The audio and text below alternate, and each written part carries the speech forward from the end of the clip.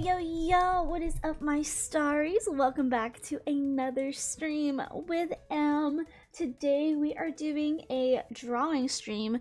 It's been a while, so I feel like I might be a little bit rusty, but we're gonna start off with some, like, I'm gonna call it silly drawing, and then I might move into a more quote-unquote serious drawing. Something silly for like a little warm-up and whatnot. But hello to everyone on Twitch today. Hello, Lily, and thank you for the first. Hi, Ludi, welcome back. Hi, Mimi and Lovable.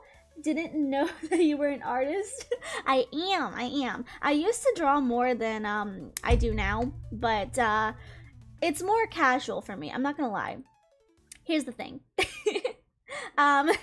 So here's the thing, young imp, my tablet, oh no, what happened? Hey, wait, chill, wait, there we go. I was like, hey, you can't do that for the art stream. I'm gonna move up just a little bit, maybe.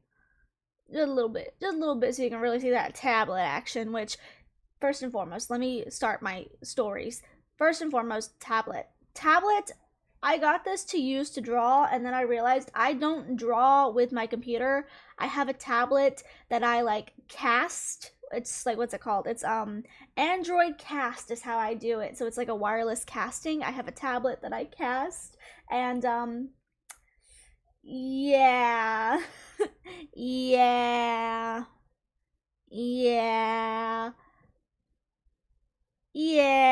Oh, I need to put in some music for you guys. Anyway, I can't even use my tablet for this because of the fact that I use an actual pen. This is my mouse. So, I'm a little dumb. Here's my music, by the way. Turn that up a little bit for you guys. Yeah. Two, I actually used to want to be full-time artist, and then I realized it's a pain in the butt, and I don't want to do it. And I like to draw casually, so that's why we occasionally have some art streams and some fun stuff. But yeah. Hi, Joe. Roses are red, M is pink. Her streams are so mind-numbing that I can't even think. Well, you know what? This is a good one for you because this is a yappy stream. You guys know I love to yap. I absolutely adore just yapping and just running my mouth. And so that's what we're doing today. That's what we're doing here. So I am going to try to draw some of my VTuber friends today. I like drawing them because I like to be able to kind of like, I don't know, just draw my friends, and if they want to use it for anything, I give them the PNGs. I don't know, just something fun because I like that. And so anyway, I'm gonna start off with some silly drawing, and I just want you guys to know the reference photo. Let me see if I can actually put this up here. This is my silly drawing.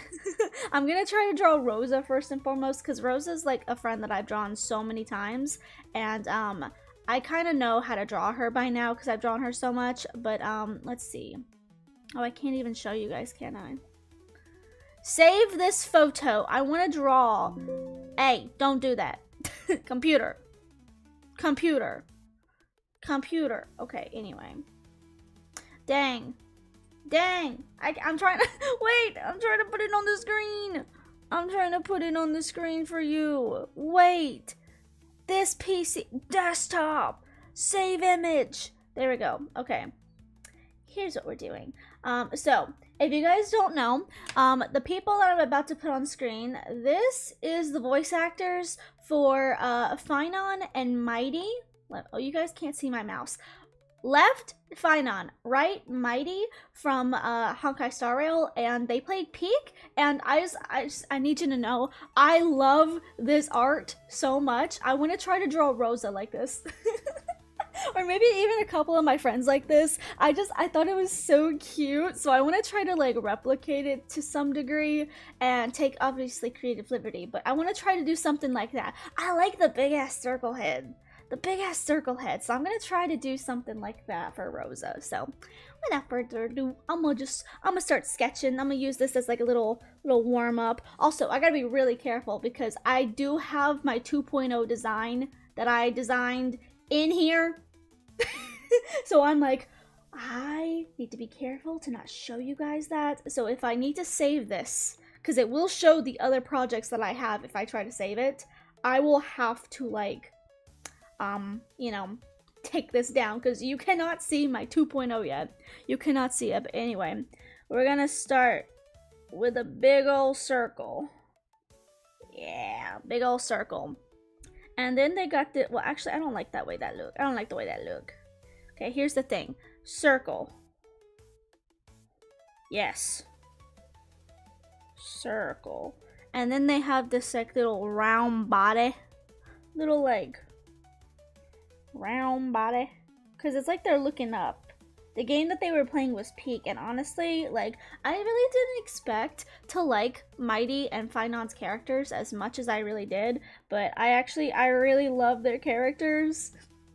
I actually really like them. Oh my god. Hi, Straw Bunny! That reminds me, when I was really young and started to draw, I would take a cup and trace it to draw people's heads. Honestly, that's a pretty good idea. I'm not gonna lie. Like, really, anything does help. Genuinely. I don't think I know what Rosa's feet look like.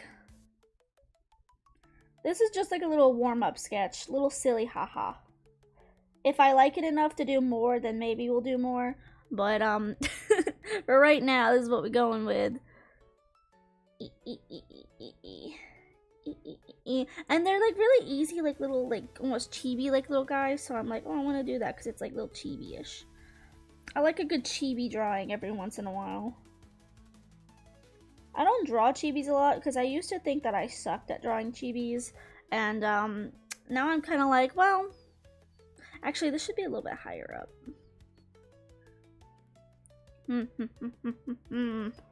Like head should come down like here. Yeah.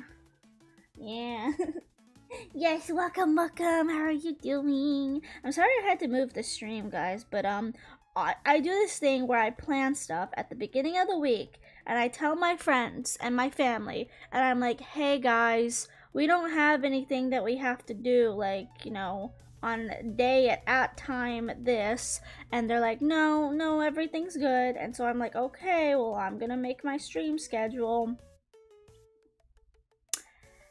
And then they tell me, oh, by the way, we have this. So I don't like the way that hand looks. So anyway, now I have thing to do. Like, it's not like I don't ask beforehand and say like, hey guys, do we have anything for this day? And it's like, no, that hand's too small now. Dang. But yeah, anyway, so something got changed for tonight. I gotta go out tonight with family, so I was like, well, we're just gonna go ahead and draw now, because I don't know how long the stream is gonna be. Because usually when I do drawing streams, they can either be kind of long or kind of short. That's too long. Oh my god, I am messing this up. I need to lock in. It's a hand. It's a little silly hand. It shouldn't be that hard. Shouldn't be that hard. But like, you know, I still feel like that's weird. But that's how it looks like on their drawing. So I'm gonna, I don't know. Maybe I just need to take creative liberty with this one. And be like, hee. Draw it the way I want to draw it. Sometimes you just gotta do things the way you want to do it. Yeah. I actually like this one more than I like that one. So I'm gonna go over here. I'm gonna erase this one. See, that's why you just gotta take creative liberty. You know, you can have a reference, but you just gotta be creative with it. That one's too small.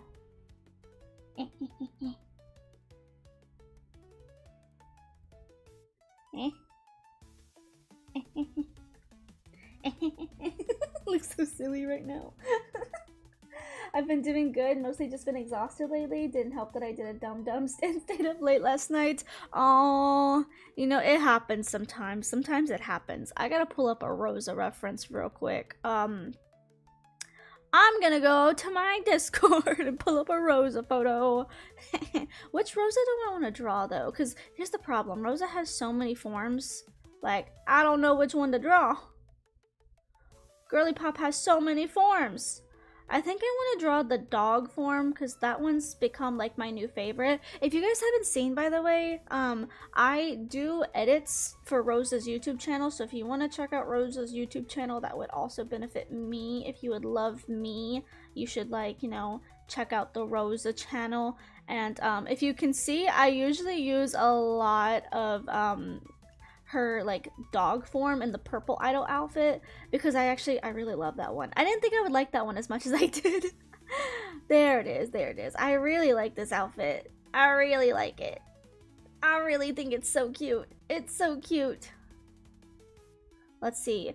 Maybe if I'm good, I can put this on the screen for you guys. If I'm good. But that's asking a lot of me.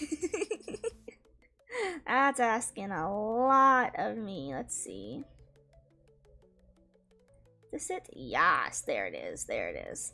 Okay, so this is the form I'm talking about.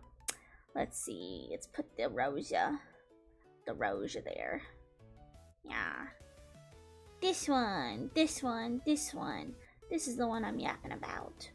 Put her right there in the corner for you guys. But yeah, I mean, for me, I also I tried to do a good last night. I tried not to be a dum-dum, and I tried to be a good last night. So, like, I went to bed early, and, like, I did pretty good. I did, like, some skincare this morning. I tried to get on, like, my taking care of myself arc. That's what I'm trying to be on right now, is my taking care of myself arc. But, oh, I need to put the other thing. Oh my god, I have to have too many references on my screen. This is why I'm so glad that I did actually get like a second monitor, because gosh, it helps so much. It helps so much. It really do help so much to have a second monitor, especially for like drawing. It really helps. Really. Okay. I got it. Okay, so we gotta put that head. She got that head. Hair. She got that head of hair. Also, you didn't hear this from me, so don't be saying like, oh, M said this. Don't. But go give Rosa some love. Pookie had her wisdom teeth out, and Pookie is not doing so hot. So if you would like go give Pookie some love, that would be great. I'm gonna have to come back to these bangs. Oh god, no. Okay, we gonna actually do this. We gonna actually do this. Okay, I need to quit being lazy. We'll actually do this. I usually do get really good sleep. I usually do really good with getting enough sleep and taking care of myself, but I got so distracted by a really engaging stream. Honestly, though, I feel that. Like, okay, if you guys don't want it, it's perfectly okay. But like, can we just talk about like content creators that we've been watching recently? Because this is a content creator that I never thought that I would actually like really like and really vibe with. And I don't mean that to say in a weird, like mean way or anything. I just like, I don't know. Here's the thing. I got a hard time when it comes to like watching guy creators, and so I don't really have a lot that I watch. But I've started watching Quinn Bennett, which if you don't know, they used to be in Niji, and they were VTuber, and now they kind of do... Dang, can you hear my vacuum out there? My little Roomba. Jesus, it's so loud. Anyway, they used to be in Niji, and they kind of did like VTube stuff for a while, and then they started doing more so like face cam streaming and whatnot. But I've become a really big fan recently just because they're so engaging. The storytelling that they do is just so good.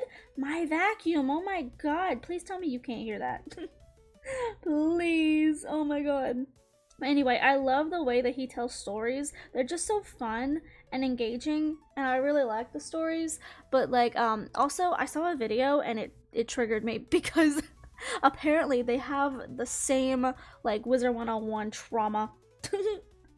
Because I'm like, dang, you know, Heather, like you were involved in that, you know. Like when I see people who are like, oh yeah, here's this really niche thing that I was a part of, I'm like, oop, I know what this is. And so now I'm like, okay, I'm a fan now. But anyway, I've been watching a lot of Quinn's videos because honestly they're very entertaining, and he just has a really good way of like speaking and like telling stories that makes it so entertaining. So I've been having fun watching the streams and like videos and stuff recently. Let's see, Rosa hair. I feel like I need to like zoom in on the Rosa. It won't let me zoom in on the Rosa. Oh well. You know what? I can make this a little bit bigger. A little bit bigger. I can. I feel like maybe this is a little bit too big because I'm having trouble making like small lines right there. So maybe I just needed to like decrease the size. Yeah.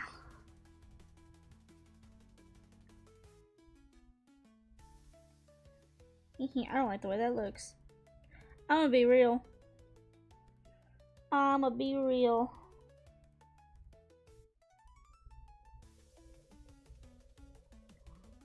Eh. Ah. Ah. Ah. Sound like a little, what's it called? Donkey. Yeah. Yeah. Yeah. Okay, let's see. She's got this hair. It needs to kind. I think this is the problem. It needs to kind of swoop in a little bit more. It needs to be a little bit more swoopy. A little bit more swoopy. Ew, that's not good. No good. No good. It's no good. It's no good. Do, do, do, do, do. Do, do, do, do, do. Let's see.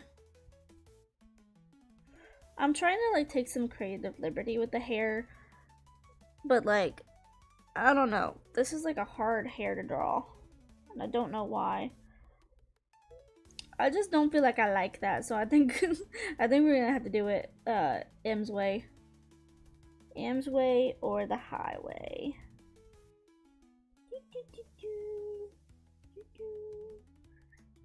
I feel like my problem with a lot of hair and stuff is that I try to draw it very jagged like this, when like there's some people who do like the box method where it's like, oh, boxy hair, and I'm like you know. I think that's one of my problems with art. And again, I'm not really practicing art like I used to. Like I used to do art just about every day, because like when I was in school, I would just like get my work done and I would start drawing.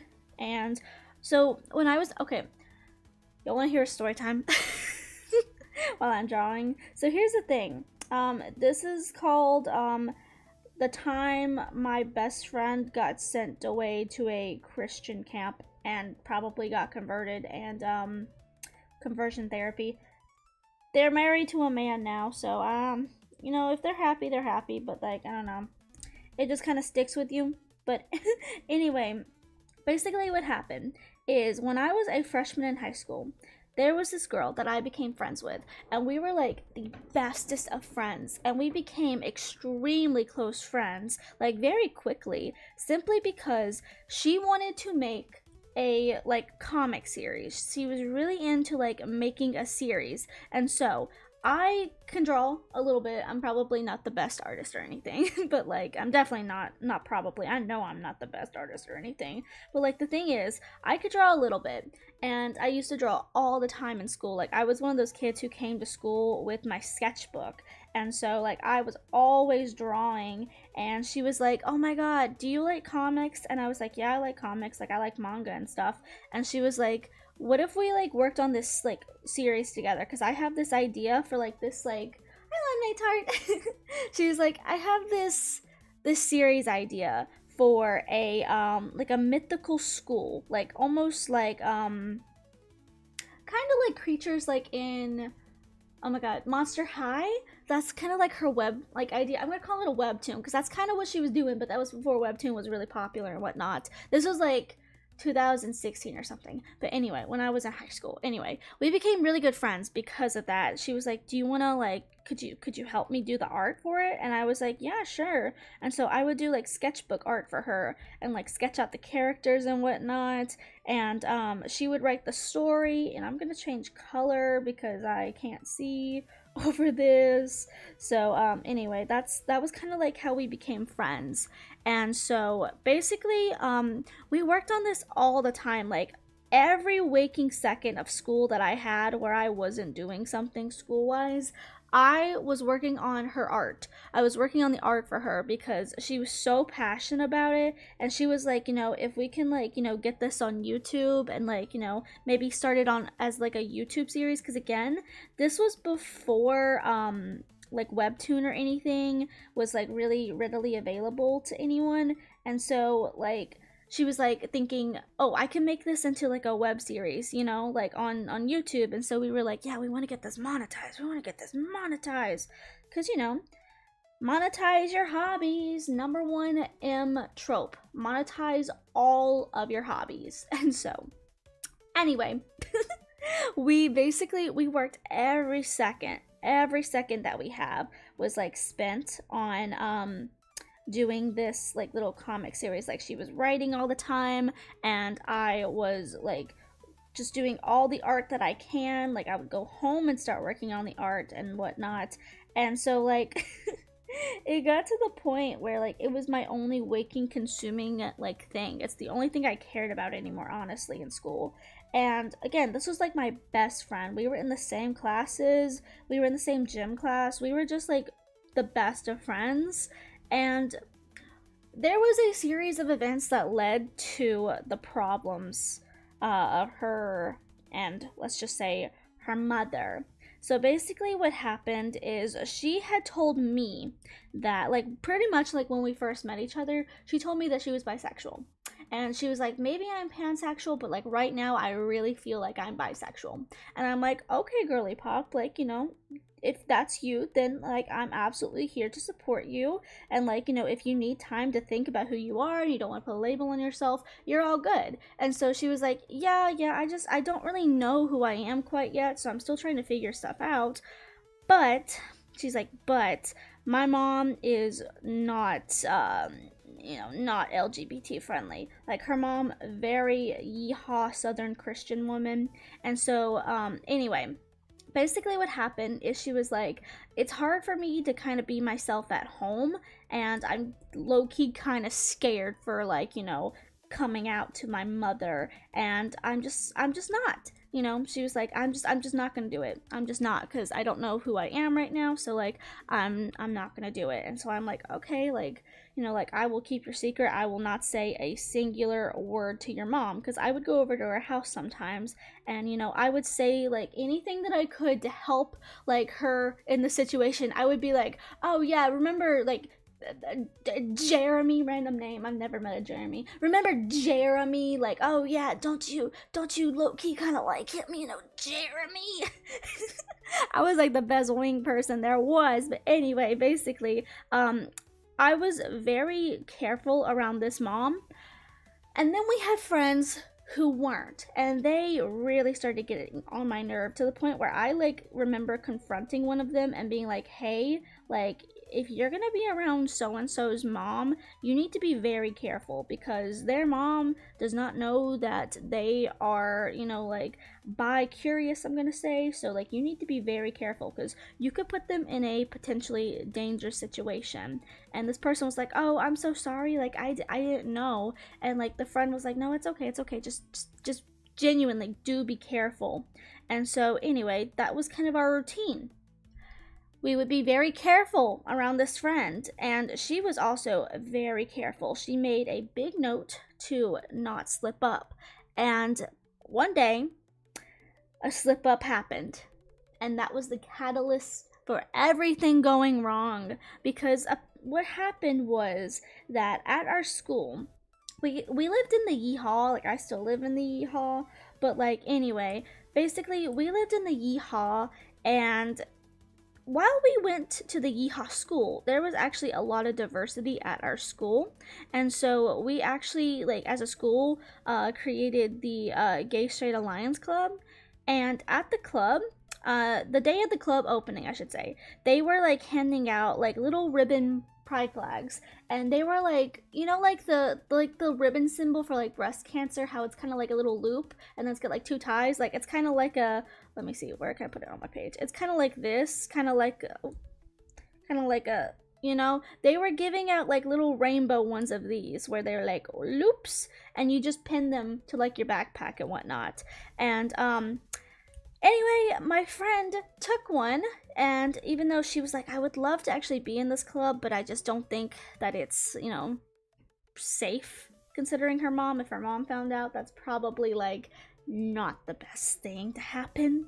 And so anyway, she was like, oh, I'm gonna take it, but like, you know, like I probably can't join. And so anyway, this is too thick. Anyway, she ended up taking the pen and she didn't put it on her backpack. She hid it in her backpack because again, her mom is one of those crazy Christian like women who like Southern Christian women who have to like basically become a dictator to their kids, even though like this girl, she never did anything wrong. She never got into trouble. She was always a good kid. Her mom was just like dictator. That's how I'm going to put it. Dictator.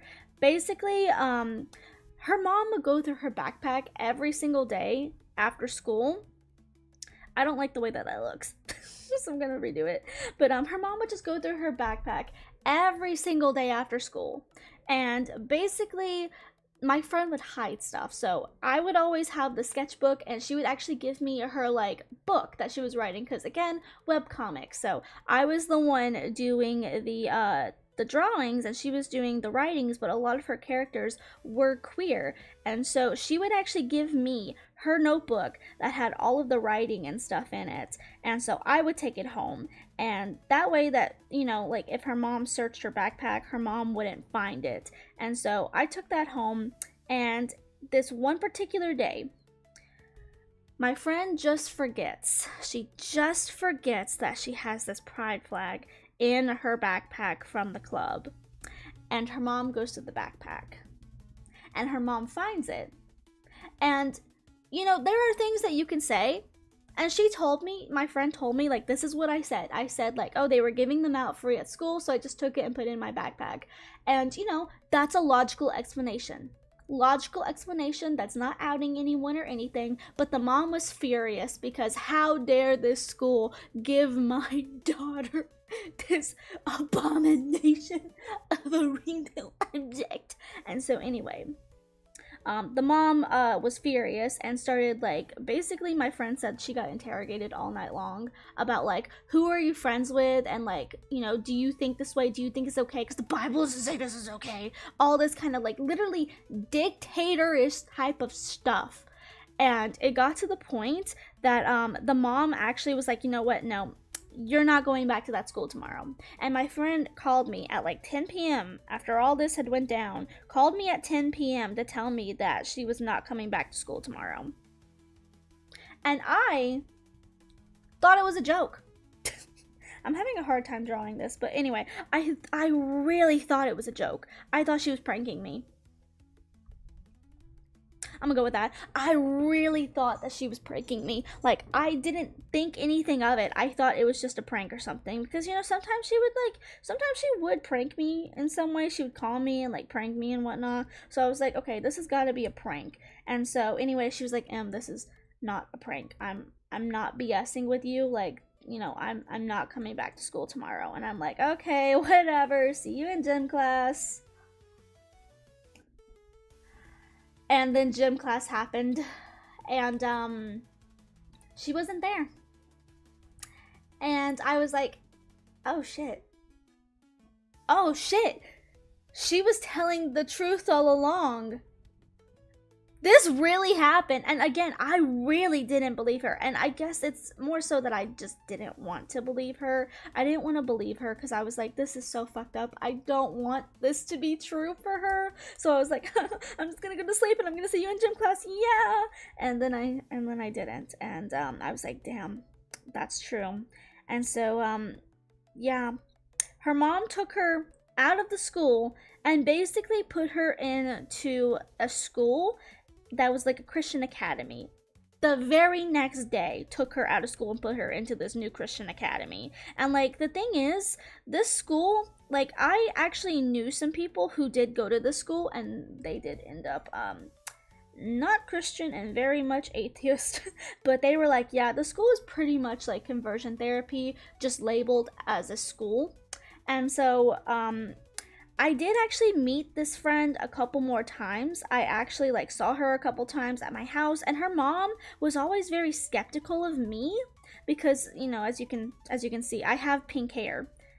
I literally have pink hair in real life. If you didn't know, I do have pink hair in real life. I color selected my hair for my model, and so this is my hair color. It's been this way since I was in 8th grade, so 13. I'm 22. It's almost been 10 years. Because I'll be 23 at the end of this year, but it's been a while. And so anyway, the mom was always so skeptical of me simply because of my hair color. I had a boyfriend at the time. At the time that this happened, I had a boyfriend. I was 14 in high school. I had my first ever boyfriend. I had a boyfriend when this was happening. And the mom was like, "Now, you don't have a crush on my daughter, do you?" And I'm like, I have a boyfriend. I wouldn't have a crush on anyone else because I'm demisexual, and it doesn't work like that, lady. But like, you know, no, I don't have a crush on her.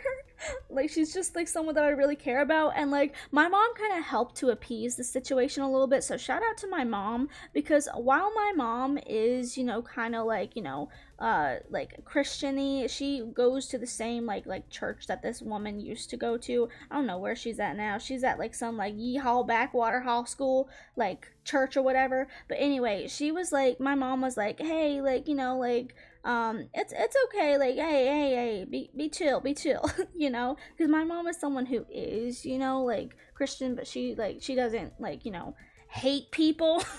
She does the right thing. Just saying, she does the right thing.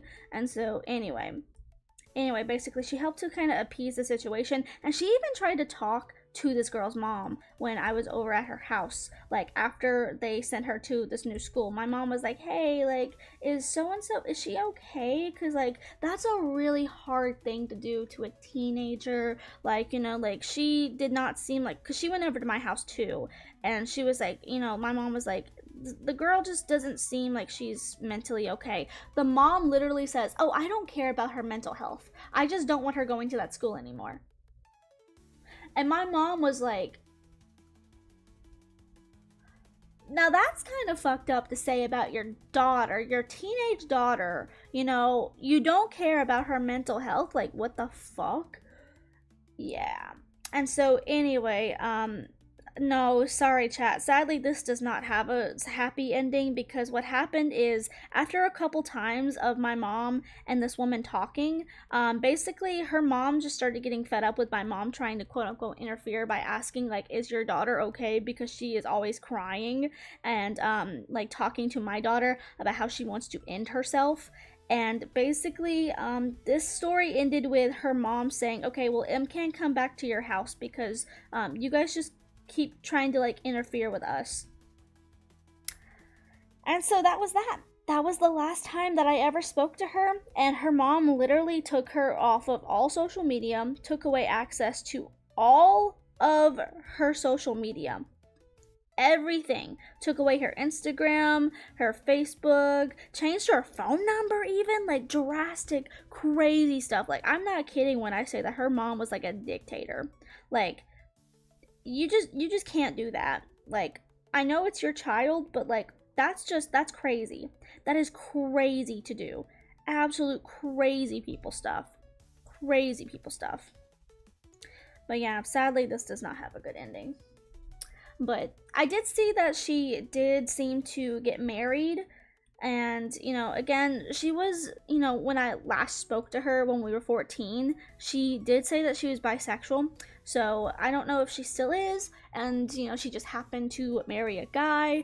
But we actually started talking about this, like me and my friend from high school, different friend, because they're getting married. And we were discussing this a little bit, because they were like, "Oh, I saw so and so got married, and I just hope that it's because she wanted to marry this guy and not because forced heterosexualism." So, really sad story, but I hope she's good. That's all I can really say, is I hope she's good. I hope she's good. Yeah. It's really sad, and genuinely, it's one of those things. Nothing hurt me more than that. And at this time, I also, let me check on chat real quick. Because I was yapping. Hi Reaper, welcome. I'm sorry you had to come into this sad story. Yeah, my parents treated my friends the same way. Yeah, the woman should not be mother. She shouldn't. And like, the thing is, woman lore. Bad woman lore. Basically, she also had another daughter who was a little bit older, and like, so my friend and her oldest daughter had like, I think 7 years of like an age gap. And so like the mom got pregnant when she was like, I think she was 19, and so she is kind of like, one of those people who are like, I don't want my kid to make the same mistakes that I did. But like, you can't do that. You can't like treat your kids in such a way, like you have to be more respectful to them. But like, anyway, the daughter was like, the oldest daughter was so angry about this. Like, I think the oldest daughter tried to call CPS or something, because like they would just fight all the time, and she would actually go on Facebook and publicly shame her mom about stuff like this. And it got to the point where the oldest daughter was like, I'm gonna take this girl. Oh, you got ads? I'll stop for a second. I'll stop for a second. Gotta get the story time. Gotta get that story time. I don't know how to draw Rosa's little buns. These things are always so difficult to draw. How do you draw this? Jesus, Rosa. Why are you so complicated, Pookie? Why are you so complicated? Okay, I'll pause my story for a second. I'll pause my story. This chat needs to hear my lore. What even is this? What is this? What is this? Why is it so hard? Okay, tell me when you get back from ads. Should I write that in? Here, let me put that in Twitch. Here. Tell me when ads are done.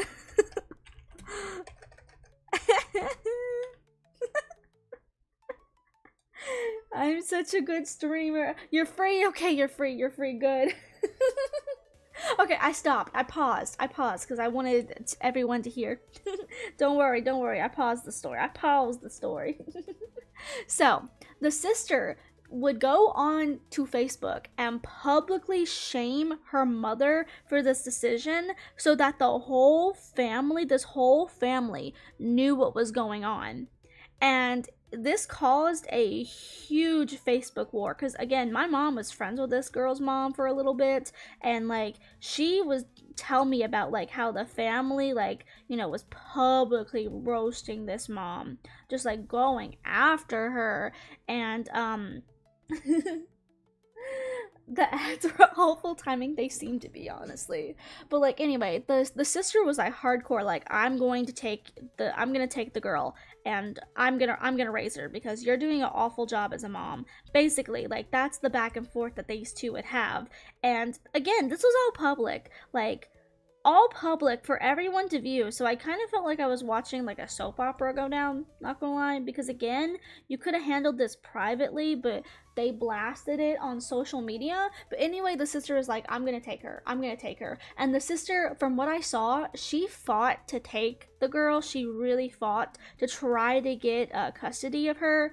But and I think they even went to court. I remember someone telling me, like one of the girl's cousins remember telling me, who still actually went to the school as me, same school as me. She didn't get taken out because she had not crazy parents, but anyway, I remember her saying that they actually went to court over this. The sister tried to go over court, but the court did not rule in her favor. Basically, the court was like, the mom did not endanger the child, so we can't really do anything about it. Also, if I draw Rose's buns as roses, is that cute? Is that cute? Because I'm gonna go with that, because I had a hard time drawing her little things. Anyway, yeah, basically nothing really happened with the sister. She tried her best to take the girl out, but she did not seem to have a good case for it, because to be fair, it didn't seem like there was any like neglect or anything, but it was still like, it was mental neglect. If anything, it was mental neglect. And so sister was pretty cool. The sister was so base. She was so base, like, and she even contacted me at one point about it. And she was like, hey, I know that you were friends with my sister. Is there like any information that you can give me? And so she was like just asking me, like, like, has our mom ever said anything to you? Has she ever like, made any like nasty comments to you? Has she ever like, said anything about you and like questioning you? And I'm like, oh yeah, she's questioned me before. And she's like, Okay. Well, thanks. And just I was assuming that she was like gathering evidence to try to like do some sort of like maybe even like evidence trial or something against the mom, but she did reach out to me, so and that was really it. But again, from what I've seen, you know, just on like Facebook, it seems like this friend is okay. It seems like she, you know, is in a relationship. She's married with a guy, so I just hope that it's not like a forced thing or something. That's all I can hope for. Is just hope that she wanted to marry him and it's not some like, you know, conversion therapy, like you have to marry this guy now, and like, you know, forced arranged marriage or something. That's all I can hope for. I just hope that she's doing good. That's all I can hope for in this situation. But yeah, and I even tried to like reach out to her. Like I tried to like reach out and like just talk to her like a couple years later, because again, like she was my best friend in school. Like she was my best friend, and so I really wanted to like, you know, reconnect with her, especially now that we're adults. And like I don't use Facebook, so you know, don't go looking for my Facebook because I don't use it and it's really cringe. But anyway, like the thing is, I tried to reach out to her after I saw that she got married, because you know we're not friends anymore. So like, you know, she didn't invite me to the wedding, which honestly I probably would feel awkward going and seeing her mom anyway if I did get invited. But basically like I tried to reach out to her and she left me on scene. She left me on scene. So I'm like, well, I tried, you know, at least made an effort. And like I talked to like my other friend, like my other friend who they go by they them, so I'm just gonna say they them. Basically my friend was like, oh yeah, that doesn't seem good to me. And I was like, see, you see what I mean? And my friend was like, yeah, like I really do hope that everything's good for them, but like I'm not trying to sound mean, but like I don't want to get wrapped up in that, mom, because again, my friend who's getting married, they go by they them, they're non-binary. The mom literally used to like say horrible things about them behind their back. Horrible things. Used to say like unholy things for a Christian woman. Used to say unholy things about this person. And I'm like, dude, they didn't even hardly know this girl that much. Like they knew her, but like they didn't go to high school with us. They went to middle school with her. But then my friend, the they them friend, they went to they started doing, what's it called, homeschool, because they had a medical issue, and so they had to kind of be homeschooled. And anyway, that made me mad. I do have another story now about my they them friend, who I'm gonna call them E because their name also starts with the E. And I have a story about this a different see a different mean mom of one of my other friends. Oh my god, let me get him on chat. Exactly, even if abuse isn't physical, it still needs to be taken seriously. And again, like my mom was so pissed off at this girl's mom because again, the woman just said, oh, I don't care that my daughter, you know, like has mental health problems. I don't care about that. The Bible can fix that. Like, girl, you are the mental health problems. You are the one who is causing her to not be okay. It's you. You should be the one to be like a little bit more, you know, proactive in your child's life and making sure that they're safe. And yet you are the one causing them all this pain. It's you. It's you. You know, it's you. It's you. It's not mean to get involved. Help if you can, of course, but your mental health is important. This one can be happy. Can this one be happy? I mean, actually, you know what? I'm biting my pen, sorry. It's kind of happy-ish. It's kind of happy-ish. And I'll say this, because there's a lot involved in this one. But this one can be happy-ish, because it did kind of have a happy ending. Now is actually a happy ending. Is it perfect? No. Is it like fairy tale happy ending? No, but it's better than what it was. I'll say that. So, basically in high school, and even still to this day, my friend group is a trio friend group. I have always been in trio friend groups, but the only one that's really stuck is my friends, and I'm gonna call them M, well, I was gonna call them E and M, but I'm M, but it feels like it doesn't quite work. Okay, so here's how I'm gonna do this. Okay, so here we have me. This one's me. See, you know, like witch hat. This one is M. I'm M, but I also have a friend, and I'm gonna call her M. Oh, that's not M. I'm gonna call her M. I'm gonna call her M. And then we have my non-binary friend here, which I am gonna call E. For the story, this is what it looks like. These are the people involved in this story, okay? So when I say M, I don't mean me in this story. I mean the letter M, okay? Okay, so here's the thing. So these are my, like, besties, basically. My besties in life. And so here's the thing. M is half Mexican, half white. Her mom, though, is not Mexican. Her mom is white, and she didn't really grow up with her dad. And so the thing is her mom has always kind of been a bitch. Like, let's just go ahead and get that out of the way. Her mom was always just kind of like bitchy.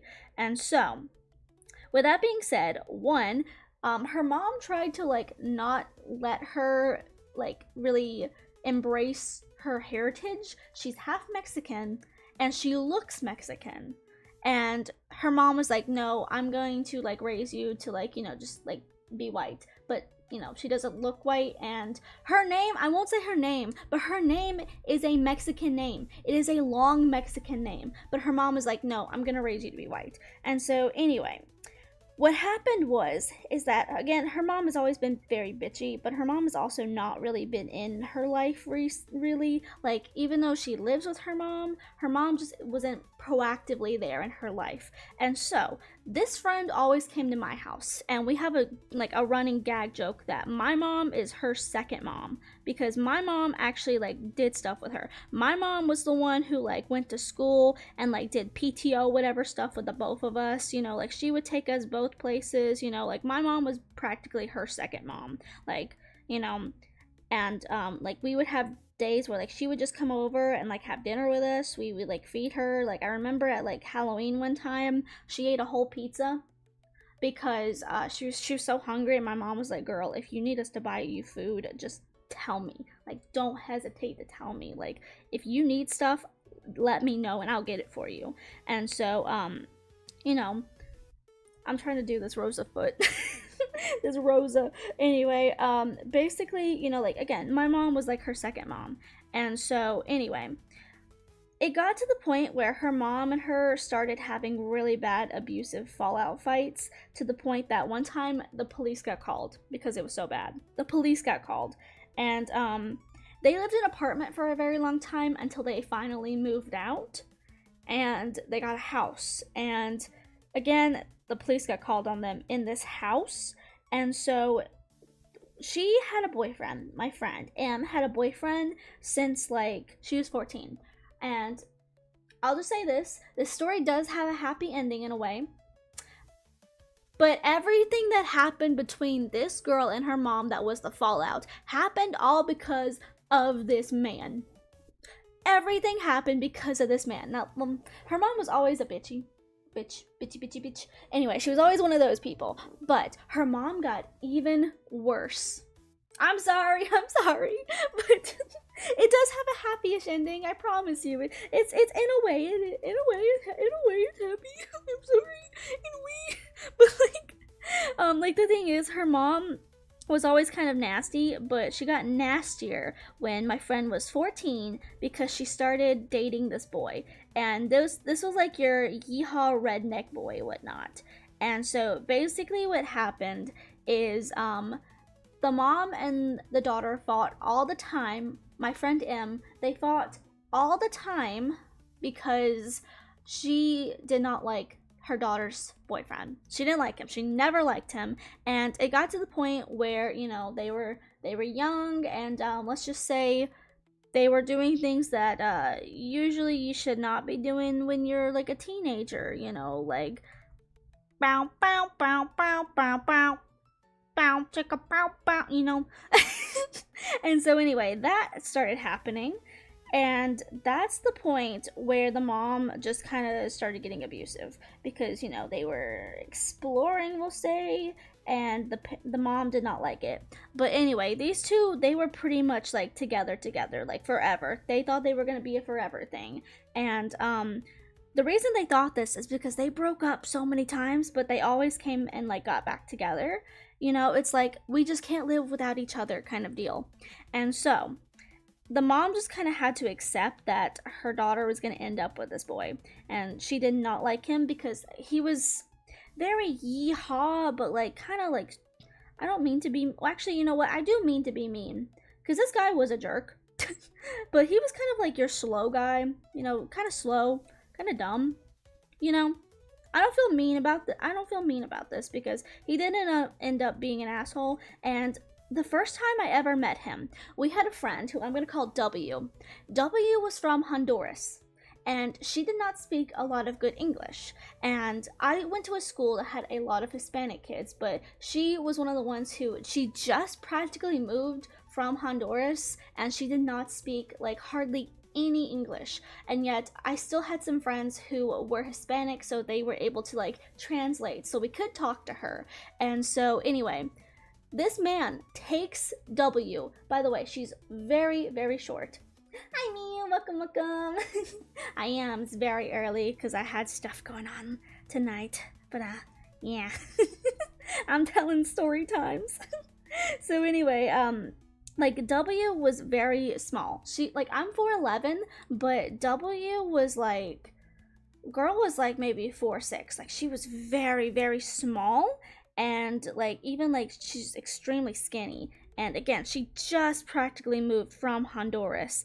And this guy that my friend was dating comes up, grabs W by the backpack, and yanks her off of our friend who is his girlfriend because W went to give her a hug. So I already don't like this man. Oh, you got ads? Okay, I'll wait a little bit. Yeah, I'm just yapping about like story times and stuff from school while I'm drawing. I hate having to draw Rosa's crown. I hate this. I'm not good with crowns. I'm not good at this. I'm trying to wait until ads are over. Let me get a little sip of my drinky drink. You make me feel so tall. Oh my goodness. I don't know why I'm so short. It just happened. I used to be so tall. But yeah, let me know when ads are done and I'll continue because I don't want to, you know, like have anyone miss out on my amazing story times. There's just so much that is like, there's so many stories that I could tell you guys. There are so many stories I could tell you. This is why I like converted my my clip channel into like kind of like a story almost channel because I got a lot of stuff I can yap about. A lot of stuff has happened in my life. Ooh, that's hard to draw. Okay. But anyway, what happened is he basically jerked this friend backwards. And when he did, he actually bruised her. He bruised her shoulder because of how forceful he like grabbed her by the backpack, like that little like it's like at the top of your backpack that you have. It's like this little kind of like thing here, like okay. Good thing I can draw. Good. Let's see. Me too, but for some reason I still say the same story over and over. I got you. Like if this was your backpack, okay? Like this is your backpack, you know? This is your backpack, and then you've got like the zipper here, and then you have this like little thing right here. You got like your two things on the side. It kind of looks like an Among Us character, but it's like this little thing right here. He grabbed it and yanked her forward, and when he did that, he bruised her shoulders really bad, like really bruised them. And anyway, like we were all really pissed off at him for that. And like I just remember like everyone saw that and stopped, and all of these girls, like when I was in school, I had like a group of like 6 girls who were like my friends. Like we went everywhere together. I only talked to the other 2 that I mentioned, M and E, who coincidentally spell my name, M. But basically like everybody stopped and everyone was like, now what the fuck did you just do? Like everybody ganged up on him, was like, hey, like don't fucking be rowdy with her like that. Don't come over here and do that to her. Don't you dare do that to her. Don't you put a finger on her again. And my friend, again, M, who was dating this guy, was like, oh my god, guys, I'm so sorry. I'm so sorry. I'm so sorry. And like he never apologized. He just thought it was funny. He thought it was funny that all of us girls were like ganging up on him and like being mad at him, which, you know what? First and foremost, fuck you, my guy. But like he was just like entertained by it, basically. He was so like entertained by the fact that we were like laughing at him and whatnot. And anyway, it got to the point where we told our friend M, who was dating him, that like she can't hang out with us if she brings this guy around. Have a good day in stream. Thank you, Mio. I appreciate you for stopping in. Thank you. Appreciate you, bud. But yeah, it got to the point where our friend group was like, you can't bring this guy. You can't bring him to anything. Like, we are not going to let him be a part of our friend group with the way that he, like, you know, doesn't respect, you know, like, when we put boundaries up, you know? And the way he never apologized always got on my friends' nerves and whatnot. And so they were like, you can't bring this guy. You can't bring him in anymore. And so, anyway, I'm going to make Rosa's ears. This one. Yeah, big red flag. Big red flag. Should have seen that red flag. My friend should have seen the red flags. And I had been telling her. And so this is why I'm getting pissy. Because I had told her for years, you have got to, like, do something with him. If you don't break up with him, you have got to put some boundaries down with him and us. Because he would do things that would get us in trouble. Like, for example, there was one time he got one of my friends in trouble because it was her birthday.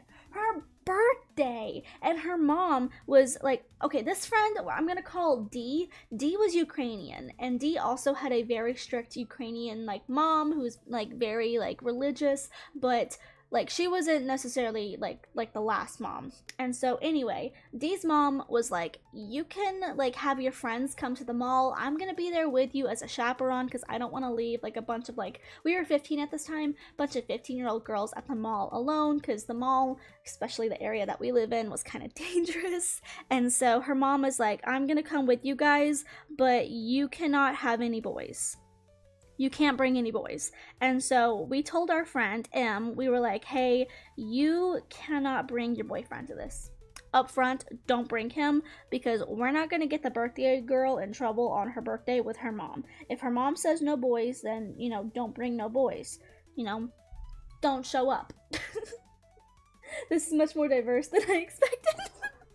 But like, yeah, that's the thing. Like, her mom was like, no boys. So we were like, okay, don't bring your boyfriend. Don't show up if you're gonna bring him, basically. Because we were tired of, like, her just being like, oh, it's okay, I can bring him. And we're like, no, if someone's mom says don't bring boy, don't bring boy. And, like, she just wasn't understanding that. And so, anyway, guess what she did? She showed up to the mall with the boyfriend after we all told her not to show up if she's gonna bring him. And her mom gave us this look of, like, I fucking told you, don't bring any boys. And she brought one. And we were like, why the hell did you bring him? Like, we told you and you did it anyway? The blinking. I blink when I get mad. I've noticed that with my model. But I'm like, why did you bring him? And she's like, oh, I didn't bring him to like stay with us or anything. I brought him so that he could just like take me here, because I didn't have anyone to take me. Because again, her mom was very kind of like, I wouldn't say she's low-key abusive, low-key. And so her mom wasn't going to take her to this because her mom didn't fucking care about her enough. And so anyway, she was like, oh, I only brought him as like someone to drive me, you know, he's gonna do his own thing and I'm gonna hang out with you guys. And she even explained this to the mom. She's like, hey, Miss D's mom, like, just so you know, like, you know, this is what's going on. And so the mom was like, okay, that's fine, I'm okay with that. And so did he stay with us? Yeah. Was he not supposed to? No. But he did anyway, because she literally told him, she's like, okay, you wanted to go to like Belk or something to go shop for some clothes. Why don't you go over there? We're gonna go over here. And he just would like go for a little bit and then come over and hang out with us. And again, the mom was like, I don't want that. Like, I don't want that. And he would do it anyway. He would just like do it anyway, to the point where it was like, you're practically just hanging out with us at this point. Like, and so anyway, he got the birthday, both of them got the birthday girl on her birthday in trouble, and it wasn't even her fault. And her mom was really kind of like pissed off, because again, she didn't want a boy to hang out with her daughter, because, you know, she was, you know, like Ukrainian Christian. She just didn't want that and whatnot. And, you know, if that's what the mom wants, you know, like, we get respected sometimes. And so like anyway, Dee was very upset about this, because again, it was her birthday. It was her 15th birthday, and she got in trouble because our friend brought her boyfriend, and that caused the problem. That was the whole reason for the problem. Yeah, that's, yeah. Yeah, there's a trend. There's a trend. Like, I grew up in a Christian family too, but my family's pretty like lenient and chill about things, and it's also kind of like for me personally, at least, one of the reasons I like distance myself, because like myself, I haven't necessarily had religious trauma. I did get bullied in church. I got bullied in church. Out of all the places to get bullied, I got bullied at church. Like, I didn't even get bullied in public school. I got bullied at church. Like, I have pink hair. I've had pink hair since I was 13, and I was always the weird kid. Like, I would always wear my silly, goofy fashion. I used to, like, wear, like, what I called, like, my hippie fashion, which was, like, I would come in wearing bell-bottoms and, like, paisley shirts, and, like, I would wear the, like, the colored, like, glasses, you know, like the Beatles. Like, that was my fashion growing up. I don't know why. I just thought it was funky and cool, and I wanted to be cool, and that's what was cool to me, and I got bullied in church. They bullied me. So, like, I get that. I get that. Oh, a Chinese person in the South. Ah, I got you. Please. I could draw that on VTuber. I honestly could. Honestly. But, like, there definitely is a trend here. But anyway, that happened, and there's also another time where, okay, maybe I shouldn't say the name of this place because I don't want to like dox where I'm at, but basically there's a horror attraction in I need more VTubers in their diabolical fits. You know what? Just for you, Lanmei. I'm gonna write that down. If I don't get to it today, I'm gonna write that down. But the thing is, there's this horror attraction that comes around every year, and basically we were not supposed to take anyone but our friends to this, but this guy just showed up. He literally just showed up there, and I don't mean like, oh, he came with someone. I meant like all the girls got into one car, and we went to this event. We were like maybe 16 at this point, and like our parents were like, okay, I'll drop you off at here. But he just showed up. And his girlfriend was like, why did you just show up? And he was like, oh, because you guys went to this place and I wanted to go too. And she's like, no, we're having a girls' night, and I specifically told you we were having a girls' night, so why did you show up? Like, what the heck? Like, this guy had problems. He could not leave his girlfriend alone for like more than 5 seconds, and it got to the point where she started feeding into it, which again made me mad. And again, this is one of my besties, but like, you know, we've had this conversation now that she finally has opened her eyes and she sees, and she has broke up with that man. We'll get to that. This dude was just very toxic. Like, he could not let her go and do anything without him. Like, he had to be there for practically everything that she did. And as friends, we got really annoyed by this. We got really annoyed by this because it felt like we couldn't do anything without him showing up. And we were tired of it. And we would tell her, like, hey, don't bring this guy if you come with us to this thing. And she would be like, yeah, don't worry, I got you. And then she just would cave because he would say some sob story like, oh, I just don't have friends and I just want to like hang out with people and do stuff. Like, no, you just want to be with your girlfriend, you want to be controlling, and like if you wanted friends, you could go and make some friends because I went to the same school as you. I know that you talked to people and you did have friends with people. Like you were just wanting to be there with us to like make sure that she wasn't like, doing anything, which she wouldn't, he just didn't trust her. He just did not trust her. That's the biggest thing. Is he was so worried about being cheated on that he wouldn't even let her like hang out with girlfriends. Like, and she was I think now, last time I talked to her, I think she was questioning her sexuality, but last time, hi Rhoda. um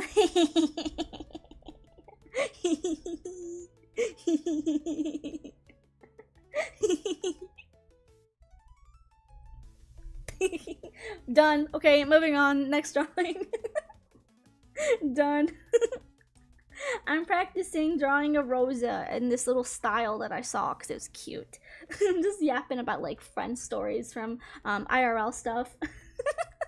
I'm yapping about IRL friend stuff. Basically, TLDR, one of my like IRL friends had a boyfriend who was so scared of being cheated on that he would torment us by always coming with us to events. And so yeah, it got to the point where we were like, girl, you cannot take him everywhere with us. Like, why do I draw this wrong? Anyway. Okay. Yeah, they were like, you cannot take him with you. And she was like, but. And literally one of my friends, the one I mentioned earlier, C was like, listen, if you show up with this guy one more time to one of our girl events, I'm gonna beat your ass. And she had beat people up before, so she was not joking. She was not kidding. She was like, I will do it. And so this is where the turning point of we almost cut her off from our friend group is because we were having a sleepover at one of our other friends. I'm gonna say her name starts with a K. So we were having a sleepover at K's house. And so tell me why we're having a female sleepover and this girl M brings her boyfriend to the all-girls sleepover. Now,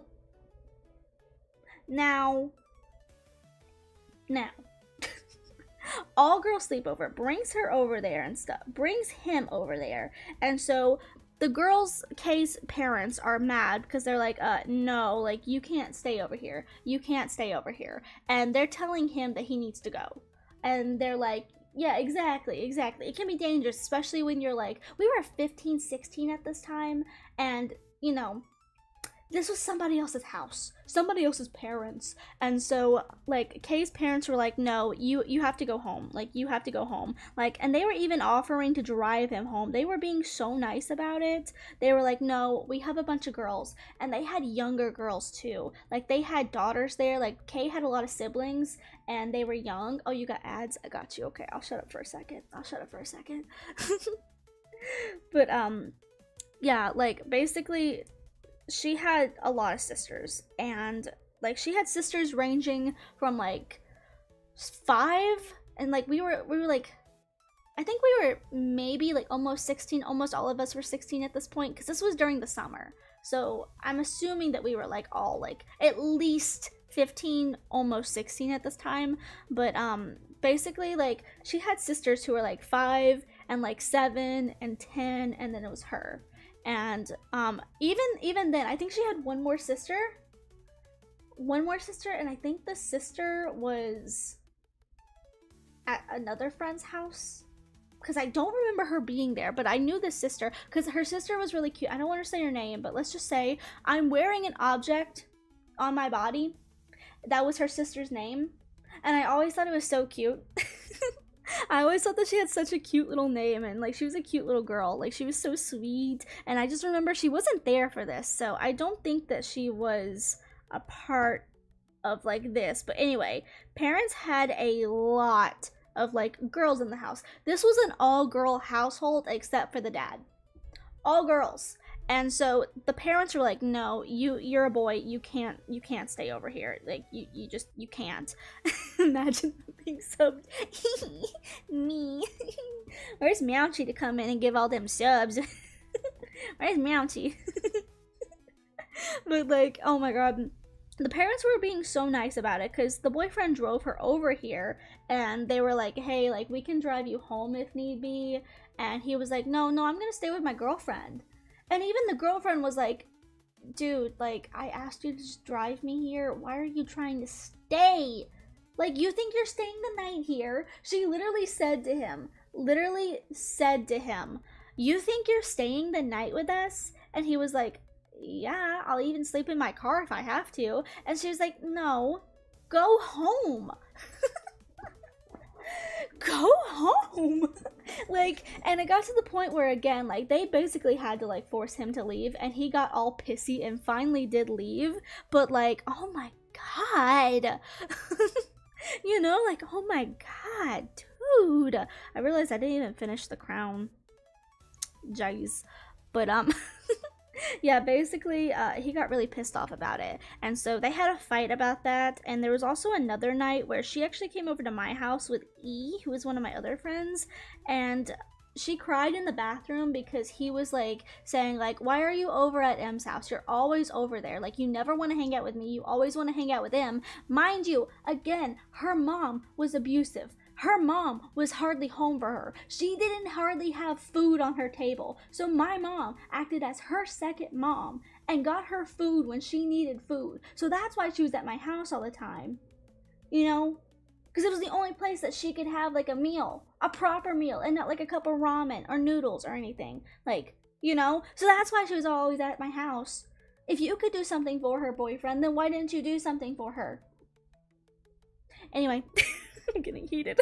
I'm getting so heated. But anyway, she was crying in the bathroom because of him. And then she left and went home.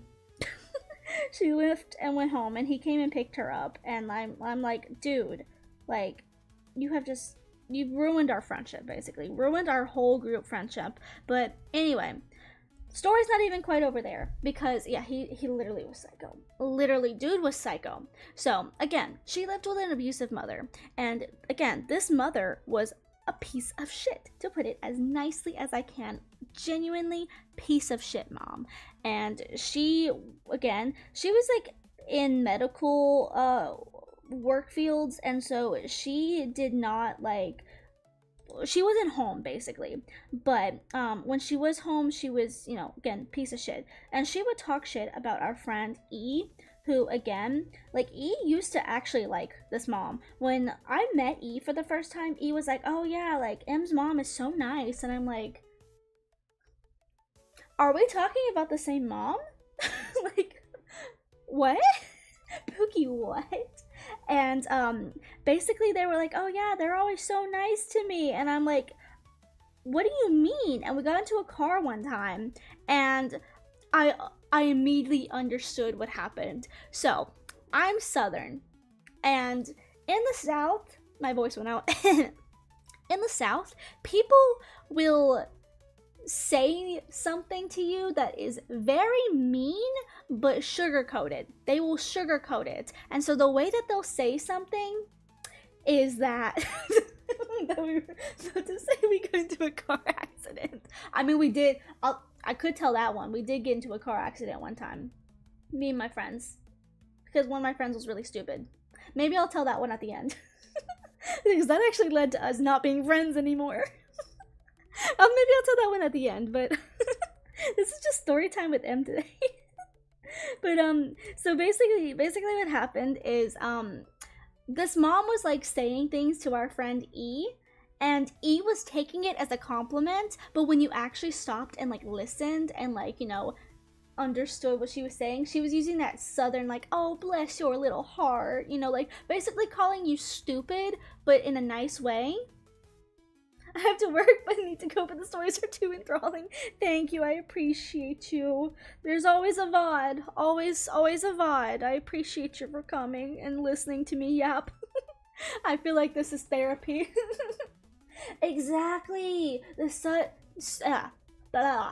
Southern sweet disses. This is what they do. And so my friend E, the whole time, they thought that the mom was being so nice. Like, oh, M's mom is so nice. Not me, the other girl, letter M. Letter M's mom is so nice. No, she was like basically like, you know, making fun of the fact that you're non-binary the whole time. They were making fun of you. And again, like they just didn't understand. And I felt so bad when I finally realized what was happening. And I'm like, dude, the mom is a piece of shit. Like, please. And finally they realized it and they were like, oh, never mind then. I don't like her mom. Is that how your tail looks? No. No, it's not. We look a little. I don't like the way that look up there. Boop. Boop.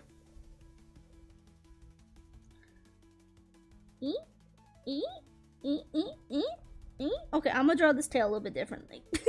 A little bit differently. But anyway, basically, finally found out the mom was an asshole. But the thing is, the mom and the daughter, M, started getting into fights about the boyfriend because the boyfriend was always over at the mom's home, basically. And again, they were like, this is probably escalating around COVID, because in COVID, he chose to stay with them.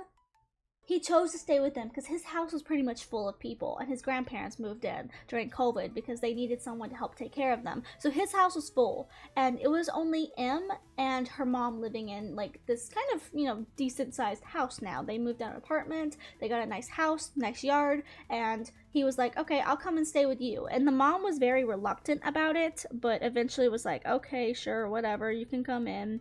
And so she did let him into the house. But again, they all started fighting because the mom was so sick and tired of the boyfriend, because the boyfriend would treat the house as if it was his house, and he would leave like dirty dishes everywhere and stuff, and he would just like not respect like certain things that like the mom had like set in place rules wise, like, you know, don't use this, don't, you know, do this or whatever. And again, it's her house that he's staying at during COVID. So like, you think you'd be a little bit more lenient. You think you'd be a little bit nicer. You think you would, you know, follow the rules of this other person's house that you're staying at while a global pandemic is going on. But he wasn't. Bro was not. And so anyway, that led to a lot of fights. And a lot of these fights actually escalated into very, very bad situations. And so this actually led the two of them, once we finished high school, they moved out on their own. They moved out and left the mom. And at first, we all thought as friends, we were all like, okay, this is probably the best case scenario to get you away from the mom. And while none of us liked the boy, you know, our main focus was the mom, because the mom, again, the police had been called on her. Like, neighbors had called the police on the mom because of how loud she was yelling and threatening her own daughter in their yard in the middle of the open. So yeah, like, we were concerned more so that our friend was probably like, you know, in serious danger. So we were like, okay, we don't like this boy, but at least she's like out on her own now. You know, at least she doesn't have to deal with her mom anymore. And so they move out. We graduate high school, 2021. COVID kind of like starts to dissipate a little bit. The restrictions go away, and we stop hearing from M. And so we got worried because they had a house together, and I always said like, hey, like, can we come over? Can we like have a housewarming party for you guys? I'd love to see what house you're living in now, because they live 20 minutes away from me. And I'm like, I could just drive there. And she was like, oh, no, like, it's so like disorderly. It's like, it's not in like good repairs. Like, there's a lot that we're gonna have to do to it. And I'm like, yo, just like hit me up and I could come and help you even. And she was like, oh, no, it's okay, you don't have to do that. And I'm like, listen, we're worried about you because you're not returning any of our calls or anything, and you're not like, you know, as active in the group chat as you used to be. So like, low key, we're just trying to make an excuse to come over and see you because we're kind of worried. And so, anyway, again, she just kind of cuts contact with us. And I'm not gonna lie, I love her to death, but she can be a little bit selfish at times. And so she tends to, like, read messages and then, like, leave people on read. And so this is what she was doing. And I even went by her house one day just to see, like, because I knew where she lived, I knew her address. And so I went over there, just like casually going by after like going to work one day, coming home from work. I took the route home where I could go and see her house, and I would like pass it. And like it looked fine. It didn't look in orderly disarray. Nothing looked out of like, the ordinary from the outside at least. And so I was like, I just don't get it. But we kind of just like stopped talking to Em for a while because she just stopped talking to us. Like, it's almost like she treated it as if like we were a burden because we were asking questions. And again, that's kind of scary. And so like a bunch of our friends tried to get something together to try to like get over there and see her, and she was just like, no. And even I think one of my friends even said that like they went over to her house and knocked on the door, and she wouldn't, like, nobody opened the door. So we were kind of worried. Oh, thank you, Straw Bunny. Thank you for coming. I appreciate you. Thank you. You take care as well. Loki, but high key, are you okay? Blink twice if you're in trouble and smoke signals. Literally, like, one of her friends, I think it was C. C went to her house one day and just, like, knocked on the door and tried to see if they were there. And nothing happened. Nothing happened. So, like, it's like we can't even get in contact with her. And, like, we've tried. It's not like we haven't tried. And I think even C tried to contact her mom at one point. And like her mom was like, I don't care what she does. She can do whatever with her life. I don't care. And so we were like, well, this is not looking good. And so we just kind of like, we're like, okay, well, there's really nothing we can seemingly do. If the mom doesn't think, because like we asked the mom, like I know C absolutely did. I know C asked the mom. C was like, if there is anything like going on, like you would tell us, right? And the mom's like, I don't have any like suspicions that like something bad is happening if you're asking like that. And so the mom was like, I don't think there's anything bad happening. And so we were like, okay, if the mom, see, that's the thing, genuinely. I think C was at the point where she was like, I'm gonna call someone. But again, she talked to the mom, and the mom was like, I don't think there's anything wrong going on or whatnot. So that kind of quelled us a little bit, kind of quelled our, like, suspiciousness and whatnot. It shouldn't have.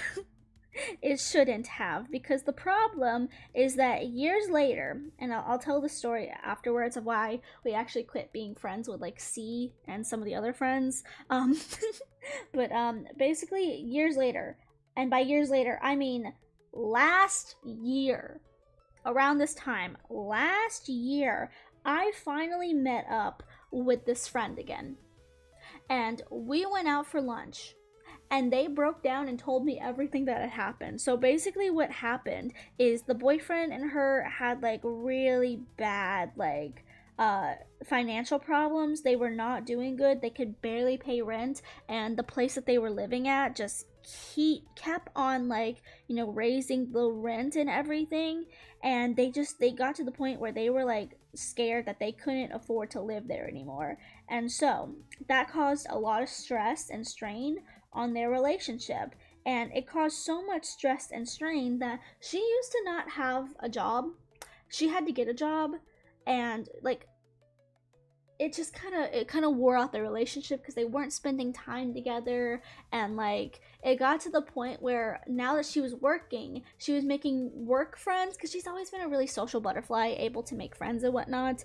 But the boyfriend again started getting suspicious that her friends at work were more than just work friends. And so he started like saying things to her like, oh, you're just going to work so you can cheat on me. And she's like, bro, I am going to work to make money for us. Hi Alexis, welcome. I'm telling stories. That's still sus with their relationship. It is. And basically she tells the boyfriend like, I'm going to work to make money so that we can continue living here, and so that I don't have to go back with my abusive mom. And so the boyfriend is like, no, you're just using that as an excuse to cheat on me, because this dude did not need to be in a relationship. He was so down bad that she was going to work to cheat on him that he could not fathom anything else. And so this caused them to fight a lot because she's like, I am just trying to go to work so that I can get money for us to live on our own, and you are accusing me. Like, I can't come home without you accusing me of stuff that I haven't done. And this causes a lot of fights, and I won't get too into this, but let's just say some threats were made, and some threats were also involving their animals. And that's all I'm gonna say about that, because I don't want to get too, like, you know, wrapped up in that. But yeah, basically threats were made to their animals. Like, the dude threatened their dogs, basically. And that's where she was like, okay, I can't do this anymore, I'm done. And she left, and they broke up. Finally. Finally, they broke up. Finally. And that was that. She has not talked to him since, and I'm really proud of her for not, like, backtracking, because that's how she always used to be. She always used to backtrack to him, always, like, would go back to him, because he would, like, wah, cry about stuff. Back what happened after job. Ooh, where was I at? Basically, they moved out together. Bro started accusing her of, like, cheating on him when she would go to work with her coworkers, and she was like, nah, that's fucked up. And then he started making threats to her and then to the dogs, and then she broke up with him. And again, she always had this problem with, like, backtracking with him, because he would start crying or, like, saying, like, my friends hate me, and, like, you know, my parents hate me, everybody hates me, and now you hate me too. Kind of like gaslighty and stuff. And so it got to the point where she, you know, finally was just like, I'm done with you, I'm done with you, I'm done.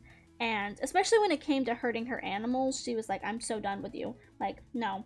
And low-key, our other friend, kind of went off at her after this, because he hurt our friends. Like, he hurt our friend W. Again, she was this small 4'6" girl, teeny tiny, probably 100 pounds, just moved here from Honduras, could not speak any English, and he bruised her by dragging her back by her backpack because she hugged his girlfriend. Like, dude was an asshole. And finally they broke up, and all was well. And all is still kind of well, but she did end up moving back in with her mom. But from what I've heard, again, this is where the story is kind of good, because the mom is actually much more chill now that, you know, the boyfriend is gone, because she hated this man, absolutely hated him. And so now that he's gone, the mom and the daughter, like they actually get along a little bit better, and the mom isn't as abusive, and she doesn't say things that are as bad. And one, she, you know, she has some mental health issues, and she did get, like, some therapy and stuff, but, like, finally, you know, like, at least she has a safe place to live in her own home. That's all I'm saying about that. But they're not perfect, but, you know, it's not like what it was before, so that's good. So yeah. That's that story time. And it's not quite a happy ending, but it's happy ending enough. That's what I'll say. Happy ending enough. I'm gonna color this in to showcase the patterns, because this is hard to do drawing it. But yeah, at least, you know, things are better for her. Happy enough.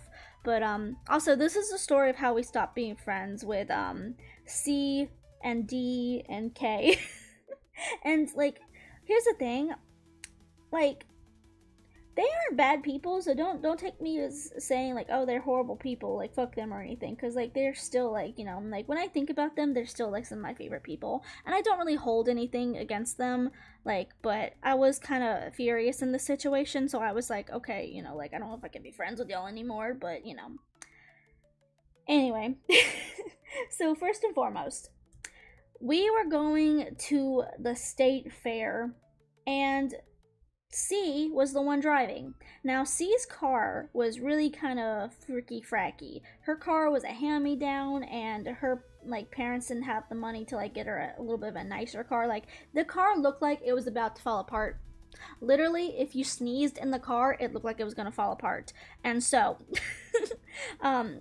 D actually, her parents actually were doctors. Both of her parents were doctors. This was, again, the Ukrainian girl. So a lot of her family members, they were doctors, and she even wanted to be a doctor. So they kind of had some money. And so they actually had a new car. And so they got rid of, or they were going to get rid of one of their older cars that was maybe 2 or 3 years old. They were going to trade it. But then D was like, hey, I could use a car.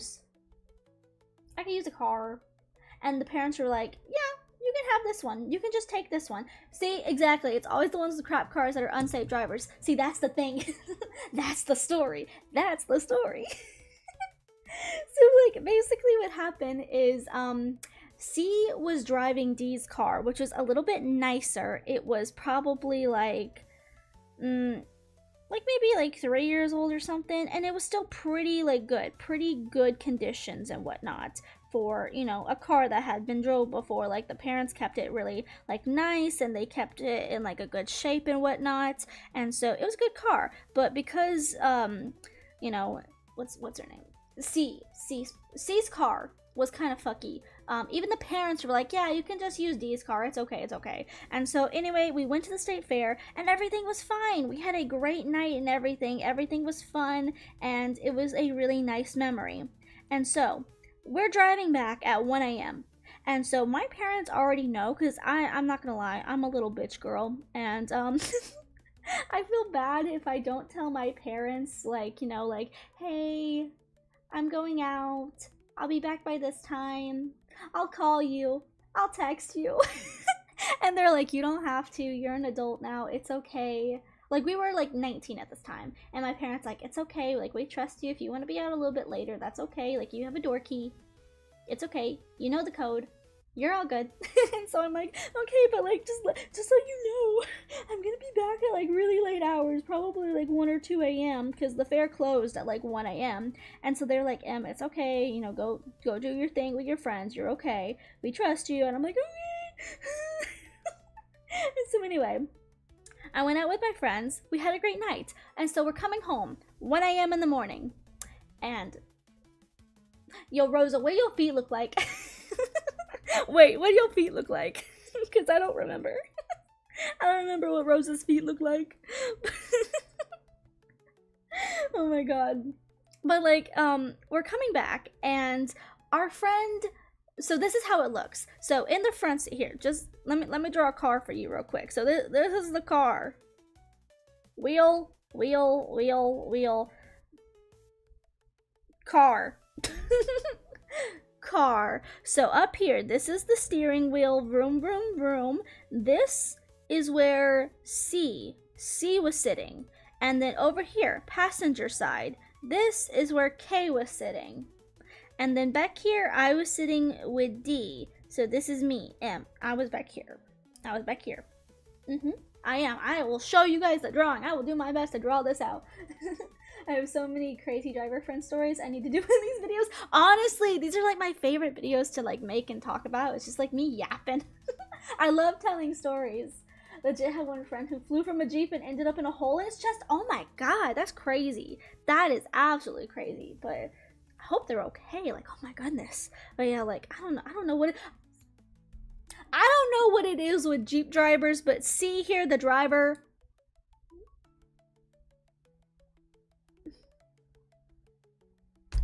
Jeep haver. Had a Jeep. It's always the people with a Jeep. It's always the Jeep people. I'm not gonna lie, I kind of want a Jeep. I'm a very safe driver. I have a Honda CR-V. It is a 2009 Honda CR-V, and it still gets me from point A to point B and back to point A. So as long as my car is still alive, I will keep it. I will not trade it. I will keep that thing until it dies. And I don't really drive that much anyway. But anyway, Jeep and Kia Souls are the bane of the road. Really though, really Really. I'm not gonna lie. Here where I live in North Carolina, the part that I live in, Western North Carolina, I'm not gonna lie. Like, what are they called? They're like the Prius. Priuses are kind of bad up here. Priuses are pretty bad here. Pretty bad. He's still alive and he drives crazy. Oh my god. Oh no. Oh no. So back to the story. This is how the car looks. We're driving down the road. This is the road and we're driving and whatnot. Okay.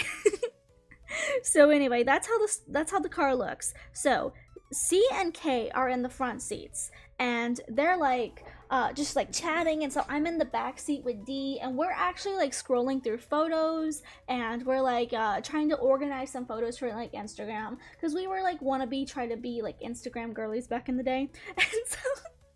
And so basically what happened is that C was in the front seat and she was driving. Kay was in the passenger seat and she got a call from her mom, and her mom was like, hey, can you go and like pick up some like drinks for us real quick? Like, we don't have any drinks in the house. Like, can you stop at the gas station and like pick us up some drinks? And like soda pops, not like, you know, alcohol. Soda, you know, soda, my little soda pop. You know. And why am I drawing in transparency mode now? Dang, why am I doing that? Anyway. Anyway, the mom was like, can you go pick us up some drinks? And so anyway, our friend was like, hey, C, can you pull over at that gas station when we come up? And like, it was like a hot spot. Like, hey, can you pull up to the hot spot and like let me like get out and go get my parents some drinks and stuff? And they were like, yeah, sure, go ahead. Back in the day, literally had Instagram sponsors. I know, right? It was like such a big thing. Like, Instagram used to be much more of a bigger thing than it is now. To be fair, I miss old school Instagram. I miss just being able to like post like photos and have photos do well and not have to worry about reels. Oh shoot, I kind of did this hand a little bit wrong from how the original looked. That's what I'm going with. That's what we're going with. I'm gonna actually copy that to the other side because I ain't drawing that again. Copy. And then out. And then paste. Oh, you can't even see this one.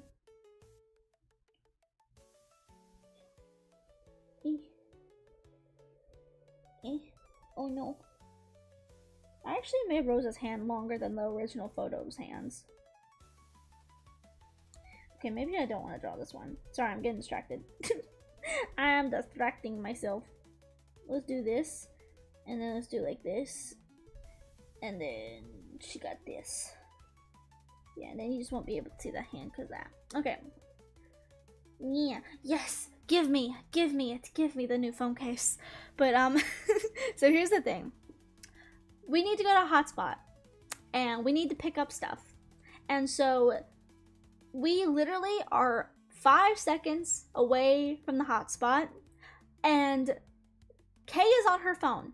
She is just on her phone, and she is not paying attention to where we are or where we're driving by, and it's like 1 a.m., 1:30 by this point in the morning, and C's kind of tired. She just kind of wants to get home. She wants to like get to her car, and like she has to drop me off first because I live like right next to them. So I live like maybe 5 minutes away from where D lived, so they were gonna go and drop me off first, and then they were gonna go back to D's house, drop D off, switch cars back to her Jeep, because her and so C and K, they actually lived about like 30 minutes away. And so like C was really sleepy. She really wanted to go to sleep, but you know, again, she was like designated driver because she actually got her driver's license before the rest of us. And so anyway, we're in the car and we pass the hotspot. We passed it. And so again, C is not thinking because she's sleepy and she just wants to get home. And Kay was on her phone the whole time, looking down at her phone the whole time. And then literally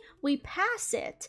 And then she goes, oh, hotspot, turn. And she's like yelling at C, who again is just kind of like, I just want to get home, I need to get home. But she starts yelling at C to turn the car. And so C just fucking whips the car to the right, takes the wheel, and just runs it into a fence.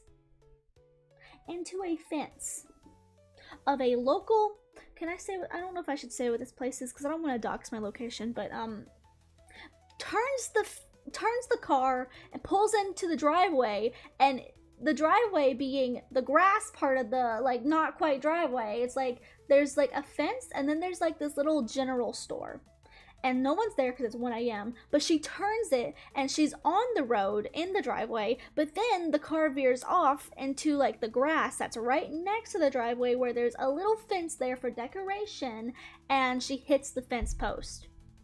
And this is not like your typical fence post. These are like kind of like wooden log cabin like type fences. It was like someone DIY'd it, you know? It was like a cute little DIY project or something. Because it was like literally just like you chop a wood, like a tree in half, and then you get like little log pieces. That was the fence. That was your fate. Dox yourself, force yourself to come and live with Rosa. Yo, you heard it here. You heard it here. Rose is gonna say like, okay guys, this is M's location. Now she has to come live with me.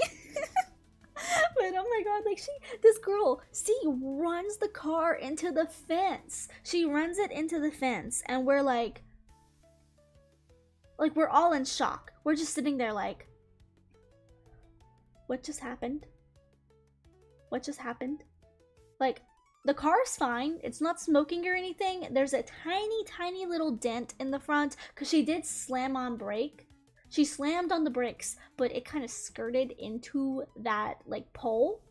Like, and it was kind of more so of a pole log than like a fence, but like skirted into it. And like I'm just gonna draw your feet like this, Rosa. I don't know how to draw your feet. I'm gonna give you smaller feet. You got a big old body here. Big old body. Where's my thing at? Where? There it is. I was like, what the heck? Where is it? But anyway, she drives us into this post, and we're all just kind of like, pink feet, gotcha, pink feet. I feel like I want to give you tiny little feet like that. But anyway, we're all just like, what the hell happened? What the fuck? What just happened? Because we're all just like in disbelief that this happened. And C is in the front, and she just starts crying. She just starts crying, and we're like, it's okay. And D is like also about to start crying. Like, D is like literally in shock because this is her car. This wasn't even C's car. This was her car. And now it's kind of like, you know, inside of a post. And it's got a really big dent on it, and it's 1 in the morning. And so everyone is just kind of like, whew, okay, let's just chill. Everybody calm down. It's okay. We're all alive, but we should get out of the car just in case something like the radiator or like whatnot, something got like broken, and like if it blows up, let's not be inside of it. So we all got out at this local convenience store at 1:30 in the morning, and we're just looking at the car, looking at damage. They call their parents, and I'm like, should I call my parents? Should I call them? I don't think I should, because I don't want to worry them. But anyway, Dee's parents, they come flying up the road because they were 5 minutes away. They come flying up the road, and they're like, okay, what the hell just happened? And so anyway, D is like, okay, this is what happened, and C is just like, I'm so sorry, I'm so sorry, I'm so sorry, I didn't mean this, I'm so sorry. And the parents are like actually kind of chill about it. The parents are like, oh, no, it's okay, it's okay, it's okay. We're just glad that you guys weren't hurt. It's all good. It's all good. We're just happy that you weren't hurt. And like C is like practically crying. And anyway, I was like, do I ask if I should call my parents or not? Because I don't know. And so anyway, I sent my stepdad a text because I knew my mom was not going to be awake. So I sent him a text, and I was like, hey, this is what happened. We got into like a little wreck. And he's like, are you okay? And I'm like, yeah. And he's like, do you need me to come get you? And I was like, I don't really know. And he's like, okay, you know, I'll wait by the phone and wait by the door for you to come home. Like, you know, just text me if you need me to come get you. And I was like, okay. And so, anyway, the parents were able to get the whole situation under control, and they were like, okay, we got this. We got this.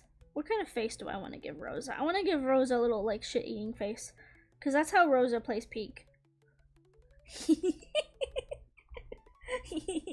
Like a little... something like that. I don't know.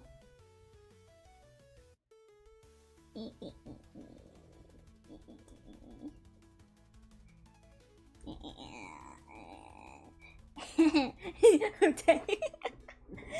Like, yeah, anyway, basically rude. It's rude, but it's true, you know, it's true. It's true. But like anyway, yeah, I get home finally. The parents of D drop me off first, and I'm just like, just let me out. Just let me out. Let me go home. Just let me go home. Just let me go home. Because I'm like, I want to go to bed. I don't want to be here. I've had a bad day. I'm not really involved in this. I'm not the one crying, but I'm like, I feel like I want to cry for my friend because, again, she was just like so upset about the whole situation. She was so upset. And like, she just got her driver's license too. And so she's like, I don't want to like, you know, like screw over like my driver's license chance. I don't want to get it revoked. I don't have the money to pay for this and whatnot. And, anyway, basically what ended up happening is the parents were like, it's not that big of a deal, like, you know. And again, they were doctors, so they were like, it's okay, it's not that big of a deal. We can get the dent out. You're a kid, it's okay. And honestly, they were super lenient. Like, I even think, like, my parents would have probably been pissed off. I really do think they would. And, like, I was just so shocked that her parents kind of let off this other girl that way. But, like, they had been friends for a very long time, so, you know, they were kind of, like, more chill, I guess. But like, dang, like, anyway, I was kind of furious at D because I had told her, like, I have really bad driving anxiety, and I was really pissed off that she was being so, like, careless with that, because she knew better. Like, she absolutely knew better than to drive like that. She knew better. She just really wanted to get home. And so she, you know, kind of acted out and was like, well, I'm just gonna whip it in there. And it kind of, fricked us all up, you know, just saying. And so, anyway, I kind of just like stopped being friends with them for a little bit after that because I was so upset. I was so mad. And I was so mad because I had told her multiple times during this ride, I was like, hey, can you slow down a little bit? Like, you're driving too fast. You're driving over the speed limit. And she's like, no, it's okay. And I'm like, listen to me. I've got really bad driving anxiety. Like, please, like, you know, be safe. I'm just looking at Rose and I'm like,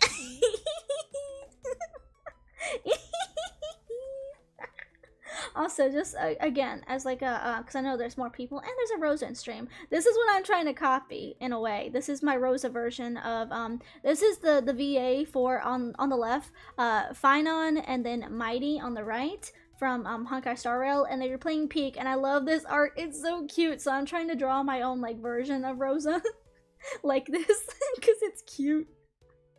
And I just wanted to try it out. I don't know. This is supposed to be a warm-up, but then I've been telling stories and I'm like, let me tell you about my drama. Oh my god. Let me see my balls. I'm just gonna make them pink. I'm gonna make it just pink. Pink and like a little star in them. I see a little star in there. Oh god, that's horrifying. That's horrifying. That's horrifying. Look at that. Rose's big old face like, hey. Yeah, it's Mighty Most. So people just say Mighty. Yeah, my day. I mean, it's kind of both. You got games on your phone. That's what it looks like. You got games on your phone. You got Peek on your phone. Oh my god, that's so perfect.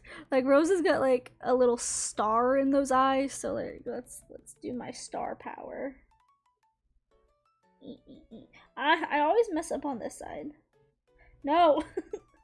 Boink. I can never draw a star on that side. I don't know what it is. Out.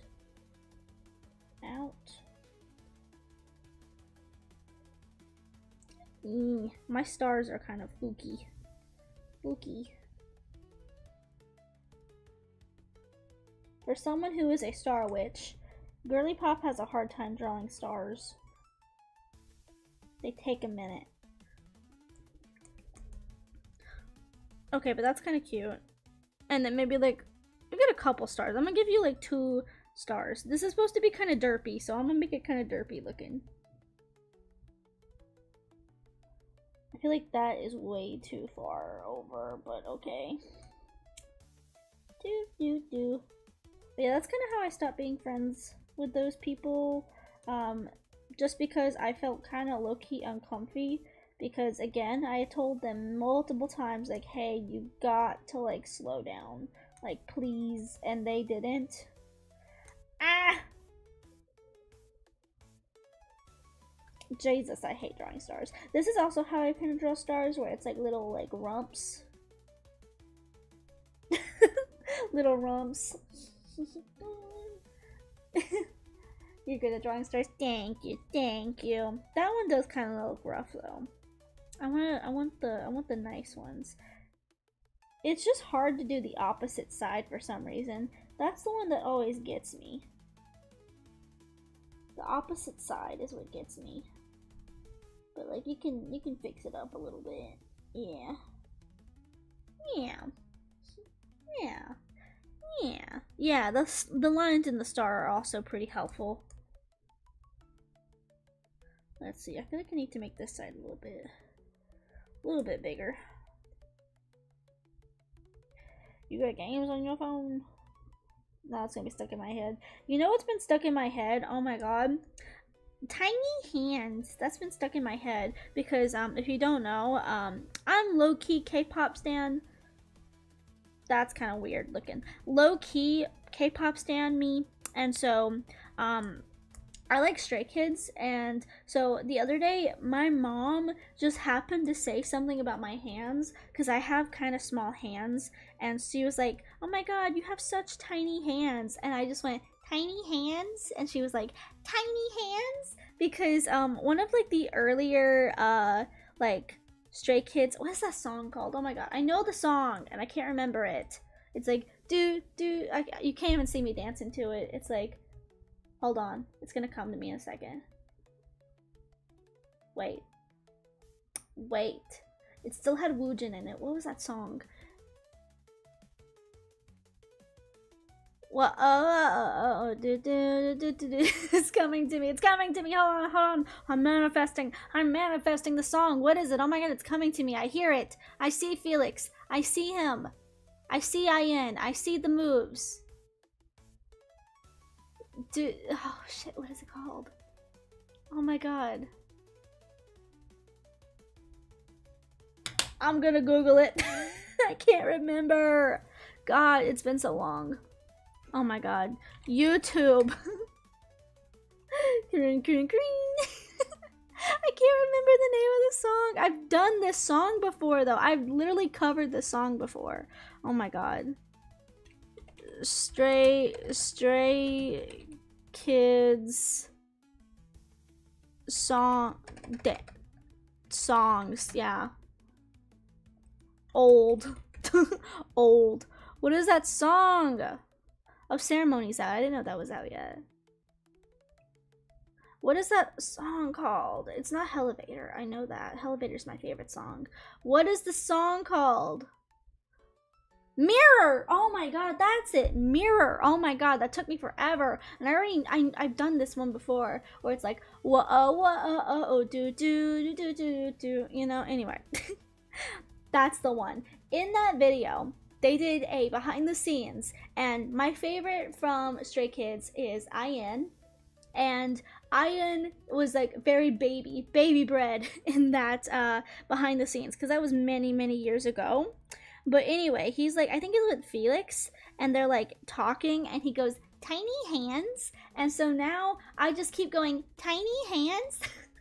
I do this thing where I get on something and it's like a vocal stem, and I just don't shut up.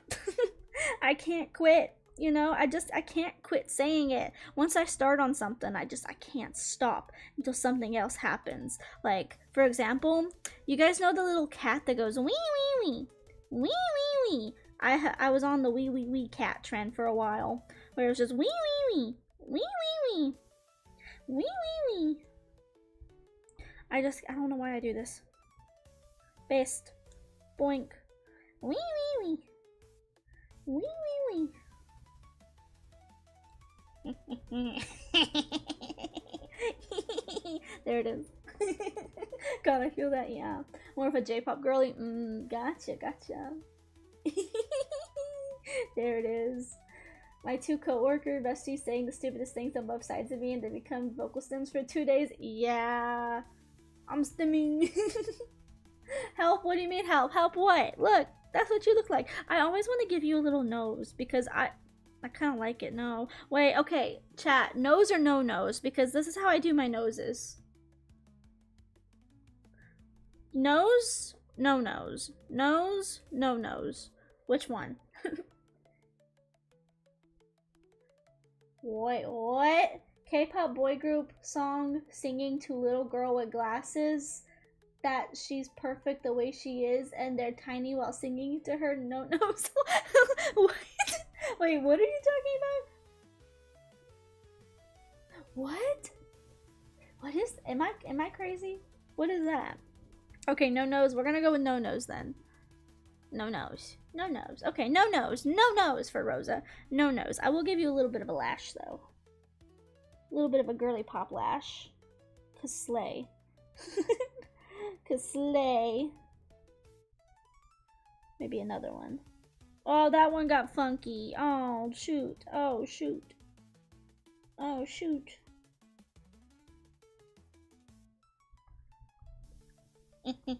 Ah!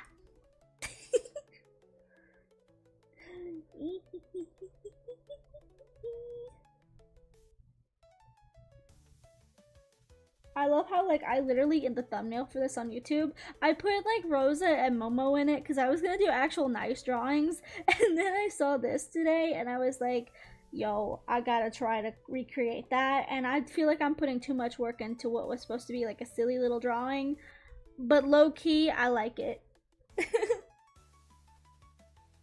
No noise? Oh. Oh, no nose. Gotcha. Average K-pop fan cryptic text. Okay, you know what? Deep dive. Let's go. Let's try to find it. Let's see. Okay, I'm gonna search that into Google right now. And YouTube, tell me. Let's see. What is it? K-pop boy group. Tiny. Tiny singing to a girl with glasses? Question mark?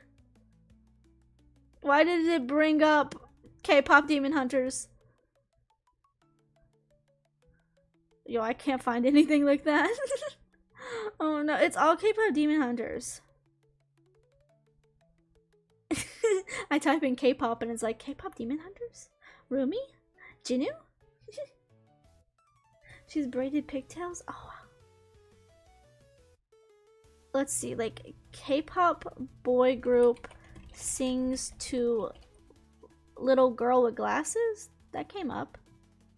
Why is it still Mira? Oh my god, it's still K-pop Demon Hunters. Oh my god. Oh my god, why is it still just K-pop Demon Hunters? Oh, I can't find it. Okay, I'm gonna say boy group sings to little girl with glasses. Oh, I can't find it. I can't find it. Oh no, it's too cryptid. It's too cryptic. It's too cryptic, I fear. I fear it's too cryptic. Oh my goodness. I don't know. I'm not the biggest fan of K-pop, so I don't know. Let's make you a little bit transparent. You know, like Rosa likes pink. Okay. When you guys draw, if you guys draw, do you ever like do your line art like this stuff in like black or like another color? Because I always do it in like this like almost kind of like dark pink, like very, very dark pink that looks like this. Like, if I really get in there, you know, it's kind of like a wine color. I don't know, I just don't like doing it in like full black because I feel like it looks a little bit harsh. Like, yeah. Okay, I'm going to do the hair first. Yeah, maybe I'll do the accessories back. I kind of go back and forth. Got that. Oh, you know what? If I'm smart, which I'm not. Why is that not in the center? Oh, it's because I drew Rosa crooked. Rosa's crooked, but you know, it's okay. It'd be like that sometimes. Sometimes Rosa's a little crooked, you know, it is what it is. She can't help it. She can't help it. Reddit for the win, yes. Oh, it's GOT7. See, I don't think I've ever listened to anything by GOT7. I'm not the biggest K-pop fan, but I do know who they are. I think that's the one with Jackson in it, isn't it? Jackson Wang. I know Jackson Wang. 10 layers of makeup. Cause sometimes I watch like K-pop funny moments, like clips and stuff. So I know who he is from that. Jackson, what's your skincare routine? 10 layers of makeup. Me too. There we go. Rosa is crooked. Listen to the song, the first K-pop song I ever listened to. Ooh, Just Right. Okay, I'll put that on my list to like listen to, cause I like. Oh, I didn't even see that you sent me your phone case. Let me see that. I had my Rosa pulled up in Discord. Let me see this. Jump to present. Let me see that. Oh, I didn't even notice you sent me the full one. Thank you. I don't think I've ever seen your feet before. At least in this model. Oh, that case is pretty! Oh my god, the roses for the Rosa and the pink and the butterflies is so cute. I love those cases. Is that a custom one? You know those custom cases where people like, they do like those pretty like little, oh my heart looks funky now that I look at it. Oh well. Oh well. Oh well. It's supposed to be a little derpy thing anyway, so oh well. You know what, if I was smart, I would do this. I would make a separate layer, and I would do a couple of these. And then I would just, like, copy, paste. Oh, no, never mind, because then it looks funky. Okay, anyway. Anyway, I'm gonna do it by hand. I'm gonna do it by hand. Oh, shoot. I look like I was at Five Nights at Freddy's character. Oh, is it Decodent case? Tons on Etsy. Ooh, yeah. Yeah. I love those cases. They're so pretty. I really want a new case for my phone. Because I have a Toy Story one, and it's blue, and I got it because it was on sale from, like, Casetify, so it was, like, $20, and Casetify has, like, really expensive cases. Like, they're really good, but they're also really expensive. So I was like, this usually is, like, $60, so I'm gonna go ahead and buy it when it's on sale. There we go. Feet! I saw feet! Feet! Feet! Feet! Wait, what happened in this clip? Feet! So dragon form. Hello, hello. Oh, yeah, the feet. Oh, I remember the oh, I do remember the feet. Oh no. That feels like ages ago. Oh my god, but I do remember that now that I'm looking at it. Rosa did show feet, okay? Rosa is a feet VTuber. Feet tuber, let's go. Feet tuber. Oh no, it's crooked. Crooked for a little crooked Rosa. Crooked for a crooked Rosa. Here we go. There's that. Okay. Rose is a loot tuber. Shows feet one time. I guess I'm a loot tuber now. It'd be like that. It'd be like that. It do. Gotta make that money make purse. That's one that I also quote a lot. That's from ATs. My mom is a big ATs fan. Like, girl is low-key obsessed. I'm gonna draw that a little bit better. Low-key, my mom really loves K-pop, and especially like ATs, and my mom is like, I love K-pop so much. She's had a revelation, not revolution. She's had a revelation, and she's like, I love K-pop because it reminds me of the boy bands that I used to grow up with in like the 80s and 90s and stuff, like NSYNC, like Backstreet Boys, Boys to Men. She's like, that's what I've been looking for in my 40s, and K-pop is fulfilling that. And I'm like, you know what? You right. You right. Yes. Oh my god. Favorite Honkai Star Rail characters. I do love March. I am a huge March fan. I love her. But Castress has also become my new favorite. I can't help it. I can't help it. You can't just put a pink girl in front of me and expect me not to fall in love. Like, let's be real. Let's be real. Love a good pink girl. Love a good pink girl.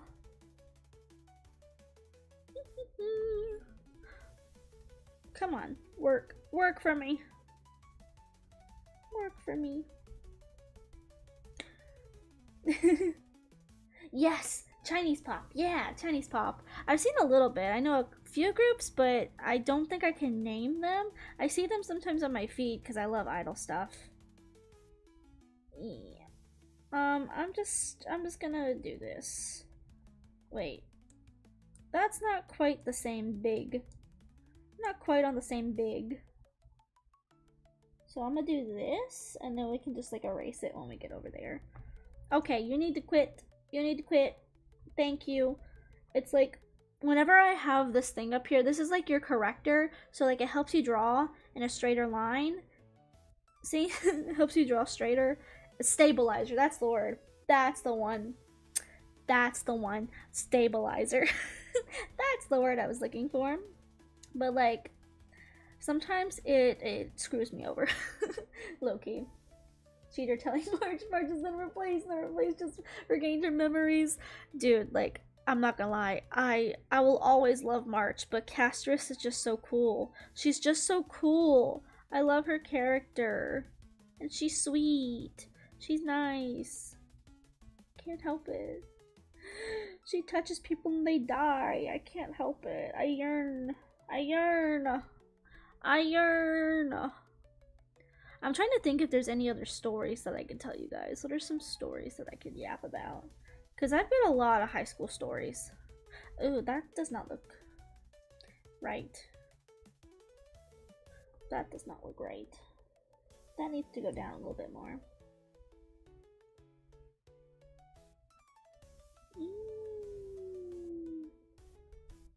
Does that look a little bit better?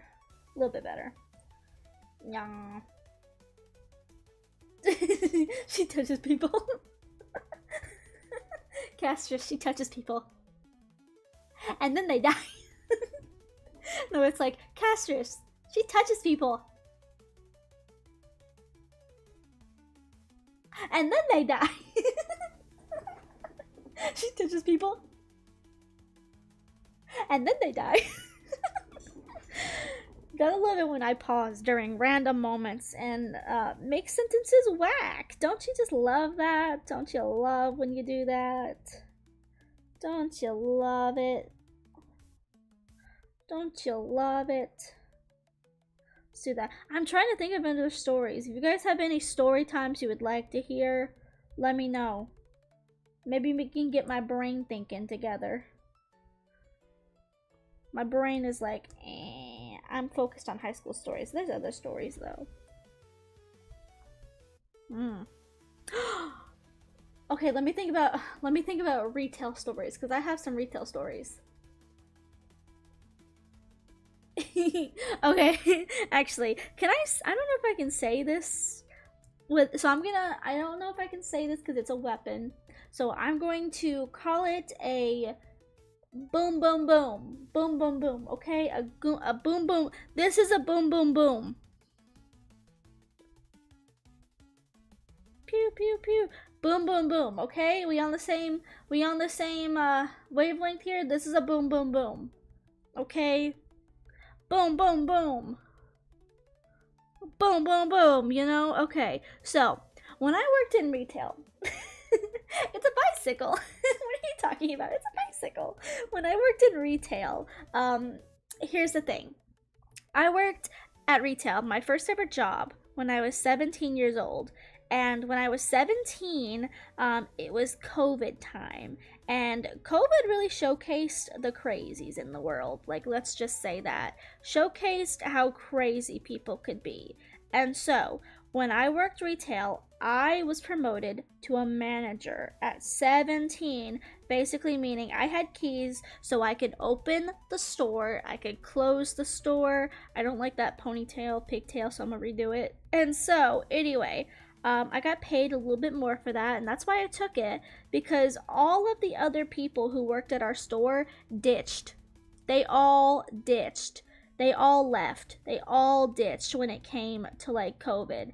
They didn't come back to work after everything reopened. And so they had nobody else to run the store. And so my store manager was like, "Hey, like, we'll pay you extra." Like, they paid me $18 an hour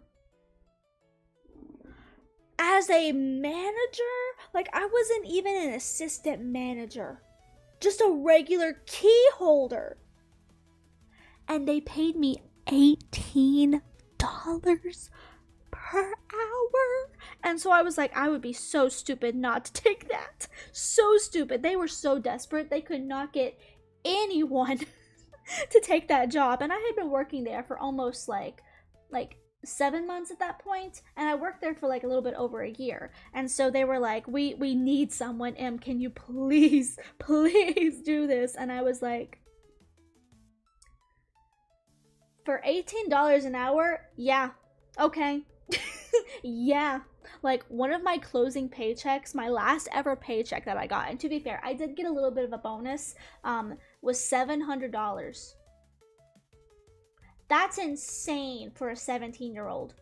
Insane. And so I was like, yeah, I'll take it. Don't worry. Yeah, sign me up. And so here's the thing. Again, I was 17. I was still a minor working in COVID. And people were crazy in COVID. And so I, becoming a manager, now had some more responsibility when I was just like a regular employee that didn't hold any power. So one of the policies for the store was that you had to come in and you had to wear a mask. You just had to. And it wasn't like we, the store, the employees, are deciding that you have to wear a mask. It was the company policy. They would send people out to our store to do like secret inspections, that we were following those rules, because if we didn't, the company would get in trouble from the higher ups. So they would send somebody. Yeah, exactly. It was a mandate. And so, could this be a sense of foreboding? Yeah. Yep. It was a company mandated protocol that you had to wear a mask and you had to enforce it. And so if we, the employees, did not enforce when people would come into the store without masks, then we were the ones who were going, we were the ones who were going to get into trouble. And so, because of that, our store manager was like, we aren't going to be good about this, okay, guys? If you see someone not wearing a mask, get them. Or get a manager or someone higher, like assistant manager, store manager. And granted, there were 5 of us in the store. There was the store manager, who he had to run back and forth between other stores because he was helping other stores close, because we were also closing. But our store was one of the few that was still surviving. It eventually did close, but we were still surviving, but some of the other stores were closing. And so we're the winner, sorry, but we are. Anyway, What happened is he was always out of town helping the other store close. And so, like, he wasn't there. So the assistant manager was kind of the one who was running the place, but she was new. She literally came in right before COVID and she didn't know how to do anything. I was the only one there who had been working for like 7 months and I knew how to do everything. Even before I was a manager, I knew how to do everything. And so I've been working there for so long, I just knew how to do stuff. And so anyway, they were like, "Hey, can you be a manager because of that?" And I was like, "Yeah, sure. Pay me that money. Pay me that money." And yeah, you'll see that. You'll see that. I'm basically already doing it as it is. But there was also another girl there who was like roughly my age, but she was autistic and she turned it down because she's like, I don't want to do numbers, so no thank you. It's a no thank you from me. So she turned the job down. And there was another girl. Now, our store manager, his husband worked across the road. By road, I mean I was in a mall. And so across the road means the store right across from us was a Carter's, which I eventually went over to, which was the worst mistake of my life because his husband asked me to go over there and I was on good terms with him. But anyway, basically his husband sent over one of his employees who was like, "Oh yeah, I can work in between you guys." And so like she was like part-time, so she would come over here. Yeah. They actually, I'm not gonna say their names, but they had the same name, same first name. It was kind of funny. But also, I saw this man one day. I walked into work, saw this man replacing a light bulb right at the cash register, and bro is up there. I walk in the door, and he's like, "Hey, and he starts twerking at me. So. Bro is insane. I loved working for him, and that's why I went with his husband, like, to his job, like, at the other, like, place in the mall. This is, like, a little bit, this is not right, now that I'm looking at this. But anyway, I went with his husband over there when our store eventually did close, because I liked him enough that I was like, okay, you know what, sure thing. His husband is completely opposite. Whereas the one that we had was insane. Bro was all over the place, bouncing off the wall, extrovert. He, like, people would walk in and he'd be like, "Hey." His husband would not hardly talk to you. He was so introverted, and he was also the store manager of, like, the other place. Bro would not talk. He was so silent. He would just creep up on you because he was so quiet. Like, it was like night and day with those two. Anyway. The thing is, there was the girl that his husband sent over, and she was very nice, but like, that's the thing. She didn't know anything. She was great at her job, but she just didn't know anything. So I had to take over. I had to take over everything. Yes, oh my god, I loved working with him because he was so open too. Like, he was very zealous, but he was also like, he would speak his mind and he would clap back at customers, and that's why I loved working with him during the whole mask thing, because he was not afraid to say to someone like, "Hey, do you have a mask?" And he also is a part of this story, but he would just openly say it, and he wouldn't like sugarcoat it, and like, if people were mean, they would be like mean to him, and he would not give a fuck. He would be like, "I don't care. Like, if you don't want to shop here, don't shop here. You're not hurting me." But like, let me get some chapstick. Bro, I didn't bring my chapstick over. Oh no. Oh yeah, I did. Oh, need to get a drink. I've been yapping. I need some drink. Need some drink.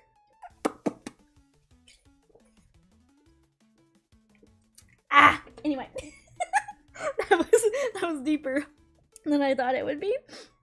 But anyway, I loved working with him because he would clap back at people. And I didn't feel as scared having to approach people if he was there, because I knew that he would have my back.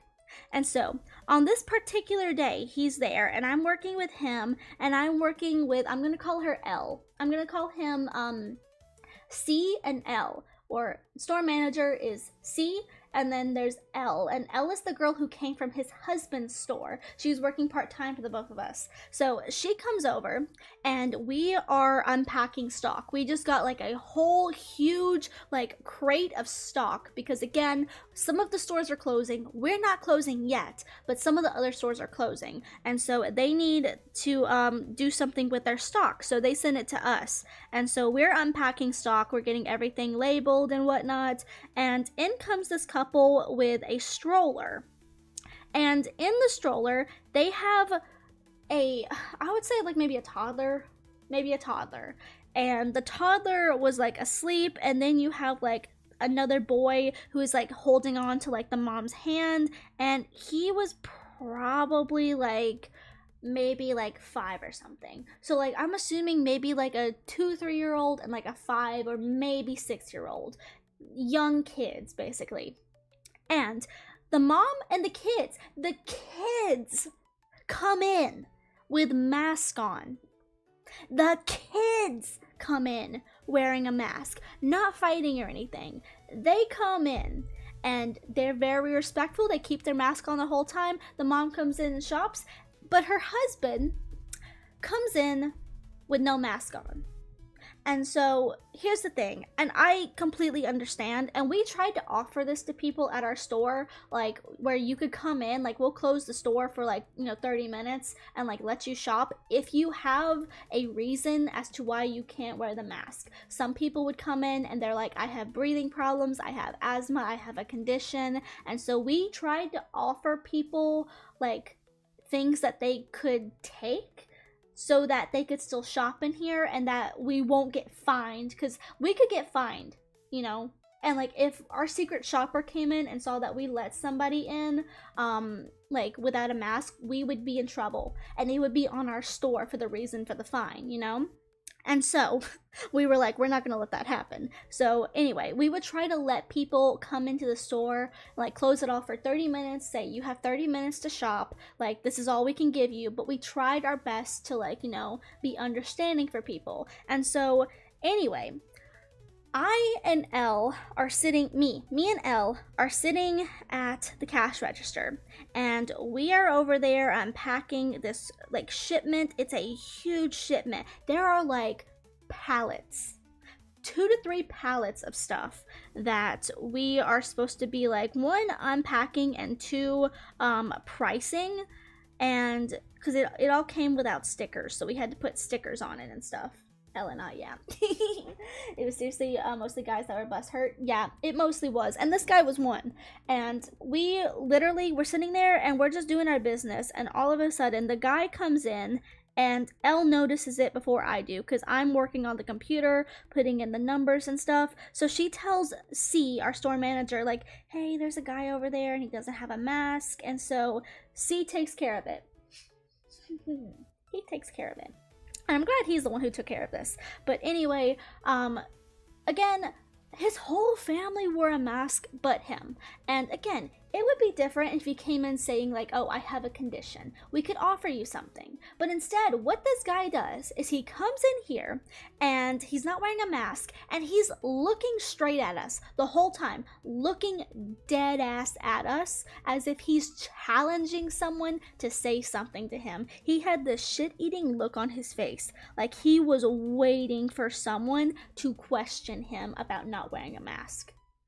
He was coming in there looking for a fight, and our store manager, he knew that. He could tell. He had been in that business for so long that he knew when someone was coming in and like, just trying to like be a disturbance or something, trying to do something funny. And so, mind you, this guy comes in here without a mask, and our store manager is like, excuse me, sir, do you have a mask? And this guy turns and he's like, no, I don't have a mask, and I'm not gonna wear one. And so, our store manager's like, I mean, we have some available if you would like to wear them. And the guy's like, no, I'm not going to do that. I'm not going to do that. And our store manager's like, well, if you want to shop in here, like you have to, like it's our company policy, not our store, our company policy, and we have to follow that rule. Just giving like the typical like speech and whatnot, practically rehearsed at this point. But like dude is just not having it. He's like, no, I'm not gonna do it. You can't make me. This is a free country. I'm not gonna do it. And the wife and the kids, again, are wearing masks. His 2 young children are wearing masks, but he's not Had to get up in my microphone for that one. But anyway, everyone else in his family is wearing a mask but him, and the wife is looking so embarrassed. She is looking so embarrassed. And anyway, he starts fighting with my store manager, and I'm like, I'm not even gonna pay attention to this. I'm going on break in like 15 minutes maybe, so I'm just gonna get my work done and get to break. I got some like food to eat. I'm gonna go get some sushi. It's all gonna be good, whatever, yada yada yada. And then the guy screams, "Don't tell me what to fucking do. I have a gun." And so like we're like everyone in the store stopped. The customers stop. We, the employees, stop. His wife stops in her tracks, turns around and looks at him, and she's like, "Don't you fucking dare." Like, that's literally what she says. She pulls her mask down and says that too. She wants him to see her lips, like, "Don't you fucking dare." And so, like, after that gets uttered, both of the other two people, my store manager, he's in like his 50s, and then like our coworker, the one L, she was like 27. She grabs me and she's like, "Go to the back." And I'm like, I'm fine, it's okay. She's like, "Go to the back." So I'm like, okay, don't scare me like that. Like, she was so fucking serious. And when I tell you, she's the kind of person that is like always happy, chill, always like smiling and bubbly and making jokes. She was so fucking serious that I was scared. She scared me more than this guy. I was like, "Yeah, whatever. Sure you do, bud." And she was like, "No, go to the back.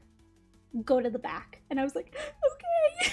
I'm fucking scared now because of you. And so I went to the back, and she was like, "Go to the back and call the mall security." And so I was like, okay. And like, I actually, I think I still have mall security on my phone. I haven't worked there in years, but I haven't deleted any of my coworkers like phone numbers or anything, just because like I don't really use my phone for like, you know, message texting. I text on like Discord or like Messenger, but I probably still have it. But I went to the back because like at the time you were like mandated at the store, if you were a store manager, that you had to have mall security on your phone. Like, you had to have the number on your phone. And so I went back there and I called them. I was like, "Hey, this is store so-and-so. There's a guy in here with a pew-pew. Can you come help?"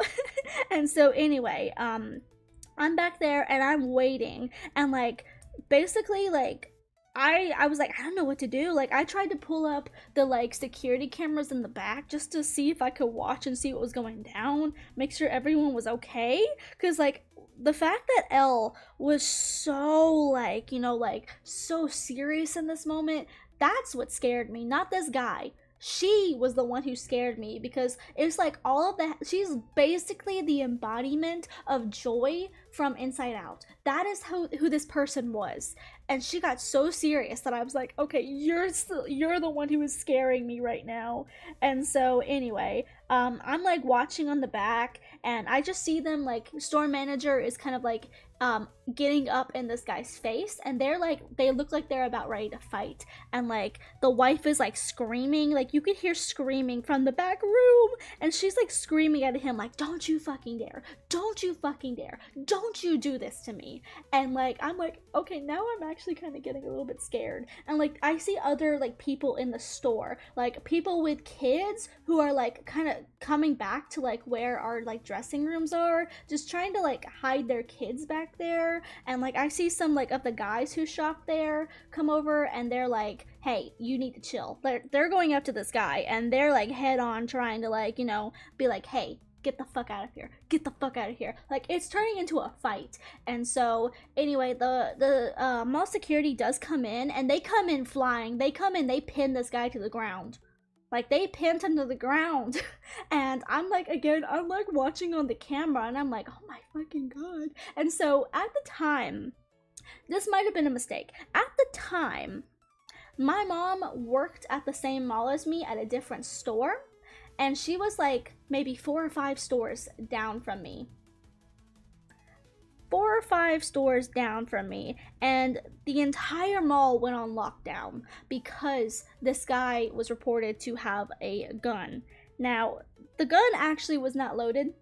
He just had it to show off. But anyway, because he had it, the mall took that threat very seriously. So everything got closed down. And so my mom sent me a text message and she's like, "We're on lockdown. Are you okay?" And I was like, at the time I was kind of panicked.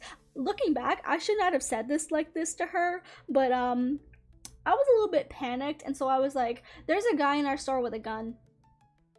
That's all I said to her. And again, I shouldn't have said it like that. I should have phrased it like, "I'm okay. Like, they've got him tackled. They've got the situation under control. Mall security's here, you know, whatnot." But I sent her like, "There's a guy here with a gun." So sorry, Mom, because my mom proceeded to have a fucking heart attack that day, and it was my fault, and I didn't even realize it. But anyway, they get the guy tackled to the ground and they get him situated. They pull him out of the store and they like wrap up like with him, you know, like they basically take him into custody. They're interviewing the wife about what happens, and from like what I heard from Elle, who was the coworker who was still up there, she was like, basically he was trying to like go into stores to prove a point that, like, you know, they can't make him put on a mask. And so, you know, they might not be able to make you put on a mask, but they can arrest you and he cannot come back to that mall anymore. He can't. If he comes back to that mall, he can go back to jail. If he gets caught, he can go to jail because he's a banned person. So, oh, you got ads. I'm sorry. Okay, let me catch up on chat a little bit. Yeah. Oh, where's my mouse? Hello? There you are. Do what you told, little M. I promise. I was. Yeah. Yeah, that was a threat. That was literally a threat. So he got in serious trouble for that.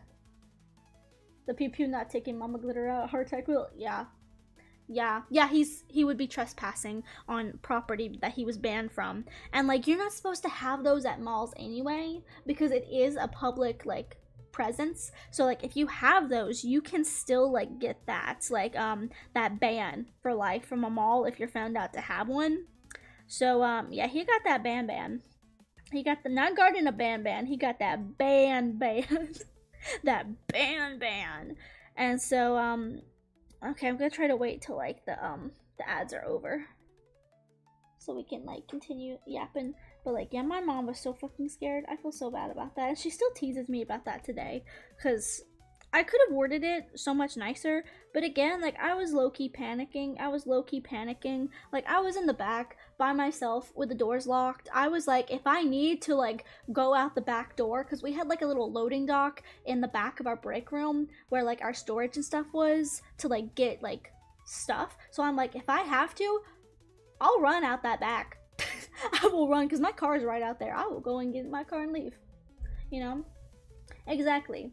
Malls are privately owned, so it's up to them whether they allow you entrance. Yeah. This mall, though, was very strict.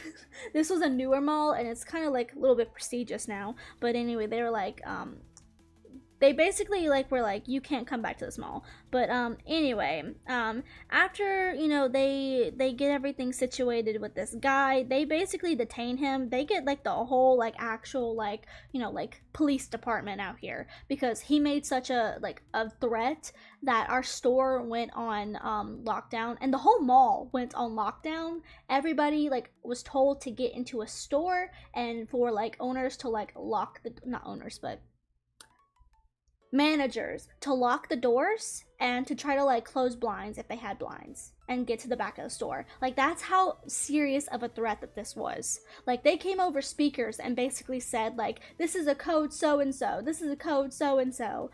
And it was, I think it was on local news for us, because my friend saw it and she was like, you work here? And I was like, yeah, and that was my store. And so anyway, basically that happened, and my mom, when the ban is lifted, comes fucking flying like Sonic the Hedgehog, flying. Like, she's literally like pushing people out of the way, like, where's M? Where is she? And I'm like, hey, what's up? And she's like, what the fuck is wrong with you? Why would you send me a text message like that? Do you know how worried I was? I couldn't even get over here to you. And I'm like, oh. Maybe I shouldn't have worded it the way that I did. Huh. But again, I was low-key panicking because, you know, like, I'm watching this go on from behind the scenes and the monitors on security in the back room. Like, I'm low-key kind of scared at this point. She was soaring, she was flying. There was not a star in heaven that she could not reach in that moment. She was so mad at me after that, but like, I'm like, I was just scared. Like, chill, mom, chill.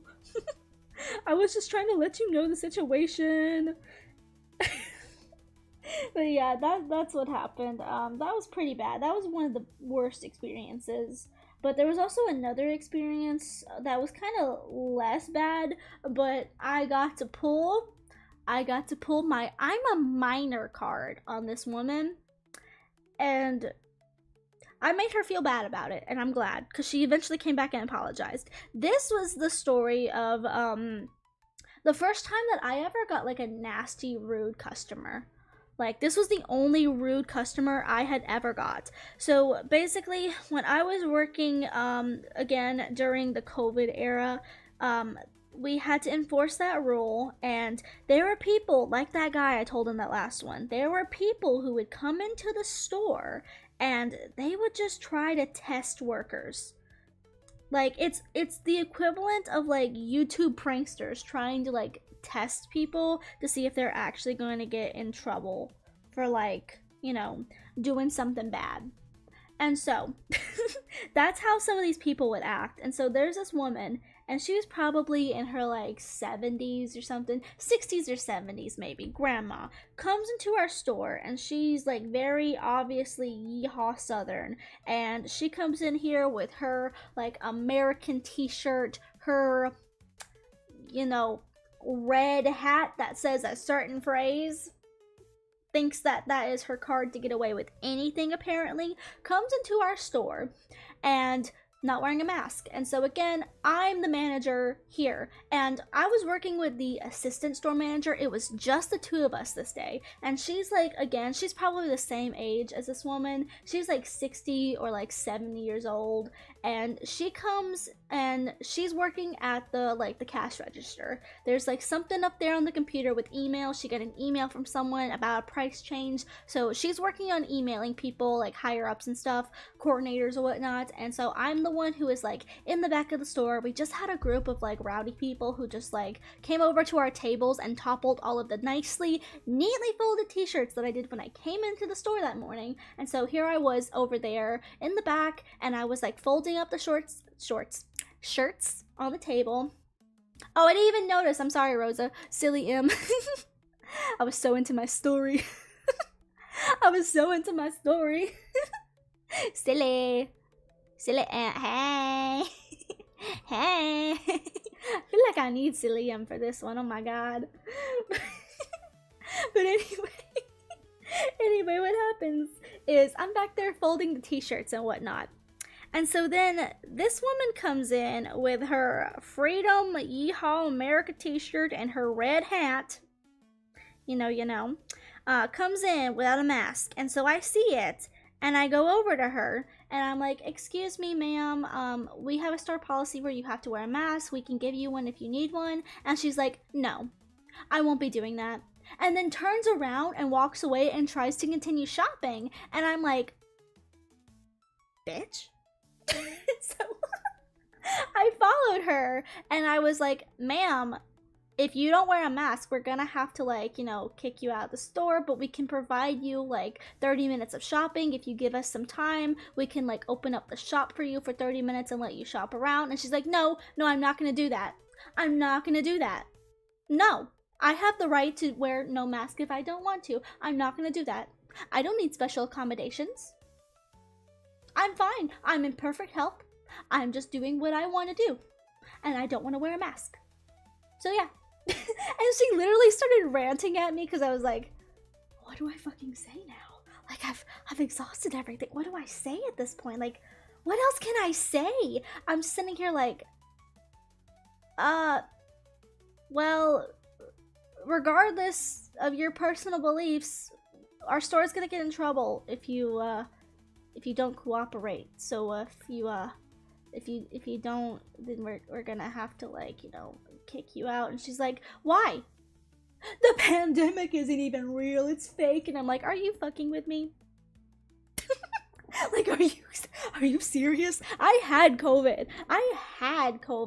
Like, it was not fun. Like, I didn't have it very bad, but I still had it, and it was not a pleasant experience. Like, it drains your body. It's like makes you very like stuffy, and just makes your body feel weak. Like, it's a respiratory disease, so it's like you feel so weak all the time. Like, you know, you just feel so weak. And so I'm like, you know, how can you look me in the face and tell me that it's not real when I had it? And so I'm like, I don't know what to say at this point. And so she starts lecturing me. About why COVID isn't real. And I'm like, ma'am, please, ma'am. And she's like, no, it's not real. It's not real. And I'm like, what do I do? I can't escape this. And so luckily my store manager, there was like 2 other people in the store and they were up front. So luckily my like assistant store manager who was on the computer finished up, and she heard what was going on because this lady got really loud and she was like, no, it's not real, whatever, started yelling. And I was like, I don't know what to do, so I'm just gonna smile and be like, ma'am, please, no, don't, no. You know, just kind of trying to interject her, but she's like, no, it's not real because this and this and this and this, and the Bible says it's not real. And I'm like, girl, I don't think COVID was around in biblical times, but but anyway, she's like, no, it's not real. And so eventually our assistant store manager, again, same age as this woman, she comes back there and she's like, what's going on? Just like, what's going on? Like, very stern, what's going on? And I'm like, help me. Like, I'm giving her this look of help me. And basically the woman is like explaining that I told her to put a mask on and she's not going to do it because COVID isn't real. And our assistant store manager just starts saying like, ma'am, I'm gonna call mall security. Like, I'm not gonna do this with you. I'm gonna call mall security if you don't, like, leave. If you don't put on a mask, then we're just gonna call mall security on you. Because at the time, they were able to do that. They were able to deal with, like, rowdy people who were causing scenes in stores because of not wearing a mask. And so anyway,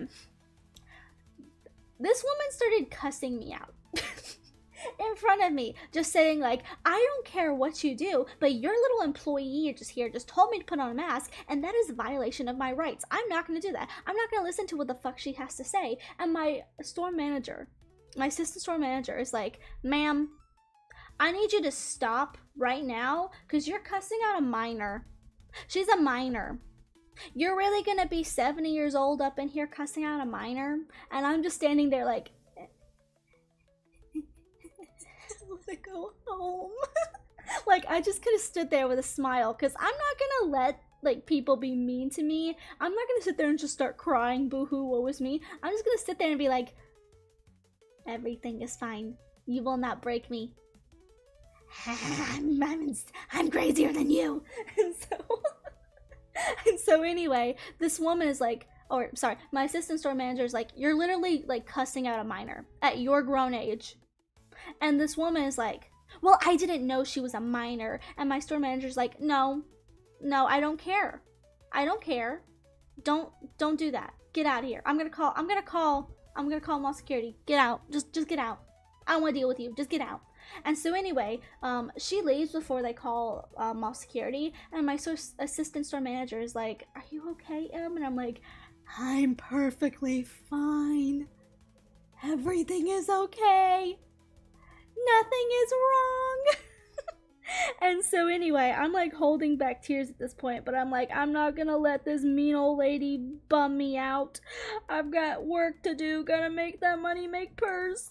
And so anyway, I went about my day, and like maybe 2 hours or so go by, and this woman comes back into the store. She comes back into the store and I see her and I immediately like bolt to the back room. And now at this point, one of the other girls, the one who is the same age as me, she comes into the store and she's like up front and she sees me run to the back. And so we used to have to wear like the little, what's it called, like radios. We used to have to like use radio headsets and stuff, like earpieces to like call for each other on the floor. And so anyway, I like ran to the back and I radioed in on there, and our assistant store manager was still there, but she was about to leave. Like it was almost her time to leave because she opened and I was going to be the closer. And so anyway, this woman comes back in the store, so I radio, the woman from earlier is back. TLDR, woman cussed me out because she didn't want to wear a mask, and I just don't want to see her. So I'm gonna go to the back and I'm gonna like fiddle fart around for a little bit. And our assistant store manager was like, okay, you're perfectly valid for that, don't worry, I'll handle her again. And so anyway, I'm back there for a minute, I'm just like chilling, I'm like, okay, let's see if there's anything I can do. Let's see, like, let me just make up an excuse for, like, you know, being in the back here because there's cameras and I didn't want to be caught, like, slacking on camera. So I'm like, let's see if there's totally something that I could, like, work on back here. Like, let's see if there is, like, you know, some stuff that I can unbox or, like, whatnot. If I can move some stuff around. Because, like, I didn't want someone to, like, catch me just, like, fiddle farting back there. And so anyway, I went to the bathroom and then I, like, started cleaning up a little bit, and I was like going through the, like, what's it called, it's like the computers where you have to go through online orders and like see if I can package like orders that people bought from our store. So I'm doing all that when eventually I get the radio and it's okay to come back out. So I come back out, the woman's gone, and so I'm like, what did the bitch want now? Because I'm like, I knew she came in here to like bitch about me, so like what did she want? She probably came in here to like just cause another scene or like bitch about me, so like what did she want? And our assistant store manager is like, it's so weird. And I was like, what's so weird? And she's like, the woman came back in this time wearing a mask and she shopped around for a little bit before coming up to me and saying like, oh, is that pink-haired girl still here? And like my assistant store manager was like, oh no, she left for the day, she's gone already, just trying to cover for me just in case, because again, minor. And so anyway, she's like, the woman was like, oh well, I just came back because I wanted to apologize because that wasn't very nice of me and I didn't know that she was a minor, so if I had known then I wouldn't have like been so mean and whatnot. Like, who cares if I'm a minor at that point? You shouldn't be mean to anyone in customer service. Like, you just shouldn't. You just shouldn't be mean. Like, yes, it was extremely rude because I was a minor at the time, but like, I mean, that's just rude to do to anyone. Like, to anyone, honestly. To anyone. Like, I wouldn't be that mean to anyone. And so, like, Exactly, so you're okay with yelling at random strangers for doing their job? Literally, like, even if I was just like a regular like employee and not a minor, it still wasn't okay. It wasn't okay to yell at me when I was a minor. It wasn't okay to yell at me when, you know, I was an adult working. Like, it's not okay. And so anyway, she came back and she was like, I want to apologize to that little girl. And instead of what she was saying before, where she was like just like cussing me out, like thinking I was adult or something, which usually that is not how it goes. Usually because of the way that I look, because I wear very bright, colorful, pinky, sparkly stuff. I mean, look at me. Look at the way that I look as a model. It's how I look. This is actually, like, right here, this is how I look in real life. I'm 4'11", I wear a lot of pastels and sparkly clothes with pink hair, so people tend to assume that I am younger anyway. And so like, it was weird having someone be like, I'm gonna give Rosa like little bean brows. I think those would be cute. Little bean brows. Bean brows, yes, that. I like that better. But anyway.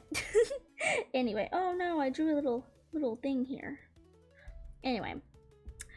Usually I am not assumed to be older than I am, so I was kind of like, dang. She thought I was older. That never happens. It's usually always like, oh, that like little kid. And so anyway, the fact that she thought that I was, you know, an adult was kind of nice for once, but also in this scenario, I was like, well, that screwed me over. But anyway, she comes back in and she's like, oh, I just wanted to apologize to that little girl. And I'm like, don't you even fucking dare. You just came in and cussed me out because you thought that I was an adult. But then when you learn that I'm a minor, you start calling me that little girl. Like, bitch, I'm working. What are you doing? I'm trying to make money, make purse. What are you doing? So yeah, there was that. Which did honestly kind of feel a little bit like hateful. The way that she started just calling me little girl all of a sudden kind of felt very rude. Honestly, could have dealt without that. But yeah. Anyway, she apologized at least, but like still, like that doesn't save you from being a bitch, you know. No face, Rosa. No more Rosa face. No more Rosa face. No more Rosa. No more Rosa face. But yeah. Those are honestly the only really bad stories that I ever had. I do have one from Carter's, which actually led me to quit, actually. So I guess I could tell that one too. What did she say? Oh, wait, what was it? Oh, the older woman, she basically cussed me out because I asked her to put a mask on. And then my store manager, I keep saying store, assistant store manager was like the same age, like 60s, 70s as this like customer. And she came over and she was like, that's a minor, don't be a bitch, get out before I call mall security. And then she came back a little bit later, the customer, and was like, I want to apologize to that little girl. I'm like, you weren't acting like I was some little girl back, you know, when you were cussing me out for like doing my job. So like, exactly, child. So just because I am a child, you be nice, but an average, overworked, underpaid adult doesn't deserve that respect. Exactly too. Why can't she just say teenager? Exactly. I don't know. She called me little girl. And that's kind of what started pissing me off, is calling me little girl. That little girl, like...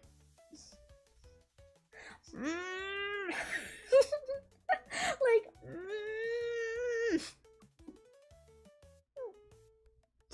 I'm gonna sneeze. A poo. A poo. That's how I sneeze. A poo.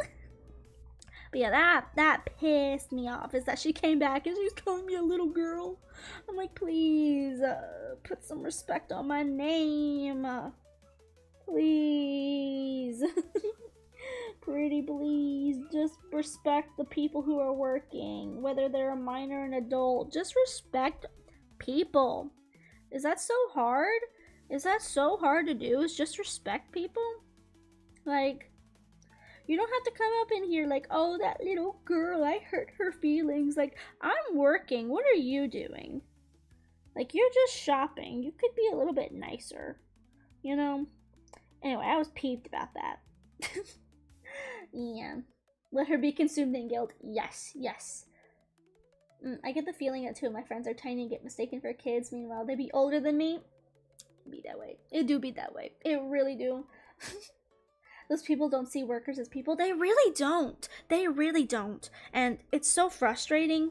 Like, it's so hard to, like, you know, be nice in that situation, because again, like, you're working for a company, you want to be nice, because if you aren't nice, then you can, like, you know, you can get written up or something, you could lose your job, and there's no consequences for those people. For those people, there are no consequences whatsoever. But for the people who are working, if they, like, you know, if they try to defend themselves, then they're the ones who are going to get, like, reprimanded and, like, even in some cases fired. Like, it's so not fair. Like, you know, you want to defend yourself, but sometimes it's not the right move. And that sucks. That's what sucks about working, is like sometimes you can try to do the right thing and try to defend yourself as the right thing, but people are just nasty. Just nasty people. Nasty. Okay, I gotta try to align this. Does this look whack if I do it like this? Nar. Okay, nice. Yeah.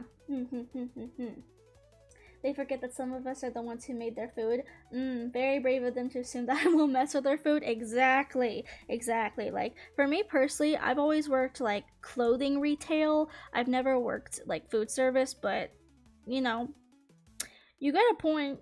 You got a point. Like, genuinely, it makes me so mad when people are mean to food service workers, because I think people who work in food service genuinely have it the worst, because people are so mean, especially when it comes to, like, food. So mean for no reason. Like, there's no reason to be so mean. There's just no reason.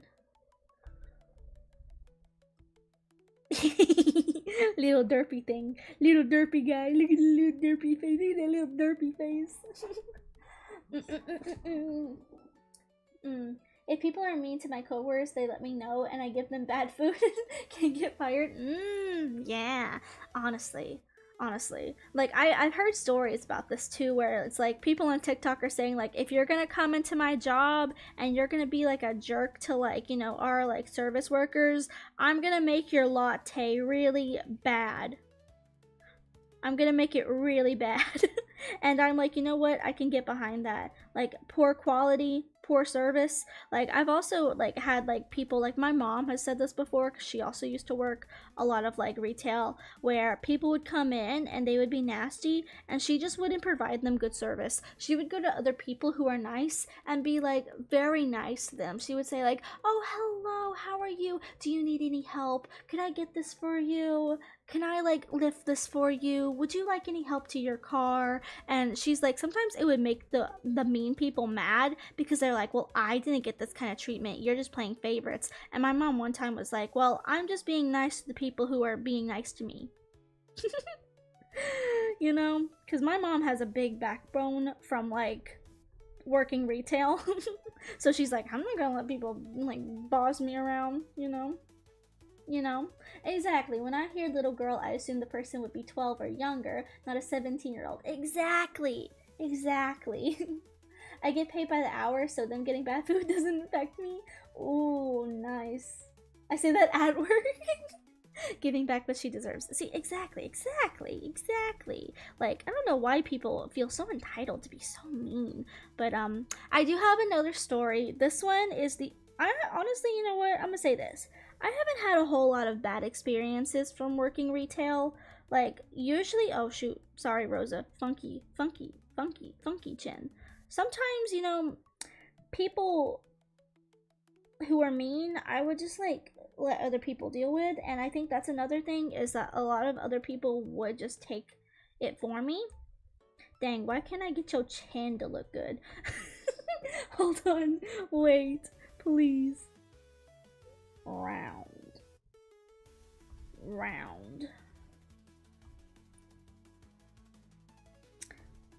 Why is it still wobbly?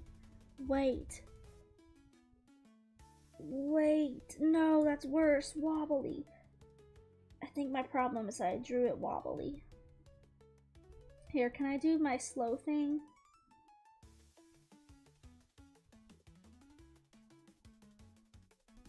Does that help? No! I drew it wonky. No, that's on me. Okay, that one's on me. Let's do like this. Oh, now it's too far down. Okay, maybe I'll start on this side. Oh no. Oh no. Oh no. Hatsune Miku does not talk to British people. Okay, let's do this. This is where it needs to go through.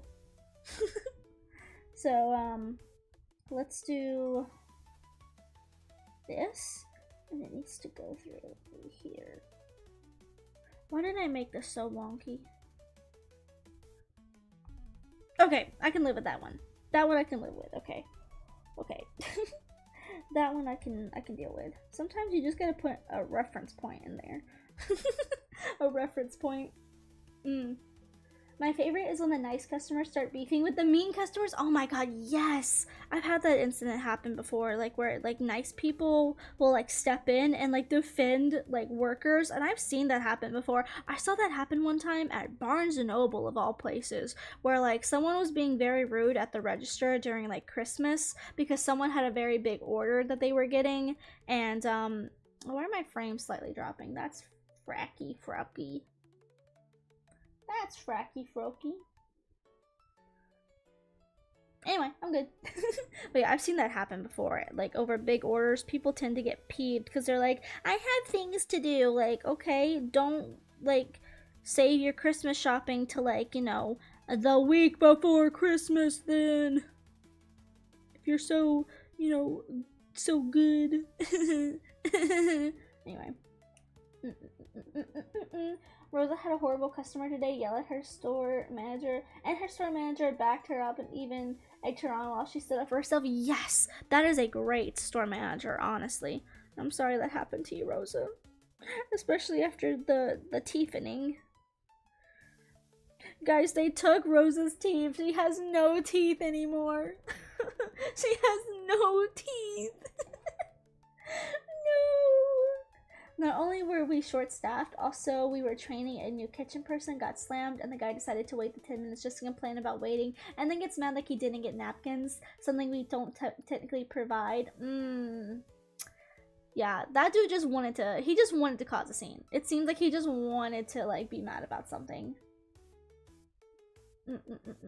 Exactly, Alexis. Since the woman that you talked about mentioned the Bible, I may be an atheist, but there's a part of the Bible that says love thy neighbor, and I'm pretty sure that is a lesson of being nice. Exactly. Like, that makes me mad. Like, you know, just be nice to people.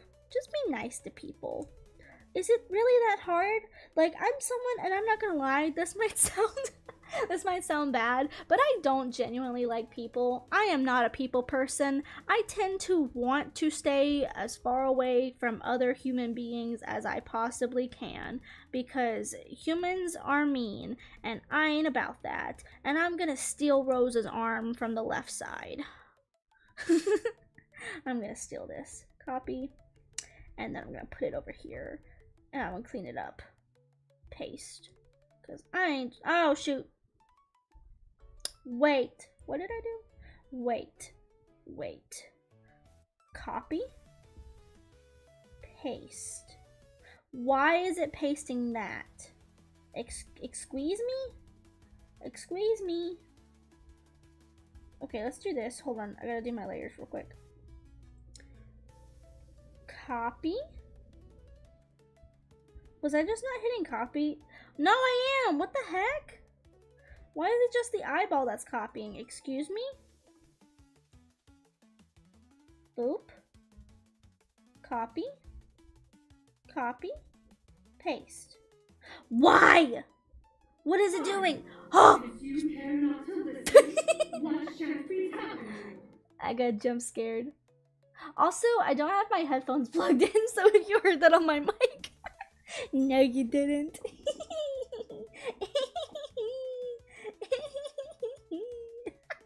The Bible doesn't say anything about retail workers. Yo, that's crazy. Retail workers in the 100 BC be abused. Honestly. Please. I want to copy this. Why can't I copy? Why is it not letting me copy? Copy. Paste. Oh my god, what is wrong with it? What is wrong? Okay, you know what? I'm gonna draw it. It did echo. I just broke one of my earbuds. I'm sorry. I apologize. Oh my god. Wait, okay. I gotta remember how to draw arms. I'm gonna make this one a little bit higher up so I don't have to draw all of it. There we go. Okay. And I do have another story about when I worked at Carter's, because like I told you guys, and also I'm gonna say the name Carter's because technically Carter's didn't do anything wrong. They're not the villain for once of my story. For once, the corporate company is not the villain of my story. But basically what happened is, again, my store manager, his husband was the like store manager of Carter's, and he worked across from where we worked at the mall. And so when our store went out of business, his husband was like, "Hey, could you come over and work seasonally for us? Because we don't have enough people, and my employees like are working overtime because we don't have anyone, and Carter's gets busy, busy during the like the holiday hours, because it's a pretty popular store. They've got a lot of deals and sales that go on as well, so it was very popular. And like our Carter's is a Carter's slash Oshkosh Bagosh. I hate saying that, but it's like a variant of both stores. It's like one side is the Carter's baby section, the other section was Oshkosh like kids section. And so anyway, I was like, okay, fine, because one of my other coworkers from the store that I worked at, she actually came along with me. She came to Carter's as well. And so I was like, okay, well, you know what? At least I'll be moving to another store where like I have a friend, I know someone. Because when I first started working at the store that was closed, it was now closing, because like at first we weren't closing, and then we got the notice that we were closing. And so that was not a fun thing to get before I graduated high school. And so anyway, not a fun notion to get, because I was like, you know what, I love this job, I love these people. And then the store was like, hey, we're closing. And so anyway, I went over there, and when I went to Carter's, I immediately realized that the people who worked over here were not gonna be my friends the way people were at, I'm just gonna say it. It was Bass. It was GH Bass. I love GH Bass. Shout out GH Bass. You're cool. You're cool. You're cool. You are. Also, shout out Luna. Thank you for the follow on YouTube. Thank you, thank you. But oh my goodness, I just knew these people were not gonna be my friends the way that people at at Bass were. Because everyone who worked at Bass, they were so nice. They were genuinely nice people. They were caring. And like everyone who worked there was like a different age, just about. So like you had, for example, you had me. I was 17. There was another 17-year-old girl there. Also, there was a 27-year-old who worked at Carter's who came over to work with us at Bass, but she was leaving because she was going into therapy. She's going to become a therapist. And so she was leaving. And so there was also the 60-year-old assistant manager and like the 50-year-old store manager. And so I only went over there because his husband asked me to go over there, and then literally a week later, he leaves. Gotta go to the store right now to get new wireless earbuds, so bye. Bye. Thank you for coming, and I'm sorry if my bird broke your earphones. Birds do that, you know how birds are. But yeah, so like that's the thing, is that everyone there had a different age. Everyone was like of different ages. And so I think that kind of helped us all just have like mutual respect for each other because of that, because everybody was just so nice, and no one was like, oh, I'm better than you because I'm older. It was just mutual respect, And so everyone was very nice and very kind over there. And then I went to Carter's, and there were some nice people at Carter's, but everybody who worked there was pretty much like a teenage girl. Pretty much. And I don't mean, any harm to like most teenagers, but these were like your preppy mean girls who were very cliquey. They were like a clique, It wasn't like coworkers. It was like a clique. Like these people were friends outside of work. And there's nothing wrong with, becoming friends with someone at your job and like, going out and hanging out with them, outside of work. There's nothing wrong with that. But they were clique. They were a clique. It's like you can't sit with us because they were all blonde, pretty, thin, tall cheerleaders. And there was 2 different schools, and they were only a part of those schools, and they were so mean to like me and the other girl who came over, because we were a little bit weirder. We were a little bit weirder. And they were really mean to my coworker who came over for a little bit. They would talk shit about her because she went to the quote unquote what they called the hippie school, because it was like an artsy school. And so I went to the poor kid school. And so they were like, oh, you're from that school. And I was like, yeah, I am. What about it? Mm-hmm. Gotta get some of my drink real quick. Anyway. Anyway. Hold on. I gotta sneeze.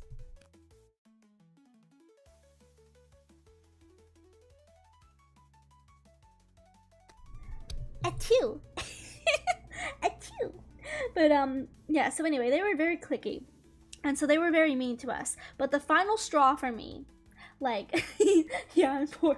And exactly, like, what do you want me to do about it? I'm about to graduate. You want me to go to another school? Like, this was, I worked there from roughly December? Roughly, actually, November. End of November to, like, it was May, like the beginning of May, because I remember putting out like just starting to put out some of the like April stuff, like the green for St. Patrick's and stuff. Like I remember that because I remember there was Valentine stuff, and I also remember green sparkly stuff that I put out for kids. And so anyway, like they were mean basically for the entire time that I was there. They were like very like mean. They would like not talk to me, and like there was one night where I had to stay at the beginning of the new year for inventory. Like everyone had to stay, and everyone was working in like small groups, and I was just kind of like off to the side, like doing everything by myself until my friend came in, because she came in like an hour or two later because she had a doctor's appointment, and so she had to come in like to work a little bit later than everyone else. But like people were literally, they knew that she had a scheduled doctor's appointment. Exactly, inventory does suck. But they knew that she had a scheduled doctor's appointment before this inventory thing ever like got, you know, spoken of. And so they already knew this, and yet they still decided that they were gonna like silently shit talk about the fact that, oh, I guess she's too good to come to inventory, you know, I guess she's just too good to come with us, you know, I guess she gets to get up easily. And it's like, are you kidding me? Are you kidding me? Like, what are you talking about? Like, shut up. They just wanted something to gossip about as they worked, honestly. That is like really what they were doing. They just wanted to gossip and work. And so anyway, Shin comes in and finally we like get to work together. But the final straw was, here's the thing. Again, we were all like practically minors at this job.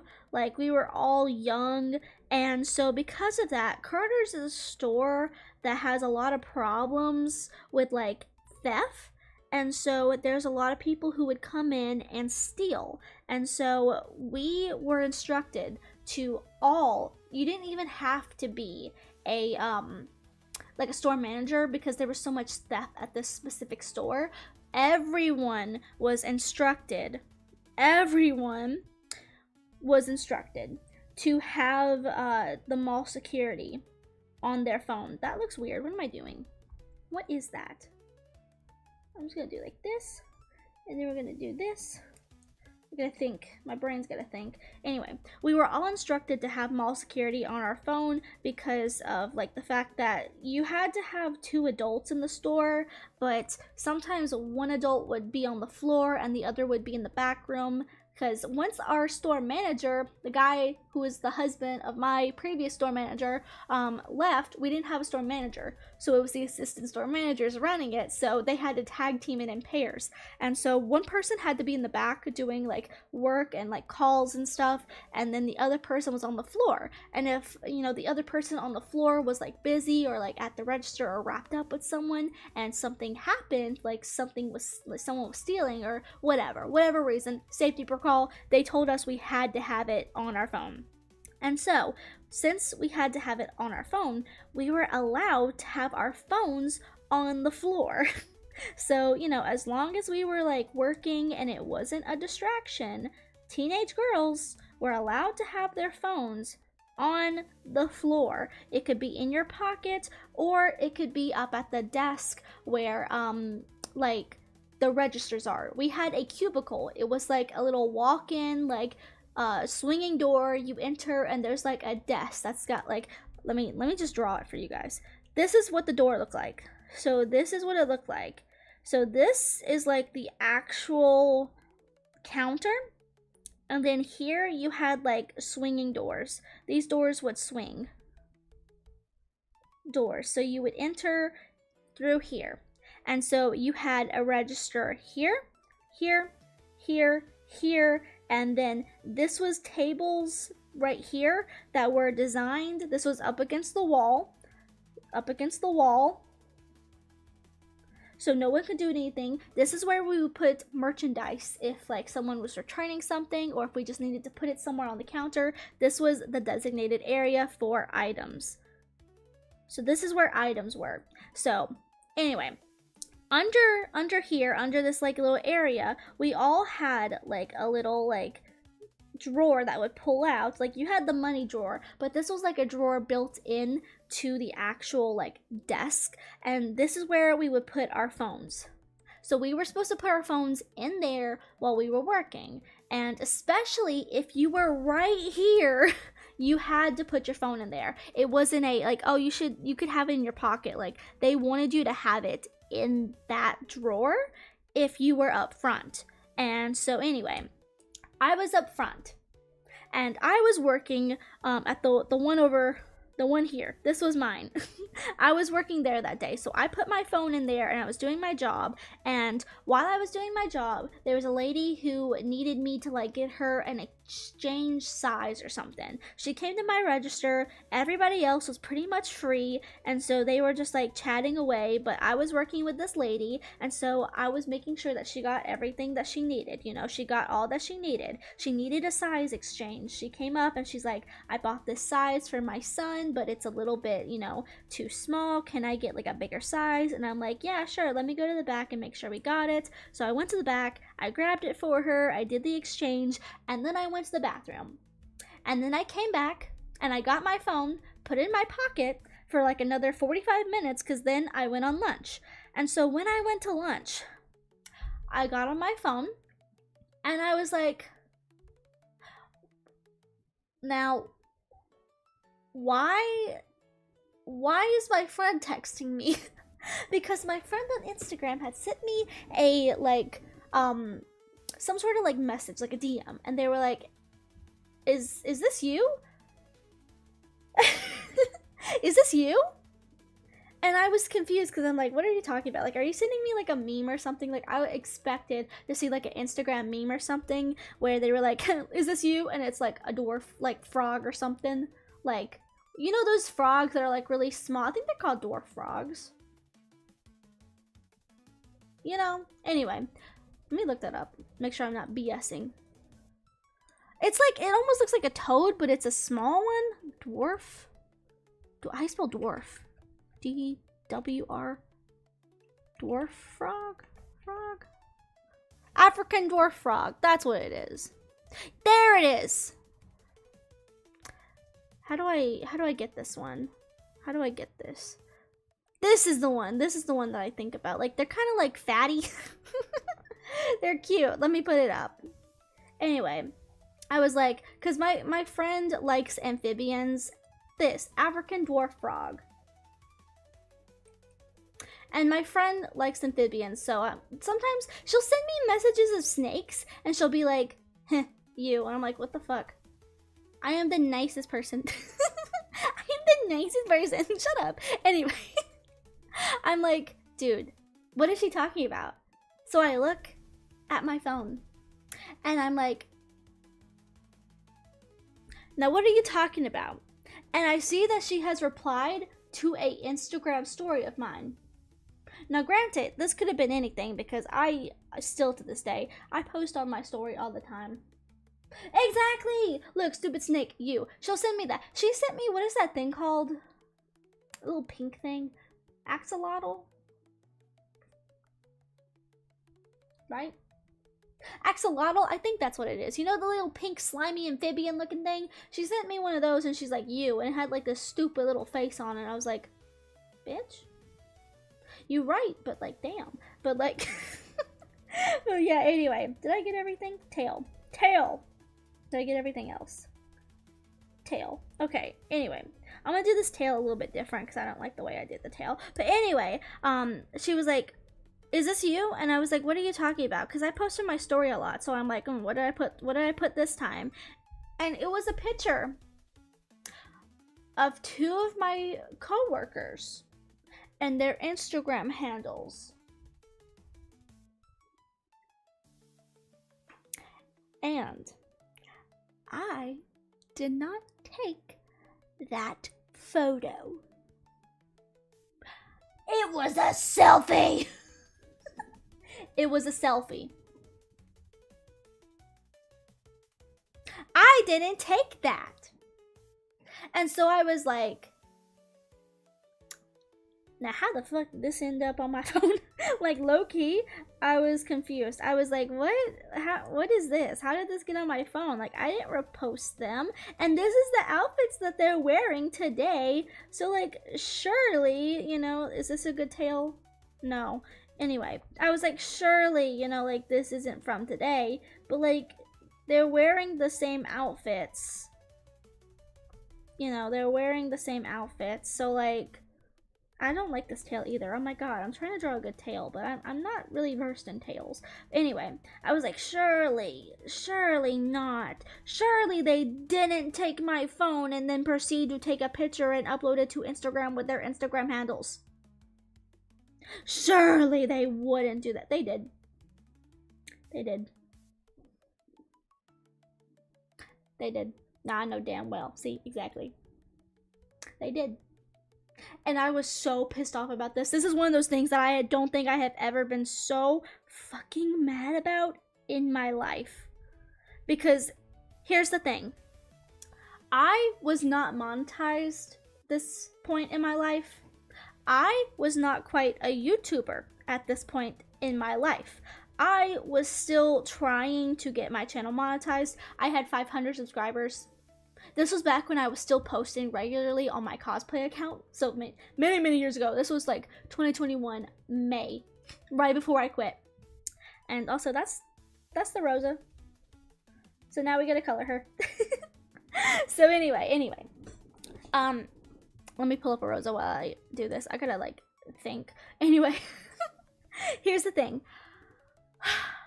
I was worried because if this situation had went in a different path, they could have done something really bad. Like they could have posted something like horrific, like a horrific sort of lie or something that could have like ended up getting me like canceled or something.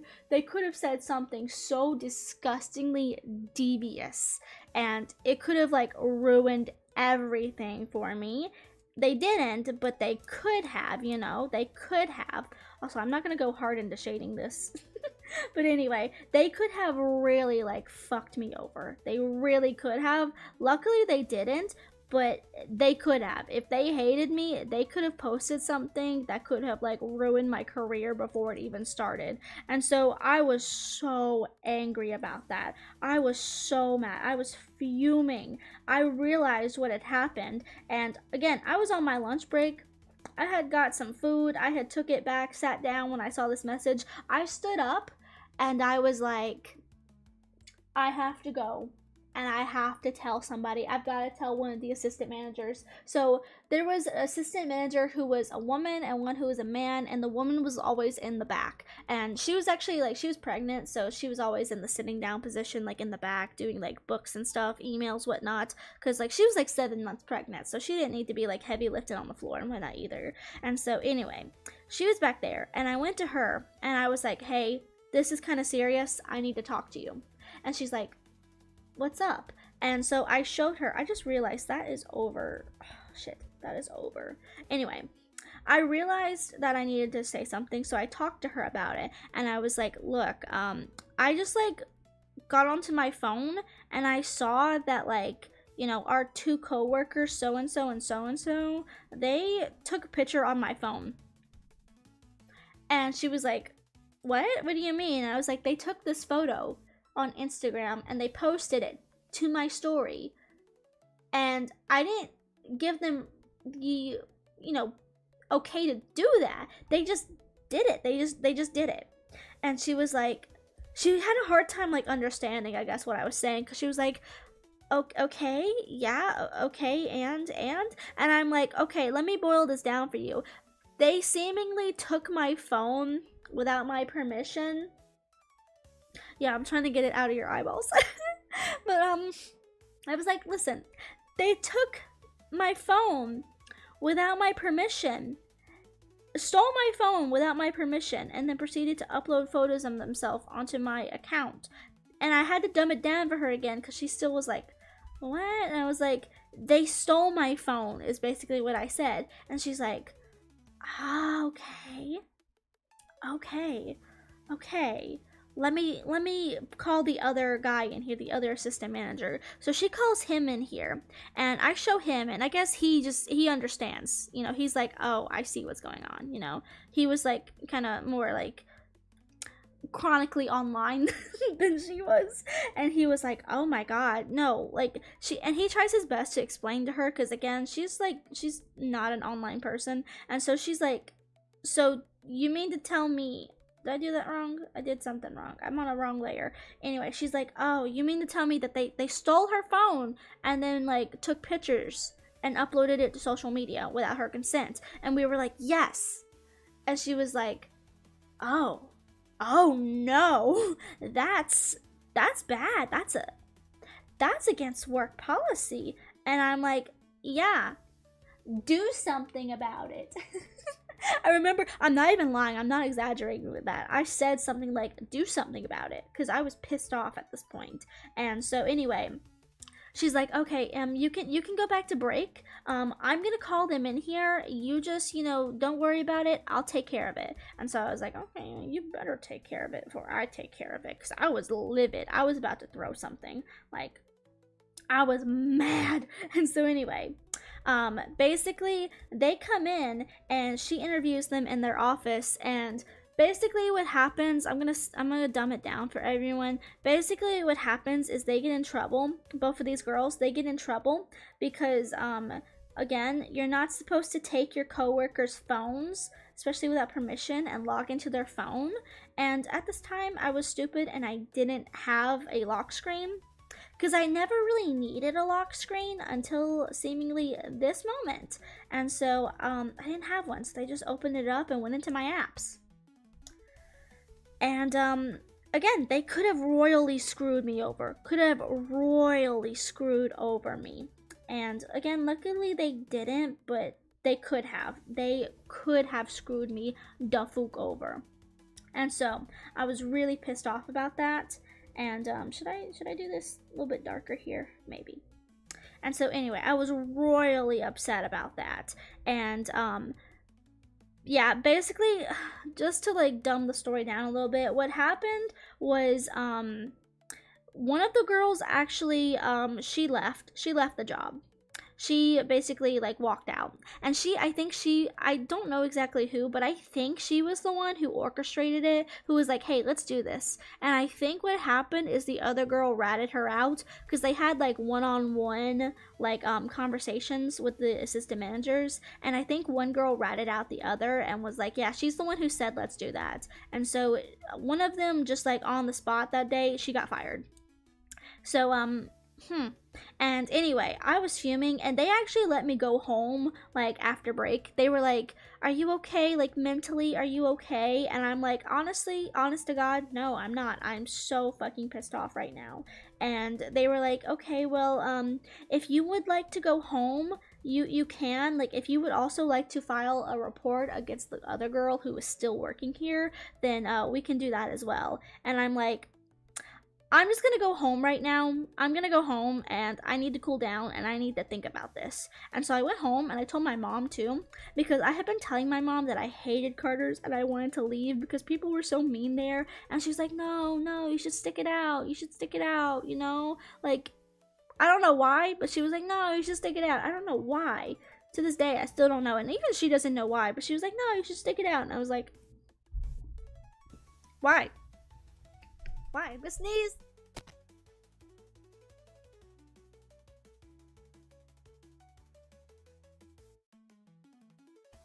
Why do I keep sneezing?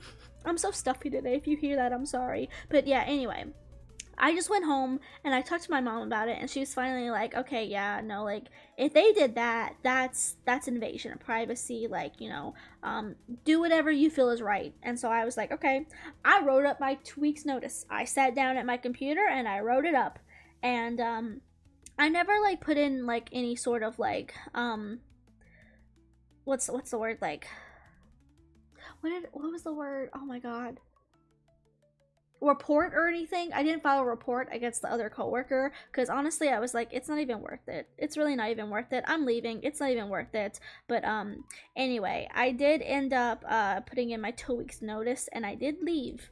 And so I came in the next day too, by the way, with that. Like, I didn't put in any like sort of like BS. I walked in and I handed the assistant manager, she's at her desk, and I put it on her desk and she's like, "Are you resigning?" And I'm like, "Yeah, it's my 2 weeks notice." And she's like, "Okay." Like, silently just accepted it, which, you know what, honestly, probably the best way that she could have responded to that. But yeah, that's kind of what happened. So that was fun. That's not safe. I thought I get they thought it was harmless, friendly prank, but that's considered an invasion of privacy. God, I wish I had a job where they fired people. Probs because she wanted you to realize that you can't just quit because of drama. Yeah, probably.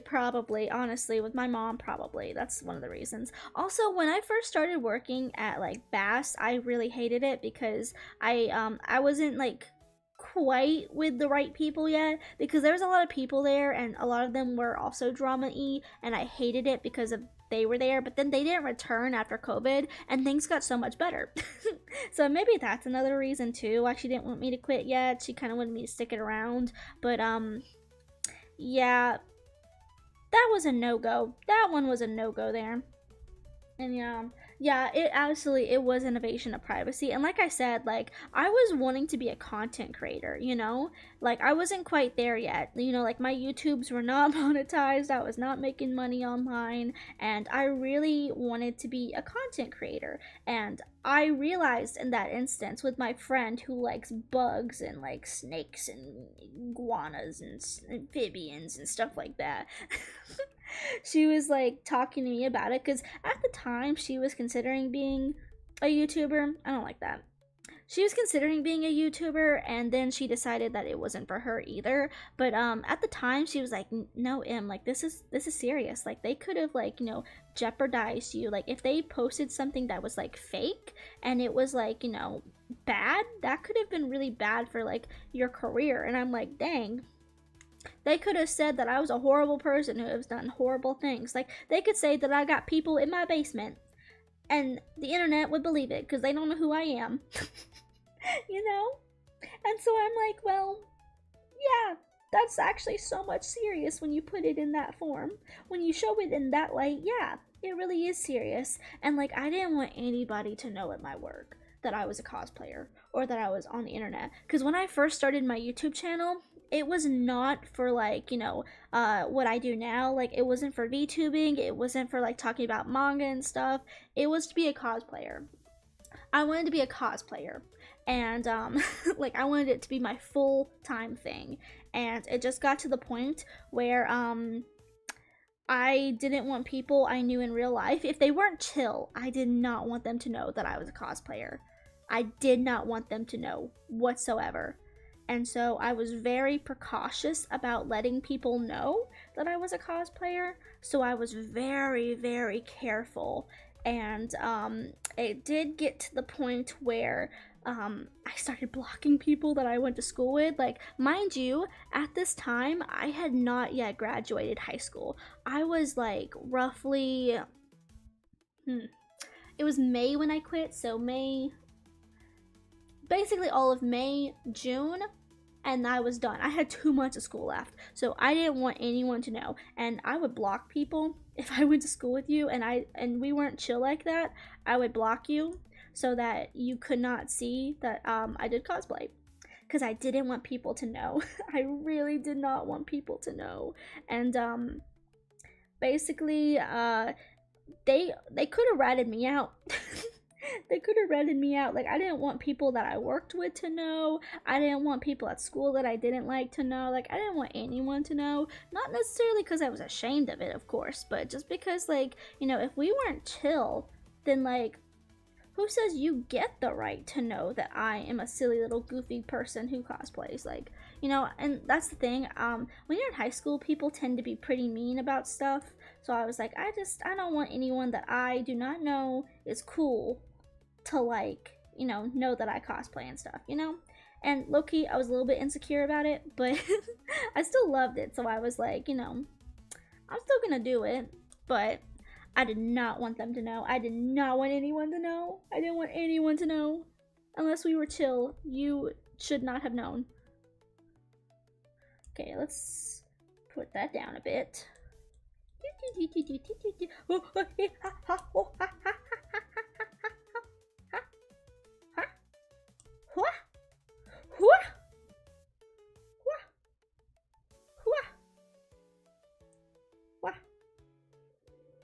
Oh, I'm gonna have to go over the little beads. There is no way I'm gonna sit here and do that individually.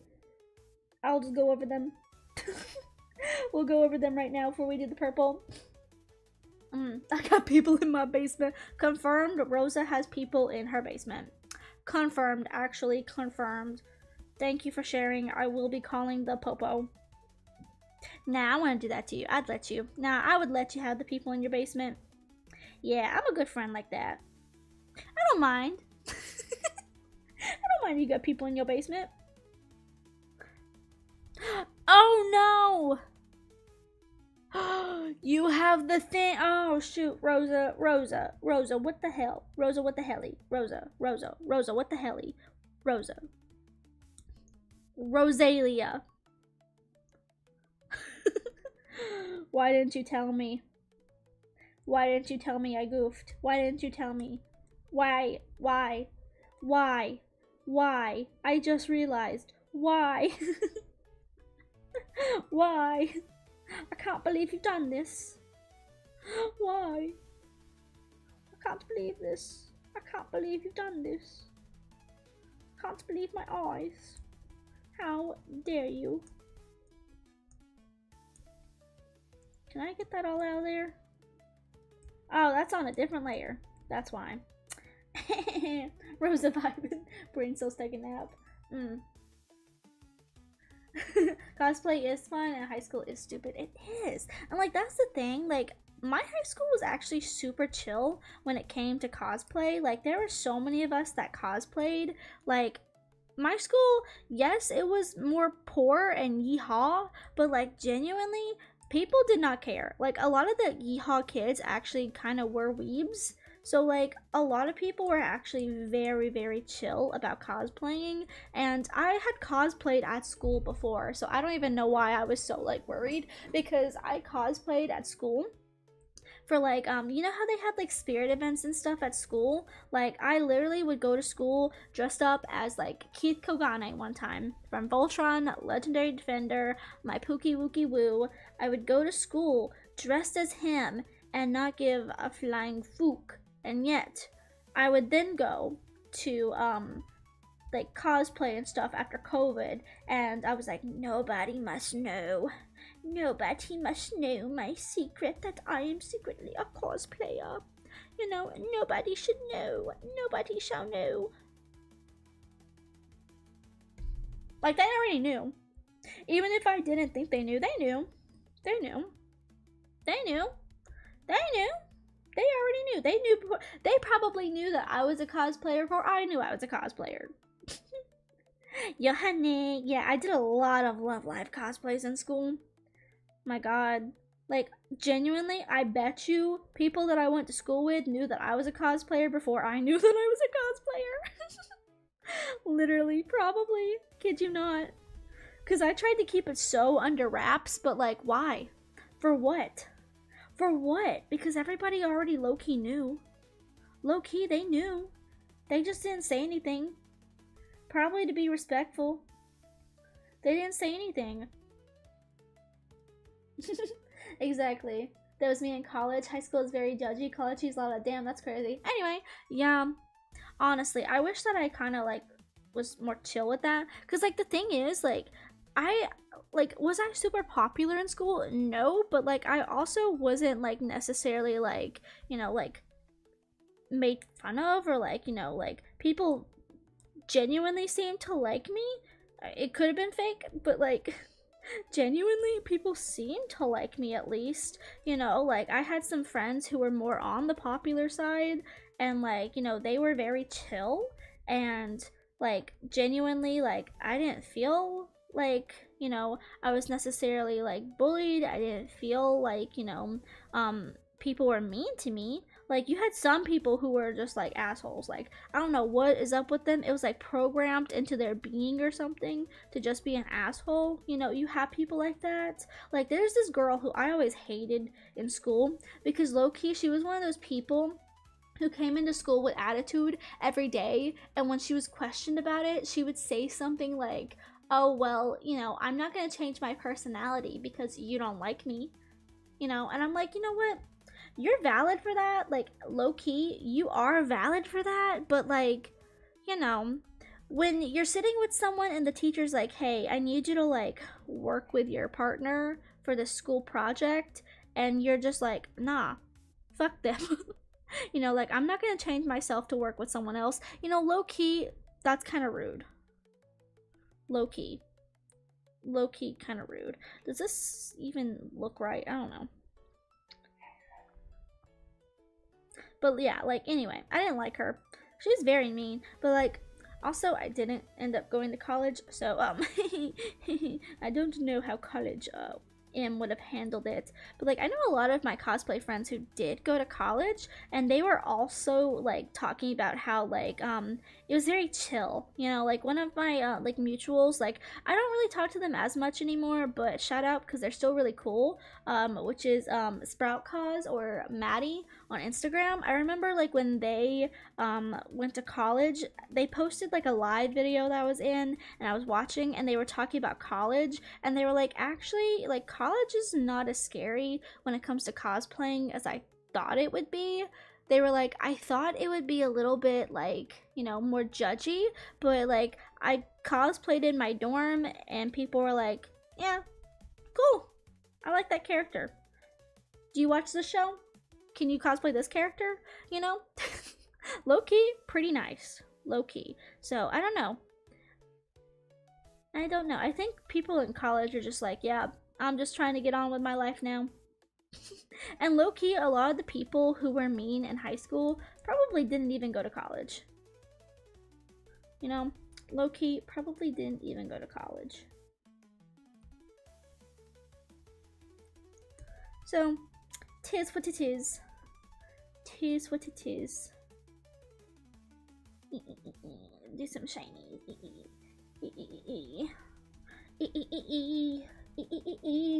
It's so different. I mean, yeah. Which is honestly low-key kind of nice. Kind of nice, actually.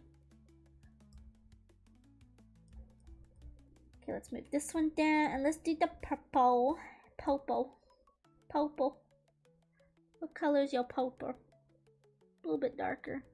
Purple. Actually, a little bit lighter. Purple. Purple. Purple. Purple. Let's see, where's Rosa's purple at? Rosa got purple all over the place. Purple. Purple. Got that purple. Purple. I'm trying to think if there's anything else I could like rant and rave about. What other stories do I have? I don't know. I feel like genuinely there's not a whole lot of things that I have story times about. But I'm one of those people that like I need to have like a trigger. Like I need something to trigger stories. Like a memory or something. I'm trying to think of some. Oh, you know what? You always make Rose look so pretty. Thank you, thank you. I do feel like my art has gone downhill because I don't draw like I used to. Like when I was in COVID, again, okay, Rosa probably knows this, but for everyone else, I became a really big fan of Mimi or Miyotashi. Oh shoot, we're gonna cover this. During like after the COVID times because Mimi started / made and was in a group called Rezo, indie idol group, and I love watching Mimi's like art streams. Genuinely one of the reasons why I wanted to come on here and like just like yap, because like sometimes Mimi, like especially in Rezo, would tell stories about like when they were in Rezo and like silly things that would happen. And recently Mimi went to Off-Kai as Mage Mimi and performed, and like I watched the stream where like Buki Boo was telling people about what happened. And my favorite story was then when they were in the hotel, or like sorry, Airbnb. And I won't spoil it, so now you have to go watch it now. But it was so fucking funny. It was so funny. Oh my god, they were so blazed. It was so funny. But I was like, dang, I want to come up here and tell stories while I'm drawing, like Mimi. Yeah, exactly. We literally, Rosa and I became friends because of Mimi. Like, literally. Thanks, Mimi. You a real one. You out here creating friendships for real. For real. But, oh my god, like genuinely I love Mimi's art, and I used to want to like do what Mimi does, is like, you know, do commissions and stuff. And I used to draw every single day because I would watch Mimi every single stream when they would draw, especially, and I was like, I want to be just like you. And then I realized that, you know, I like drawing, but I don't think my heart is passionate enough about drawing to like make it into a career. Sometimes I just like getting online and drawing. And that's okay. That's an okay thing to realize about yourself. I realized I don't have to monetize every single one of my careers. What? I don't have to monetize every one of my hobbies. That's what I was trying to say. Don't want to monetize all of my hobbies. Yes, my careers. That is a monetized thing. You're so smart. You are so smart. But oh, okay, I do have a story actually now that I thought of one. So y'all want to hear about the time I almost died creating Pookies? Yes, for real. Y'all want to hear about the time I almost died? Okay, story time. This was actually the one time that I actually thought, low-key, I'm dying. I'm gonna die here, like low-key. And I was young too, so that was something. I have to look into Mimi. So many people be yapping about her. Yes, oh my god, love Mimi. Mimi is just such a wonderful person, genuinely wonderful person. Yeah, so when I was a kid, we went to a water park. This is where M Sphere of Water comes in, if you haven't realized. So yeah, we went to a water park as a kid, and this is like the first time that I ever really went to a water park. Like, I've been to pools before, but I've never really been to a proper water park. And so yeah, Pokies, wonder about the time I almost died. I am such a great storyteller. Can't you tell? I gotta lead you in with the crazy, you know? Somebody called me a crackhead recently in a comment. I can't remember who, but when I find you, I'm gonna have a crackhead dance battle with you. Somebody in my comment section called me a crackhead. They were like, yes, I love when this crackhead posts. And I'm like,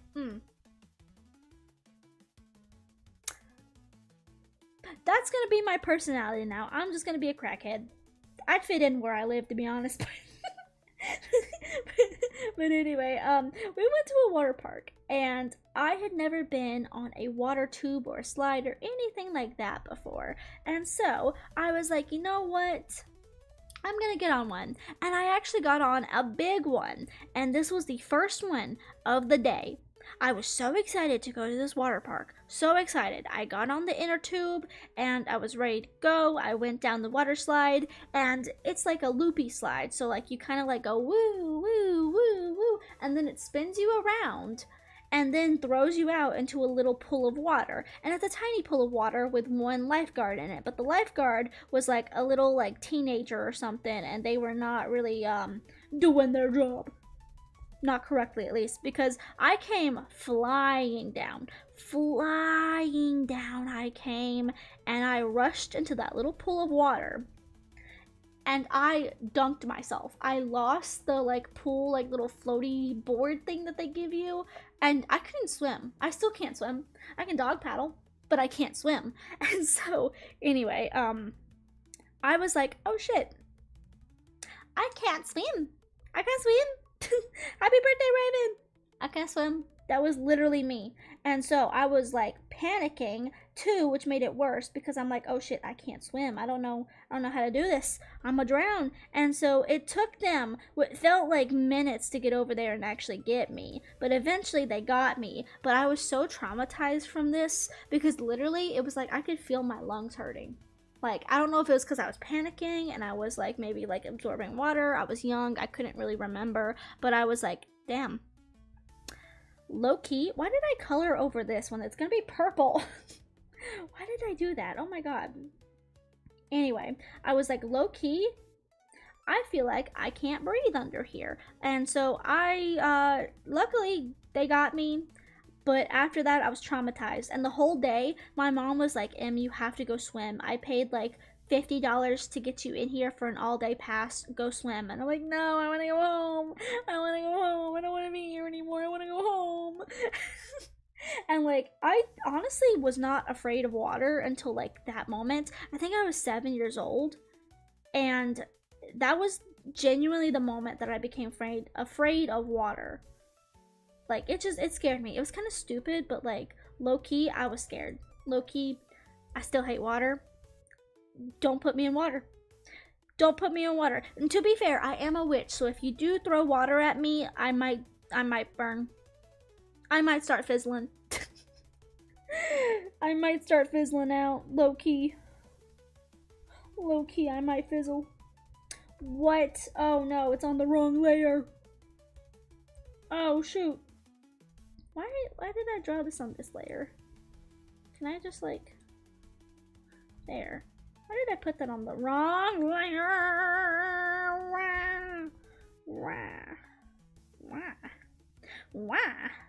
Why did I do that? Melt might melt, honestly, yeah. Mommy? What do you mean, mommy? Hey, what is this? What is this here? What layer is this on? Ricky, when I catch you, Ricky. Ricky, when I catch you. Oh my god. There's also this other time, I wasn't like, oh my god, I think I'm gonna die, but this is one of the few times that as a kid, like, I ever snapped at other kids. So, my favorite place to go vacationing as a kid and still as an adult, it's been years and I want to go back because it's genuinely some of like the best memories that I have as a kid, was going to Great Wolf Lodge, because again, Em likes magic and spells and stuff like that. I like witchy stuff, magical fantasy. And so at Great Wolf Lodge they have this game called Magi Quest. So basically what it is you go and you pick up a wand, and the wand has a sensor in it, and you go around the building tapping at like items like Like, for example, they would build animatronics or like paintings that had a sensor in it, or like devices that like showed faces or whatnot. And basically, it sent you on like a quest. And you guys probably know this if you watch me a lot. I play a lot of Wizard 101, and it's very Wizard 101 like. And that's one of the reasons why I love it dearly. And so, I really loved going to Magi Quest and playing the game. And so, I loved it so much and my parents, who didn't love it, they didn't love walking around. They wanted to go to like the spa and stuff. They were like, you can just like go and play, like call us if like anything happens. Like they gave me like at first, my first ever phone was like this little like track phone that you had to put minutes on and whatnot. And so they were like, here, like if you need to call us, like, you know, our numbers, like, you know, just be safe and whatnot. So I was like, okay. And so here I am by myself with this wand and the spell book that they give you, and I'm going around the venue and I'm looking for stuff. And so, we get to the floors. So at Magic Quest, there are many floors that you have to go up. There's like 4 in the Charlotte one. There's like 4 floors, and there's like a basement floor and stuff. And so anyway, I'm needing to go down to like the first floor. I'm on floor 4. I need to go down to the first floor for my quest. I was free range child at that point. And so I was like, okay, I need to go down here for this thing. So I'm gonna go down here. And I get on the elevator, and I just realized that your bows are pink on your arms. There we go. Anyway, I go down to the floor, and I'm like, I need to go down to floor 1. So I get on the elevator, and there's these kids on the elevator, and they have like pressed all sorts of buttons. All sorts of buttons. They have just like pressed every single button that they could, and then they got off. And when they got off, a voice talked to me, and I thought for a second, oh my god, that's God. I'm dead. I'm dying. Because this voice echoed. This sounds so dumb. The voice echoed. Hello? Is anyone there? And I was the only person now that these kids have left. I was the only person in that elevator. I was like, oh my god, God. I'm dying. Oh my god, my time has come. I'm so sorry. I'll go to vacation Bible school, please. Just let me live a little bit longer. And anyway, the voice was like, this is hotel security. Somebody press the emergency button. Are you okay?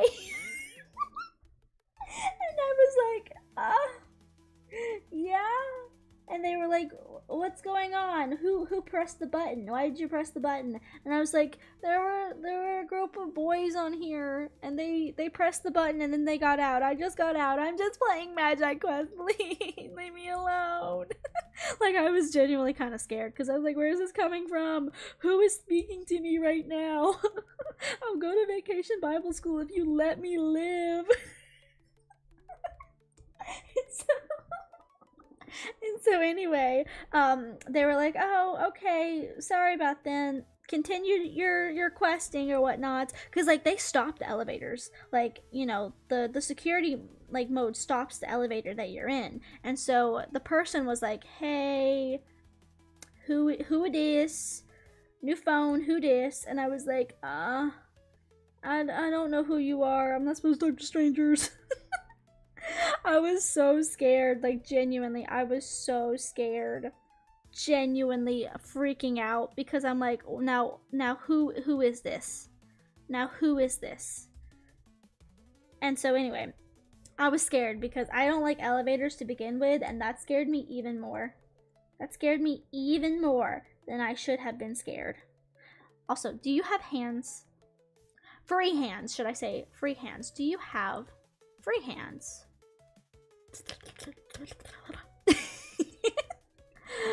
Do you have free hands? You do. You have free hands. Yes. Nice. Nice. Okay, this needs to be yeller. Yeller. Yeller. This is how I do the whites. You have to put it in transparency mode. What Grandpa needs his meds. Hey, get out of here. I'm sorry, but I'm laughing, crying at God Let Me Live, and I'm to Bible school, please. I don't know where that came from. It just came. I'll be a good child of God. I swear. I was like 7. I think I was 7 at this time, so I was young. God let me live and I'll go to Bible school. Do you have hands? I just want to know if you have hands. Hands that are covered. Do you have naked hands or real hands? Do you have real people hands? Does Rosa have real people hands? That is the question. Is Rosa real? That's the honest question. Honest question. Honest question. Is Rosa real? The question? The answer? Nar. Nar. Nar. Rosa is actually a figment of your imagination. She was never real all along, Em. In that outfit, naked hands. Naked hands. Because I know in other outfits you do actually have non-naked hands. Your hands do be non-naked in some. And then I am going to not put a lot of time into these gems. And I'm gonna put a sparkly. Put a sparkly on them. This was supposed to be a silly little thing, but then I got really into it, and now I'm like, yes. Make it goofy. Make it goofy. Make it goof. Make it goofy. Make her goofy looking. Make her a goof. Make her a goof. Okay. Hands. No. Skin. Rosa needs skin. Rosa needs hair. Rosa needs hair. Yes. Hair. Rosa needs skin. Rosa needs skin. I thank you, Raina. This doodle of you, bestie, is looking excellent. Thank you, thank you. I appreciate you. I was gonna make this be like a. I was gonna draw Momo as well, like this, and then I get so absorbed into Rosa. I feel like I'm putting so much time into these. Also, I keep like stopping to like yap about my stories, but I'm having fun story yapping. I like story yapping.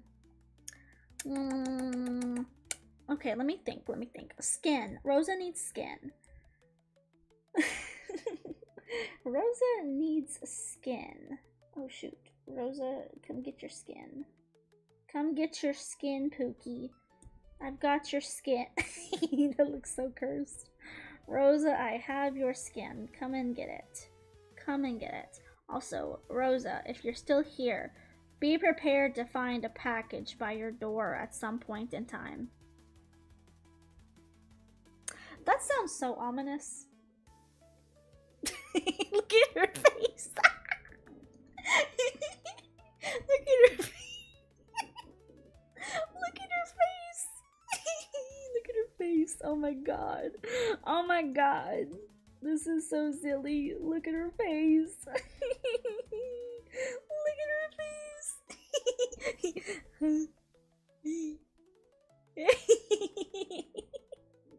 No, it's not a bomb. It's not a bomb. Well, maybe. No, it's not a bomb. It's not a bomb. Oh my god. I gotta, I haven't actually sent it yet. I haven't sent you your bomb yet, but Rosa birthday coming soon, guys. Rosa birthday soon. Where my subathon at? Where my Rosa subathon? Where my subathon? I actually don't even know how to do a subathon. Like, what do you even do? You just sit there and be like, give me money. Yay! I don't know what a subathon is. I just know that people, like, you know, are like, okay, we have money goal. Give me money. Give me money. Me too, though. Oh my god, if I ever did a subathon, I would have to embrace what that comment said about like, oh, I love watching my crackhead or something. What did they even say? There's something like, I can't, oh, it was another video. Oh, another video from the crackhead. That's what they said. Like, honestly, I would have to embrace that. And I'm gonna have to get a sign.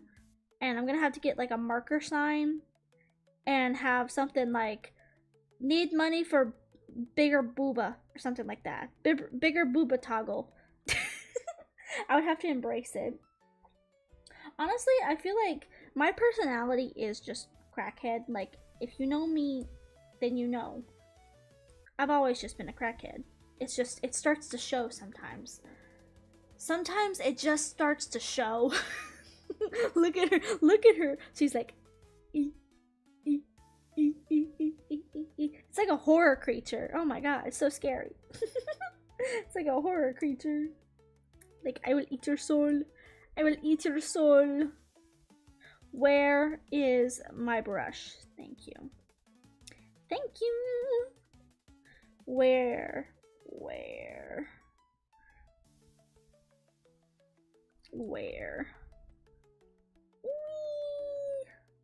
Oh, can I tell you that I cried the other day because this is dumb. It's dumb, but listen. Okay, I have it pulled up in another tab. Let me find it. Being abused. Okay, I cried because here's the thing. On my main YouTube channel, on Glitter M, I am doing a research document for an iceberg on Uma Musume because I have fallen into such love depression with this series that everything in my life is just horse girls. Everything is just the horses. And so I am trying to write a like little bit of a like doc or something that has information, and I was like, currently, yes, horses. Who are your faves? My fave is McQueen, and I'm not gonna lie, Goldship is becoming one of my favorites too because she's also crackhead. I love the crack. I love a good crackhead. I love a good crackhead. That's weird out of context, but but like the thing is, I've fallen in love with the horse game and the series, and so I just like I want to know what the hell did I do there. I just want to know everything that I can about the horses, and so I'm putting together a Google Doc, and I'm trying to find some information. And if you guys have anything that you would like for me to like add to the video, do let me know. But I've been trying to like find like information and stuff about the horses, and I have some sections that are about the real life horses, some that is about the anime characters slash game characters, some that's about the game, some that is, you know, about the real life, you know, like whatnot, all of it. I've got a little bit of all about it. Horse, no, horses, yeehaw, giddy up, nay. Nay. So you can call others crackhead, but when they call you it, yeah.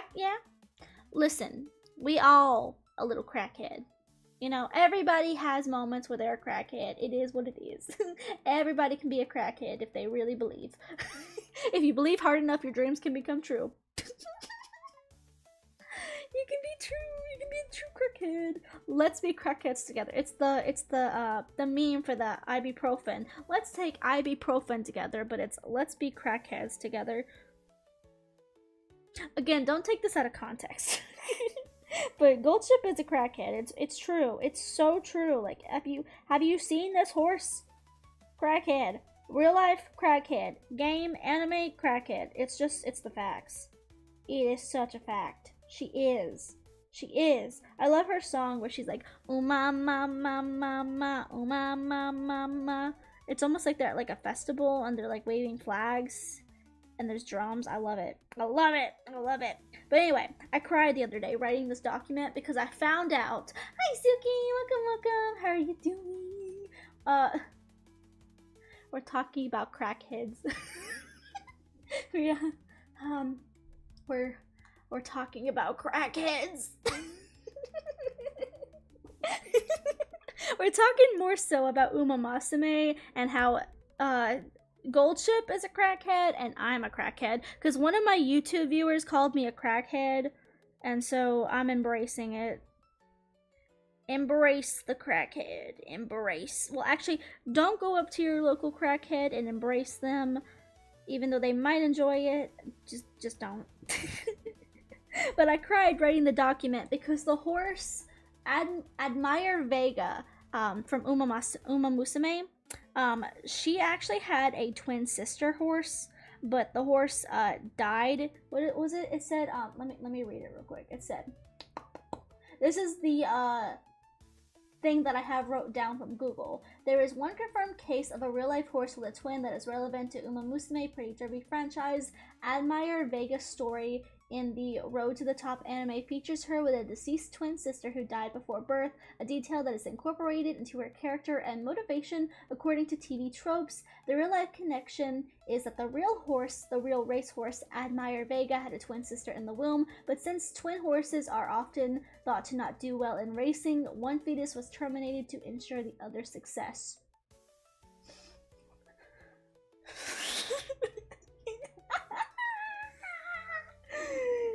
And so, do you see why I started crying? Do you see now? Do you see now why I just started bawling? Like, I was writing this document crying. I was crying because what do you mean? What do you mean? Why? Why? Yeah, we almost didn't have her, which is really sad. I was crying. It was so sad. I hate that. I hate that. Also, speaking of crackhead, look at Rosa. Look at that. Look at that little thing. Terror. Terror in those eyes. Terror. What do your eyes look like? Yeah. Imagine being the one who gets chosen to die just so your twin can be a racer. Yeah. Yeah. That made me actually very upset. So like I actually like just kind of copied and pasted that one because I'm like, I can't write that. I was crying at that point. Like, I don't know what it is with the stupid little horse game, but I've become so obsessed. It has genuinely awoken something in me that I have not felt since Love Live. Like, I love idol shows, I love idols, and Love Live was the first thing that like ever really like took me by the balls and was like, yes, this is your obsession. And so the horse game has done that now, and it's been a long time since I felt that way.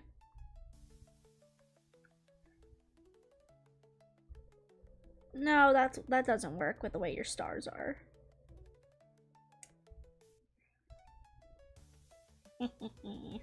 But I don't really like that. Is encroaching. Ah, too big. Too big. Too big. Too big. Prepar. Ah, Prepar is really good too. Yes. Yes. Am I done with Rosa? I think so. I think we're done with Rosa. Right? Right. Right, my little crackhead. Oh, let's give you some little blush. Let's give you a little bit of blush here. Just a little bit. Just a little bit. Maybe like tone it down a little bit. A little bit of blush. Then let's go in here and erase this. I feel like when I draw people, I have to give them blush or else it looks weird. To me, it doesn't look right if you don't have blush on. Gotta have a little bit, you know? Gotta have a little bit. Little bit. Turn it down just a little bit.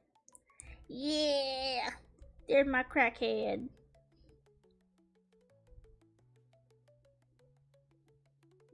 That's my crackhead. That's my crackhead right there. That's my little crackhead. Oh my god, okay. There's my little Rosa there. Oh my goodness.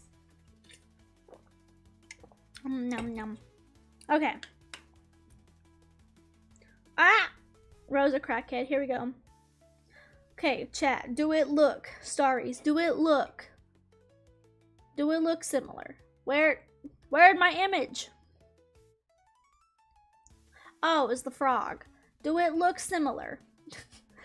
Because this is what I try to like base the Rosa off of. The way that they look up like that. Does it look similar? Probably not quite. Oh my god, it's not quite. I like Rosa's head is so like oval instead of round. But I love this art so much. I was like, I had to try my attempt at it. I had to try my attempt because it's so cute. You look like a Zooble. Oh my god. Rosa looks like a Zooble. You request uppies. Uppies, uppies. You look like a Zooble. Like, you look like you're gonna be like a little ball. And you're just gonna like roll out. I don't know why you're sideways either. Also, let's merge. Actually, let's just merge until we get to the end so I can show you what it looked like before. You boop, boop, boop. And so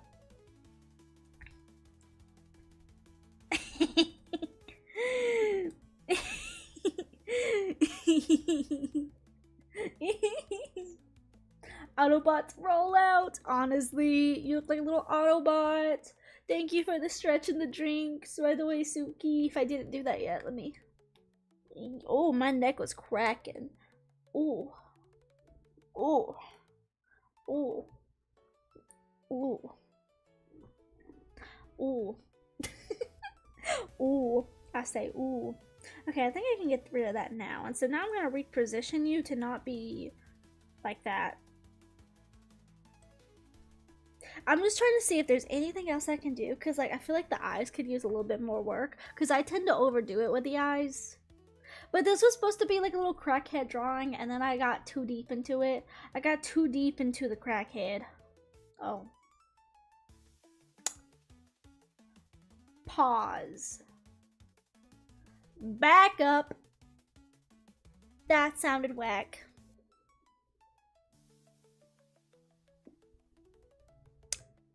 Anyway, anyway, I can get with my frog picture now. Yum, yum, yum. Oh, before I forget, what cosplays do you do? Oh, what cosplays don't I do? What cosplays don't I do? Let's see. I've done a lot of Love Live. I have a Uma Musume coming. I have, honestly, can I like pull up my page? Maybe I just pull up my page. Dining and dashing. I'm not dining and dashing. I'm always dashing. Wait, okay, let me see if I can actually pull into my Instagram or something. Like, okay. I think my Rosa's drawing done for today, so I'm gonna go over to chatting for a little bit. We'll go over to chatting a little bit because I have to save this off camera so you guys won't be able to see, because M has her 2.0 design in here, and when I go to my gallery, you can see it, and I don't want you to see it. Okay? I don't want you to see it. Not yet. We haven't reached the money yet. We haven't reached the money yet. Yes, I have the Uma cosplay for McQueen. McQueen's coming. I think I might have to do some modifications to it as well, because it's not quite pretty looking, you know. It's kind of cheap from what I saw. It was only $40, but it was kind of cheap looking. Dang, my tablet went down to 45%. 45. See, drawing streams always take so long for me, so like I don't do them that often because I want to finish everything in one go. So okay, let's see. Let me get rid of some of my PNG stuff that I had up here. Okay, let's see if I can log into my Instagram. I haven't logged into Instagram on here, so wish me luck. And then password. And then we can take a look. What do you mean my password's incorrect? Hold on, let me go into Instagram and check. Where? What? Password? Where? Password. Account privacy. Where? No, where's my password? Where's my password? What is my password? I don't even know. What if I just type in here, password? Password and security. What is my password? I'm gonna try something else.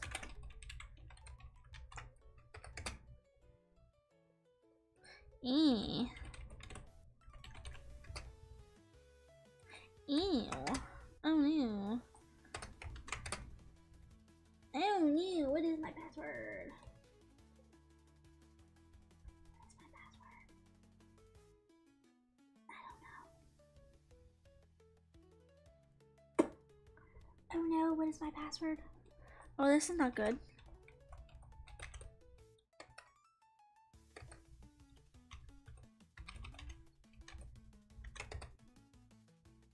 Oh no. I don't know my passwords. Let me go to a different account. Yeah, I'm not really a cosplayer, guys. It was all a lie. It was all the crack-headed delusions. The crack-headed delusions were telling me. Tell them you're a cosplayer. Okay, maybe I can just Google. Oh, I got in. I got in. I got in. To break your immersion real quick. Oh shoot. Okay. Don't start speaking. Don't start speaking. Don't start speaking. I'm going to break your immersion very quickly. I apologize. I apologize for breaking your immersion. Okay, I gotta go back to me now. Hey. Okay, I'm gonna switch real quick back to normal M so you can see, because I based my actual design here off of my real life counterpart. So let's see.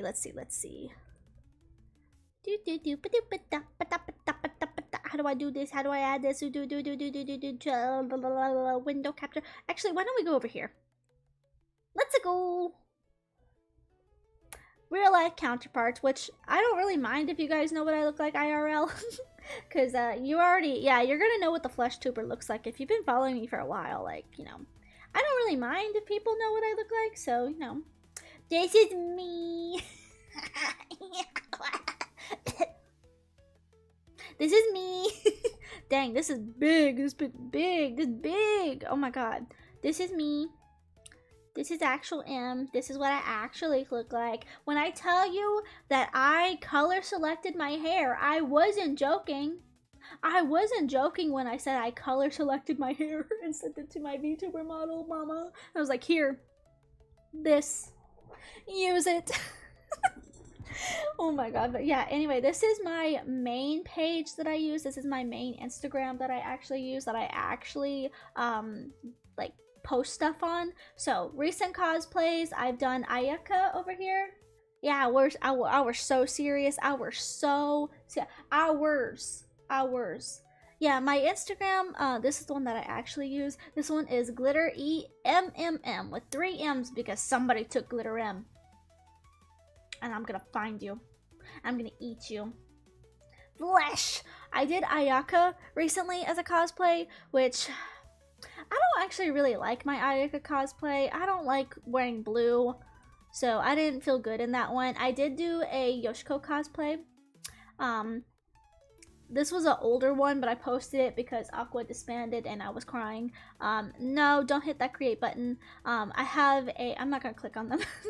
I have Anya Forager, I have Reen from Love Live, I have Klee, I have Hutao, I have Kana, I have Umi, Love Live, I have Mao Mao. This one was one that I did because I had the stuff. This is, what's your name? Oh my god. Louise. I almost said Eloise. It's Louise from Zero Familiar, which is a really good witchy manga series too, if you like that. Hutao, more Mao Mao, more Mao Mao. I love Mao Mao. Having a Buki, I don't quite love how I look as a Buki, especially in that one. I don't love that one. I know I have a March somewhere. I have a Mabel Pines. Mabel Pines. There's my March cosplay because I love March and she's my best girl. I also have, okay, I have my March stuff, but I have my oh, what is your name? Kaching. My Kaching stuff. I got rid of her cosplay and I want to do a cosplay about her because I love her way about her. I want to do a cosplay of her because I love her, but I didn't have anything, so I tried to do something. Just take some cute pictures, but I don't really vibe with them. I don't really vibe with them. Also, my favorite picture right here. Damn, I look so. Excuse me? That's not a photo. That's a reel. Damn. My favorite photo though. My favorite photo ever. Actually, if I could recreate that, damn, I'd be so powerful. I love this photo. I love this photo. And I also, this is how I like color combo myself a lot, is I always wear like the black skirt and then like some sort of t-shirt. Like that is my IRL. That's how I dress. Also, I put a heart there because my black fan was in the way and it was like disrupting my pretty pink stuff. And then you have the Dan Howell, you will get through this night book there, like damn.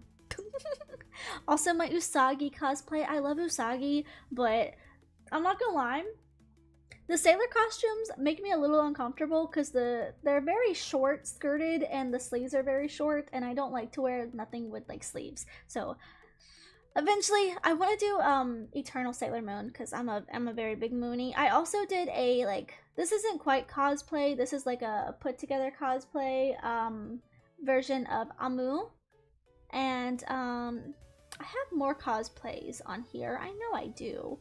They might be on my other, I know I have them on my other account.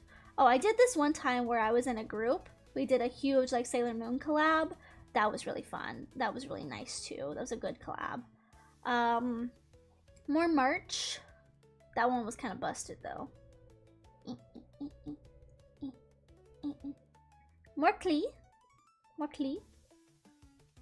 Yeah, you can follow my Instagrams if you guys want to. Cheeky promo, haha.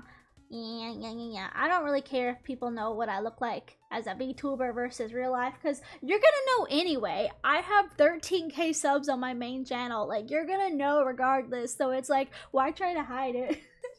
Why try to hide it, you know? Like, it's me. It's me.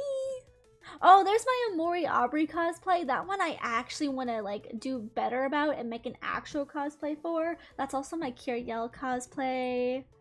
There's Mimi. We were talking about Mimi. There she is. As you can tell, Im loves magical girls.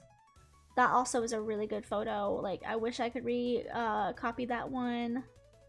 We're getting into like very old stuff now. Yeah. Okay, let me take this down real quick and I will show you my other. This is my old cosplay account that I don't use anymore. And I tried to get back into using it and then I couldn't. I just couldn't get into it. I tried, but I am not someone who is a full-time cosplayer. I've realized that now about myself. Oh god, that Mikon photo I hate. I hate that photo. I hate that photo. But this is my other cosplay account. There's a lot of different cosplays on here. I didn't like the Himiko one. That one busted. I didn't like that one. These are some of my older ones. I have this like Lolita version of Hu Tao. That's Kanon from Love Live. We got Chica. I did a Chica version. Mori. This is my Maid Cafe photo when I was like an OC what's it called? OC idol. I was a Kagi idol at one point. I haven't been using Insta that much since my storage was getting at me, so whatever Bessie's yapping about, I'm in the dark. I got you. I should actually start using my Instagram. I never get into it, so opening it was the first time I felt like I was boomer-fied. Boomer-fied! Oh my god, I feel that. Oh my god. Yeah, also my Chiaki cosplay. God, I wish I didn't get rid of that. Can you tell what kind of kid I was growing up?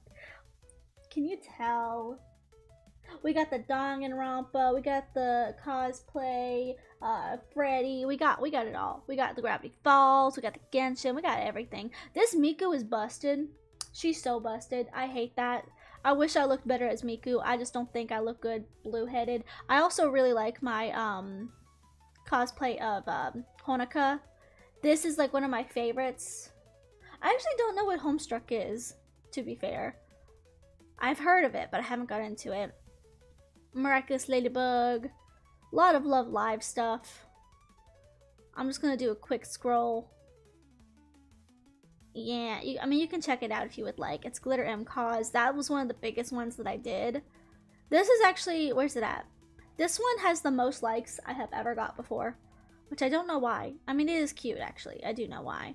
But yeah, now we're getting into cringe territory before I knew how to pose and lighting and stuff. Like,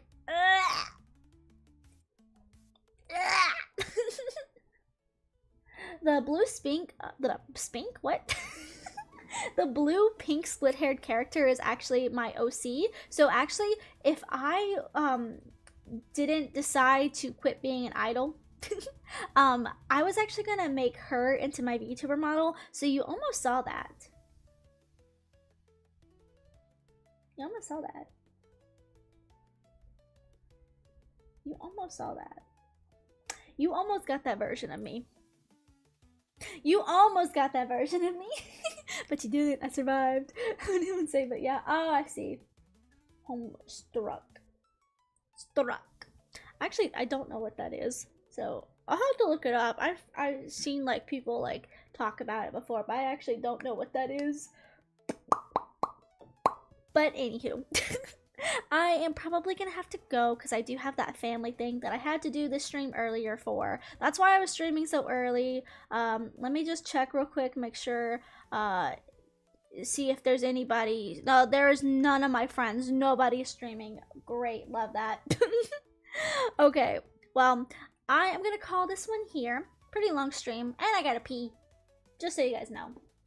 Gotta pee. But I had to move the stream up today from 8 o'clock to now because I have a family thing and I actually gotta go get ready for that and feed my dogs and take them potty and whatnot before we leave. So I'm going to go ahead and call it here today. But thank you all for coming and joining me for Go Piss Girl. Go Piss Girl. I will.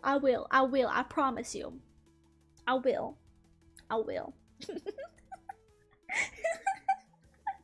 Oh my god. But anyway, thank you guys for joining me. And also, if you want that, Rosa, I will send you the PNG. Just let me know. But anywho, thank you guys for joining me. I might do something tomorrow, and I might not. I don't know. We'll have to see. Usually Rosa plans collabs for me, so I don't have to worry about it. But Rosa is on bed rest right now because she has no more teeth. Crackhead, the teeth, they're gone. It's all that meth.